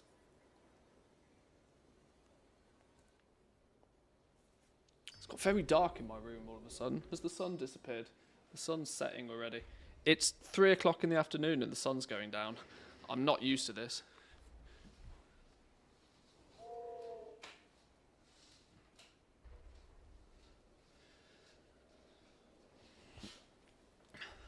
TSM better as a source? Oh, by a mile. TSM is 100% better than as a source. Use DB Recent as your, which it seems to default to anyway. The only time you want to use Auctionate, or the only time you'd want to not use TSM right now is if you are looking for absolute minute-by-minute prices for something that you are going to both craft and sell now this second. Otherwise, you just want to use Tradescore Master.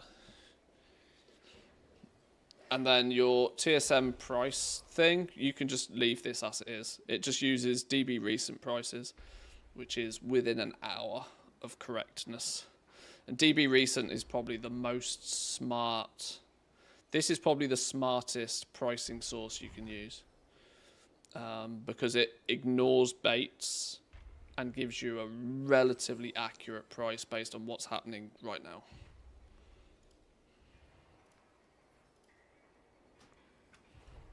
Right, that does mean we need to do another scan. Now I've figured out that that's not broken.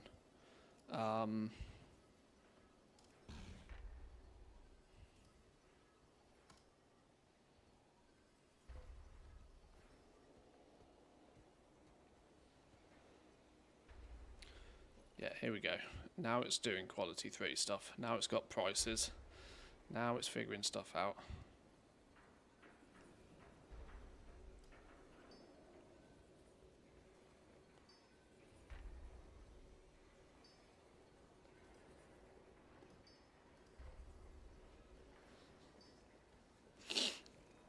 This is really just to give me an indication of what Team NA's prices are like. And if there's any recipes that I should focus towards because they're outliers. Or whether we just build generally and genetically. Genetically? No, generally. That's the word I'm looking for. So yeah, you're still looking at between 5 and 10 gold per point of concentration. If you can spend it on something useful. Without getting to level 80, I'm not going to be able to get the Oathsworn strength recipes, and I'm not going to pretend that that's even viable. Authority of the Depths recipe, yes, we can make 10 gold per, even with our current build. We can make 10k from a full bar of concentration. That said, I'd imagine the Authority of the Depths recipe is way out of our price bracket for Team NA right now. Probably same with the Radiant Power enchant, if I'm honest. It might be worth having a look.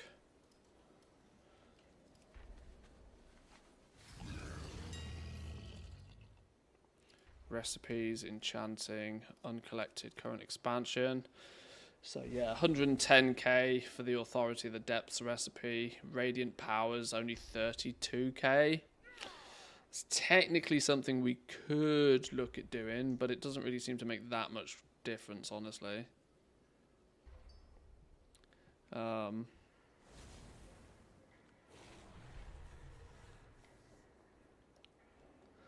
enchant rings. The ring enchants can all be had at a reasonable price. No more than 1500 gold for any of the ring enchants. They're on the cheaper end of the scale. Cursed Mastery, Cursed Verse, Cursed Crit. The cursed ones, Radiant. What? The Radiant ones are more expensive.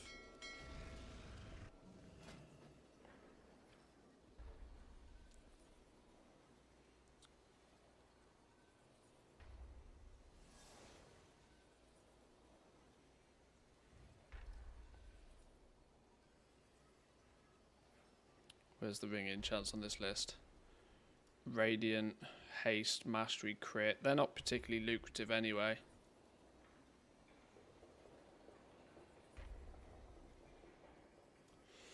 If we're going to buy a recipe, we're buying something up here, aren't we? And I'm going to be honest, Defender's Marches doesn't cost us anything and is still a good shout right now. It's basically free because we already have it. We can fall back on some of these without it costing us literally anything whatsoever. Radiant Power might not be a bad investment though. How quickly does that pay itself back? If we have to pay 30k for the recipe, 7, 14, 21, 28, it's still 2 weeks before it pays itself back, even buying a 30k add-on, 30k recipe.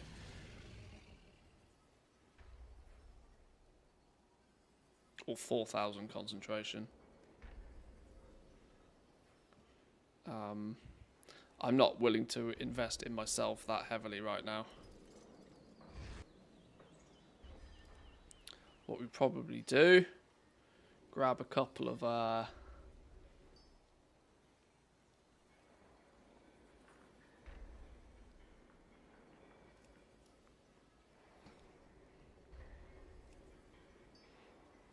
yeah, I'm cautious about spending too much more on this right now because it's already cost us like 40k, which is like nearly half our gold.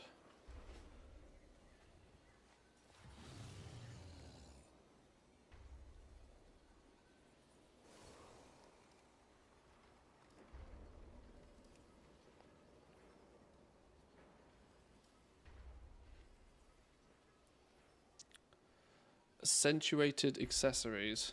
What even is that node? This one. An extra 20 points in there.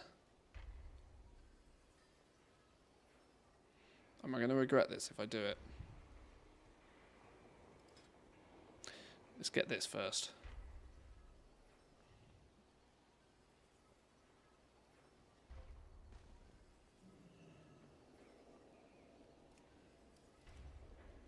Wait, hang on. We could make these at quality 1 for a profit.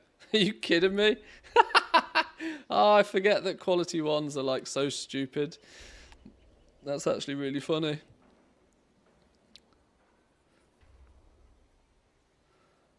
Now I see what that window is for. Yeah, the Craft Sim specialization info is basically a tick list for if you put points in this spectry, it benefits this recipe. Handy for quickly seeing where you may be missing points. That's really funny. You can make them at Q1 for profit. Where's the price details on this?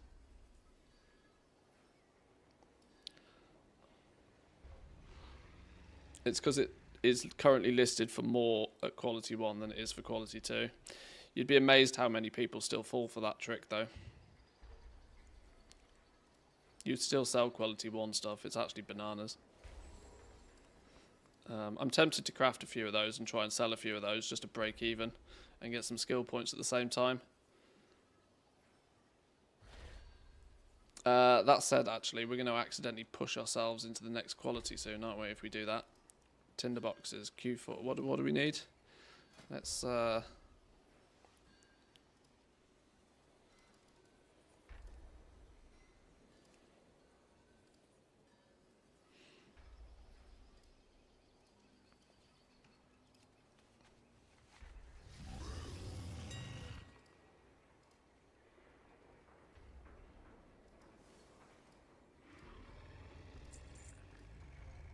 Oh, ouch. See?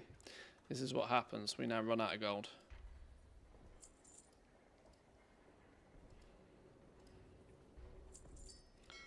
I'm so not used to this running out of gold business.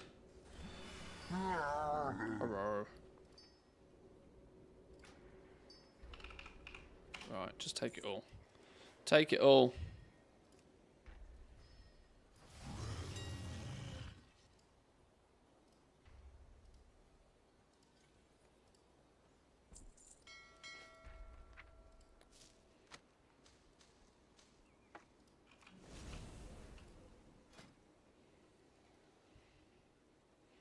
Why do we only have the ability to make 3 of them? I don't know.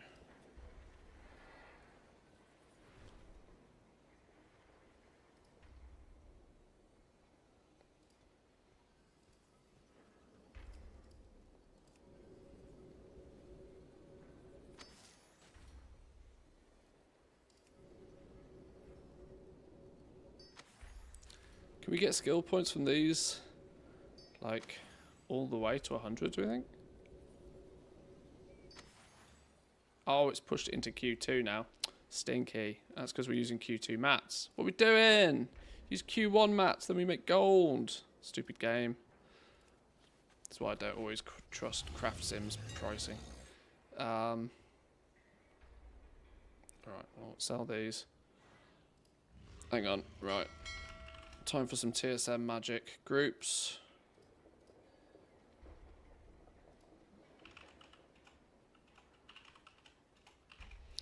Enchants. That one, that one, that one, that one, that one. Indigo. Enchants. Other crap is going to be...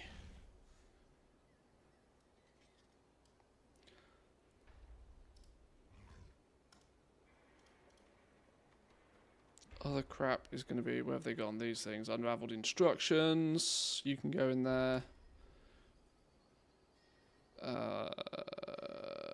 We'll figure out the rest in a minute. Give me a basic operation. DB recent. We just want to sell stuff. DB recent 5. Posting 12 hours, post cap 5, minimum price, DB recent. Normal price is never going to come into play, so it doesn't matter, nor is maximum price, so it doesn't matter. Minimum probably wants to be 95% of. When it posts it below, just don't post shit, so I know.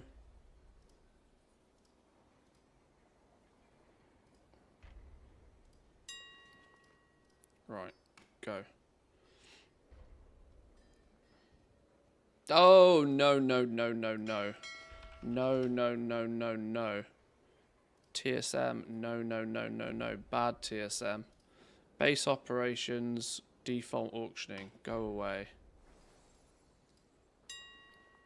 Bad TSM. Oh, didn't like that. Didn't like being told off.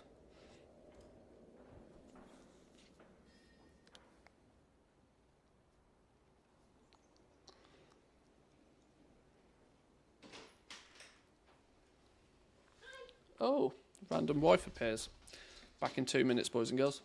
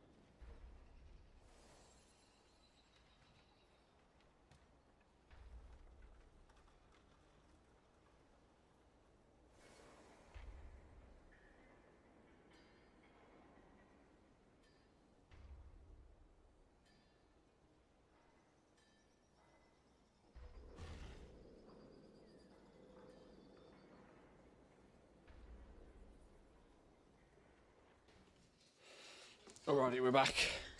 Just had to quickly say hello to the wife. She'd been away on a business trip or something this morning. Right, where did we get to? We were selling a few of the basic enchants that we made already, weren't we?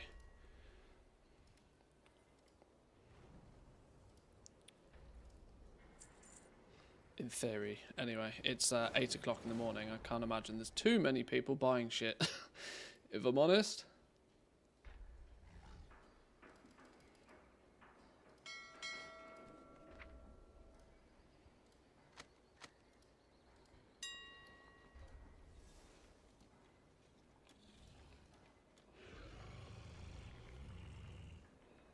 Hello?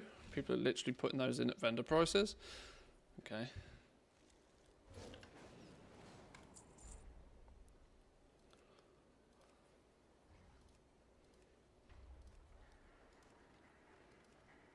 $481. That's the number we're paying attention to.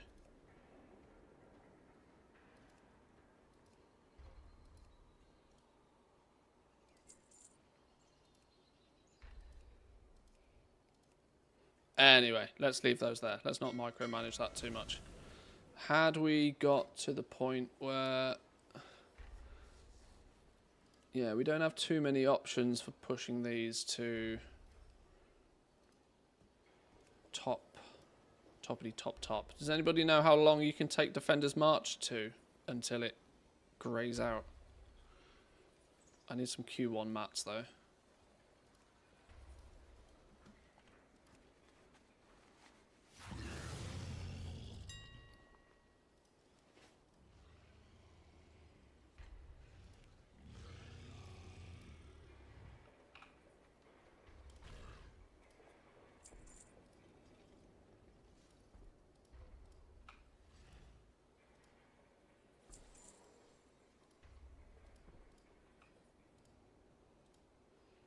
Oh my god, that's like literally half our money on making 10 enchants. I don't like it. Using Q1 mats means we can make the things at Q1, which weirdly sell for more, in theory, than what we pay for them. As broken as that sounds.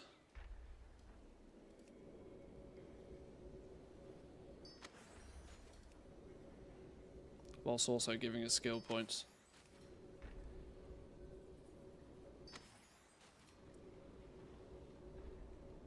Worst case scenario, we take a little bit of a loss on them, but at least it's not the end of the world.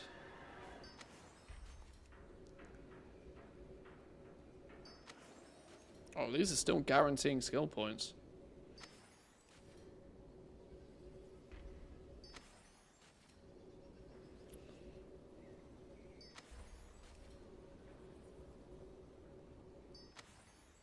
Okay, greened out at 75. That has taught us our last spec as well. How do we get to 100 from here? Chant of Armored Summoner Others. Is there any cheeky way to make these at a price that's not broken? I need Q1 shards and Q1 dust to test that out properly. Crystalline Radiance. Is there any... I need Q1 mats, believe it or not. Oh, I reckon we can make these at Q1 as well. And I weirdly reckon these at Q1 sell for more than Q2 as well. It's so dumb how that works, but sometimes you can't argue with... If it works, it works. Because there's literally nobody that creates them at quality 1.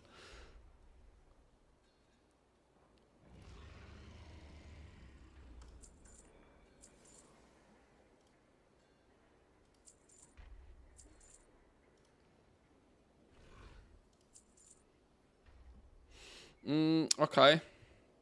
Let's get rid of these. We need every penny we can get our hands on right now. Random ass spools. I don't know where these came from. Oh, probably treasures actually. In fact, these are so cheap. I should have probably just thrown them in the war bank. Weaver cloth we're probably never going to need. Glittering glass we are actually going to need soon. So we'll keep that around. Along with the gems and the bismuth. Core alloys, we don't need these. Can we get these gone? Bit of leather.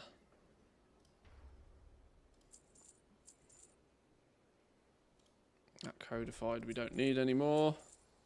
Literally purging everything we can. That'll do. We need the Q2s. Oh, we got exactly 1,000 artisan security. Well, that's cool.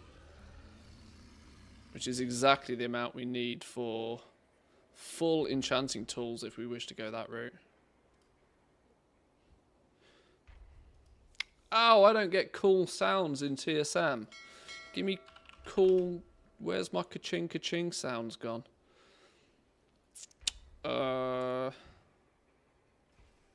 Where's the make a sound when an auction has sold button gone? Auctioning? Yes. Auction sale sound. Cash register. Yes, there we go. And a live preview of it in action. Okay.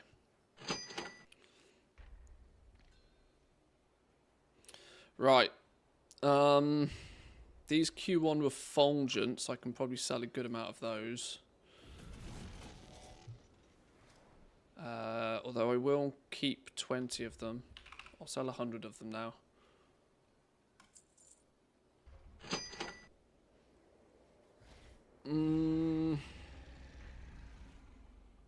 Okay. We have absolutely 100% spent way more on leveling enchanting than I expected to. Without even buying any recipes. I think pushing quite so far into the catch-up points is not really necessary. But 90 points here is good use. And filling this out means we can pretty much craft a little bit of something any time we want. I'm not going to be able to get this to 100 anytime soon, I don't think. Not without literally burning the rest of our gold, and I don't think it's that important. So maybe we use our concentration now and craft something that gets us a little bit of bonus gold back that we can put towards the next profession and next stuff. Just get the ball rolling. Do we just go Defenders Marches at Q3? Probably.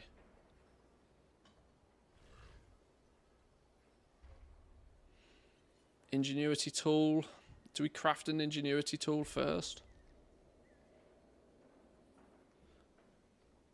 What's the damage do we reckon on a full ingenuity tool? Let's go and have a quick guesstimation on price.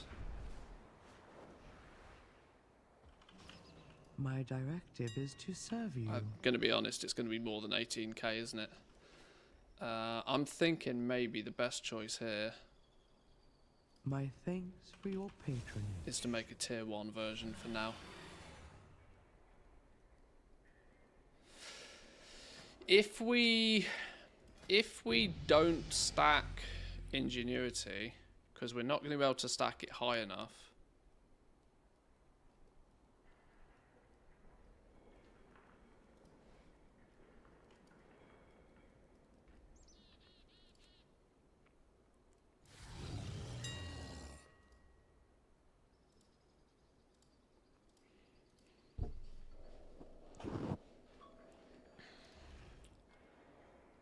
let's see if anybody's quickly posted an ingenuity one up on here.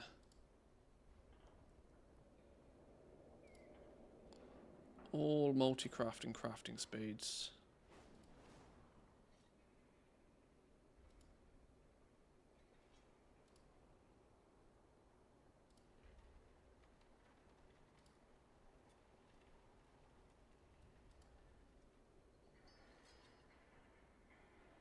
Literally not a single one.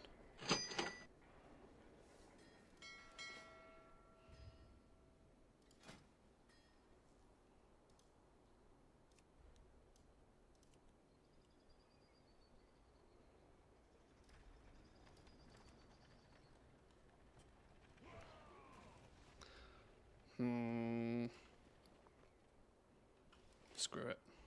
Screw it. You know what we are going to need to do? We're going to need to do something that I didn't really want to do, and that's spend a few more hours farming, aren't we? There's no real way around this. The initial upfront cost of setting up professions is still prohibitive.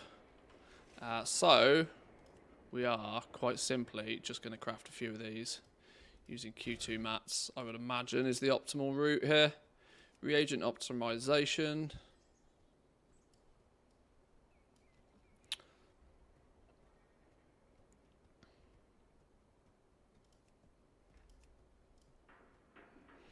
$19, $11, and 5. So we need some Q1, Q2 dust. 19, 11, and 5.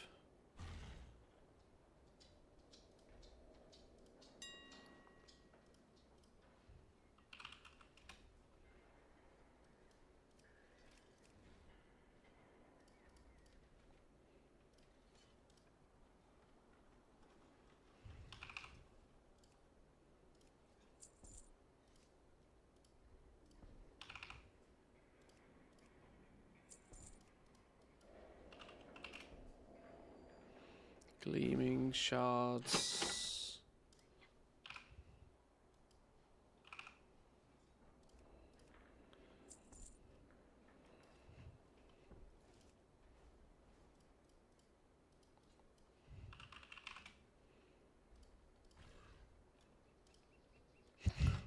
I've just realised I've literally burnt all my gold. Oops. Back in YOLO territory.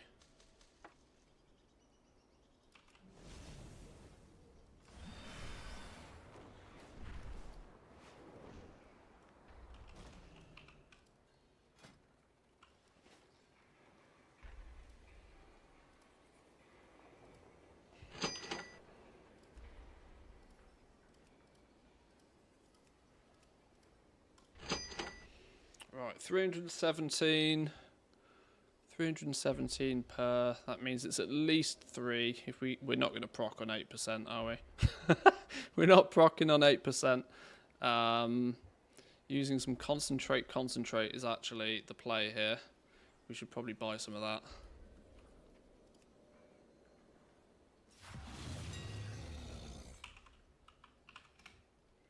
Concentrate.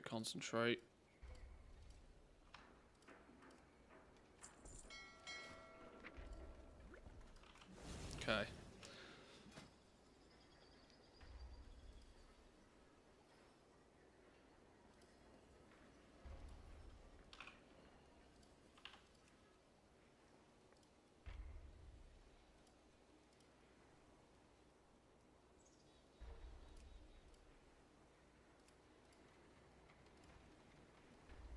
Okay, go.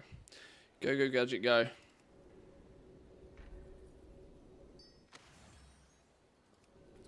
Go on, proc ingenuity. Do it. Do it. Never lucky. Alright, well, we've got 3 to sell. Let's get those sold. Slow and steady approach here.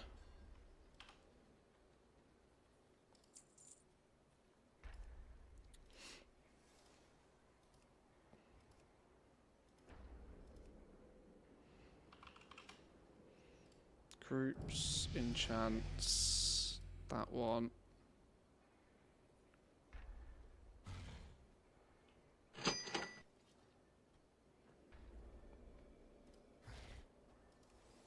Ooh, sold it. Good.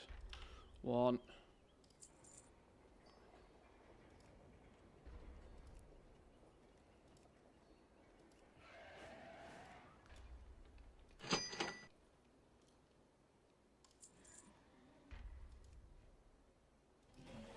Don't want a back seat, but shouldn't you have shattered an essence first? Yeah, you're absolutely right. I should have done.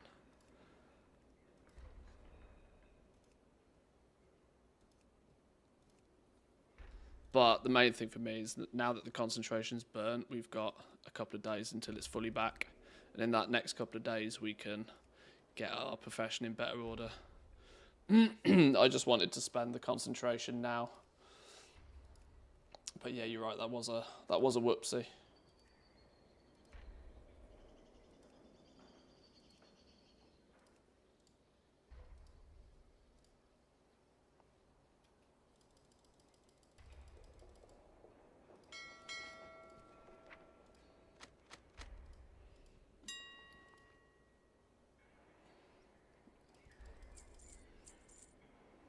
We have 826 gold left. Oh no. Oh no. There's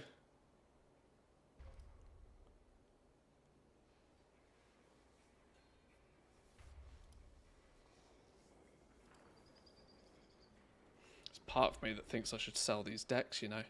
Craft these back up and sell the decks. We're going to need to repeat this whole process again on another character soon though. Right, let's not babysit it. Babysitting shit just, like, makes your eyes bleed. So, I think for today, boys and girls, I'm going to leave it there. The TLDR to this is I didn't actually fully understand that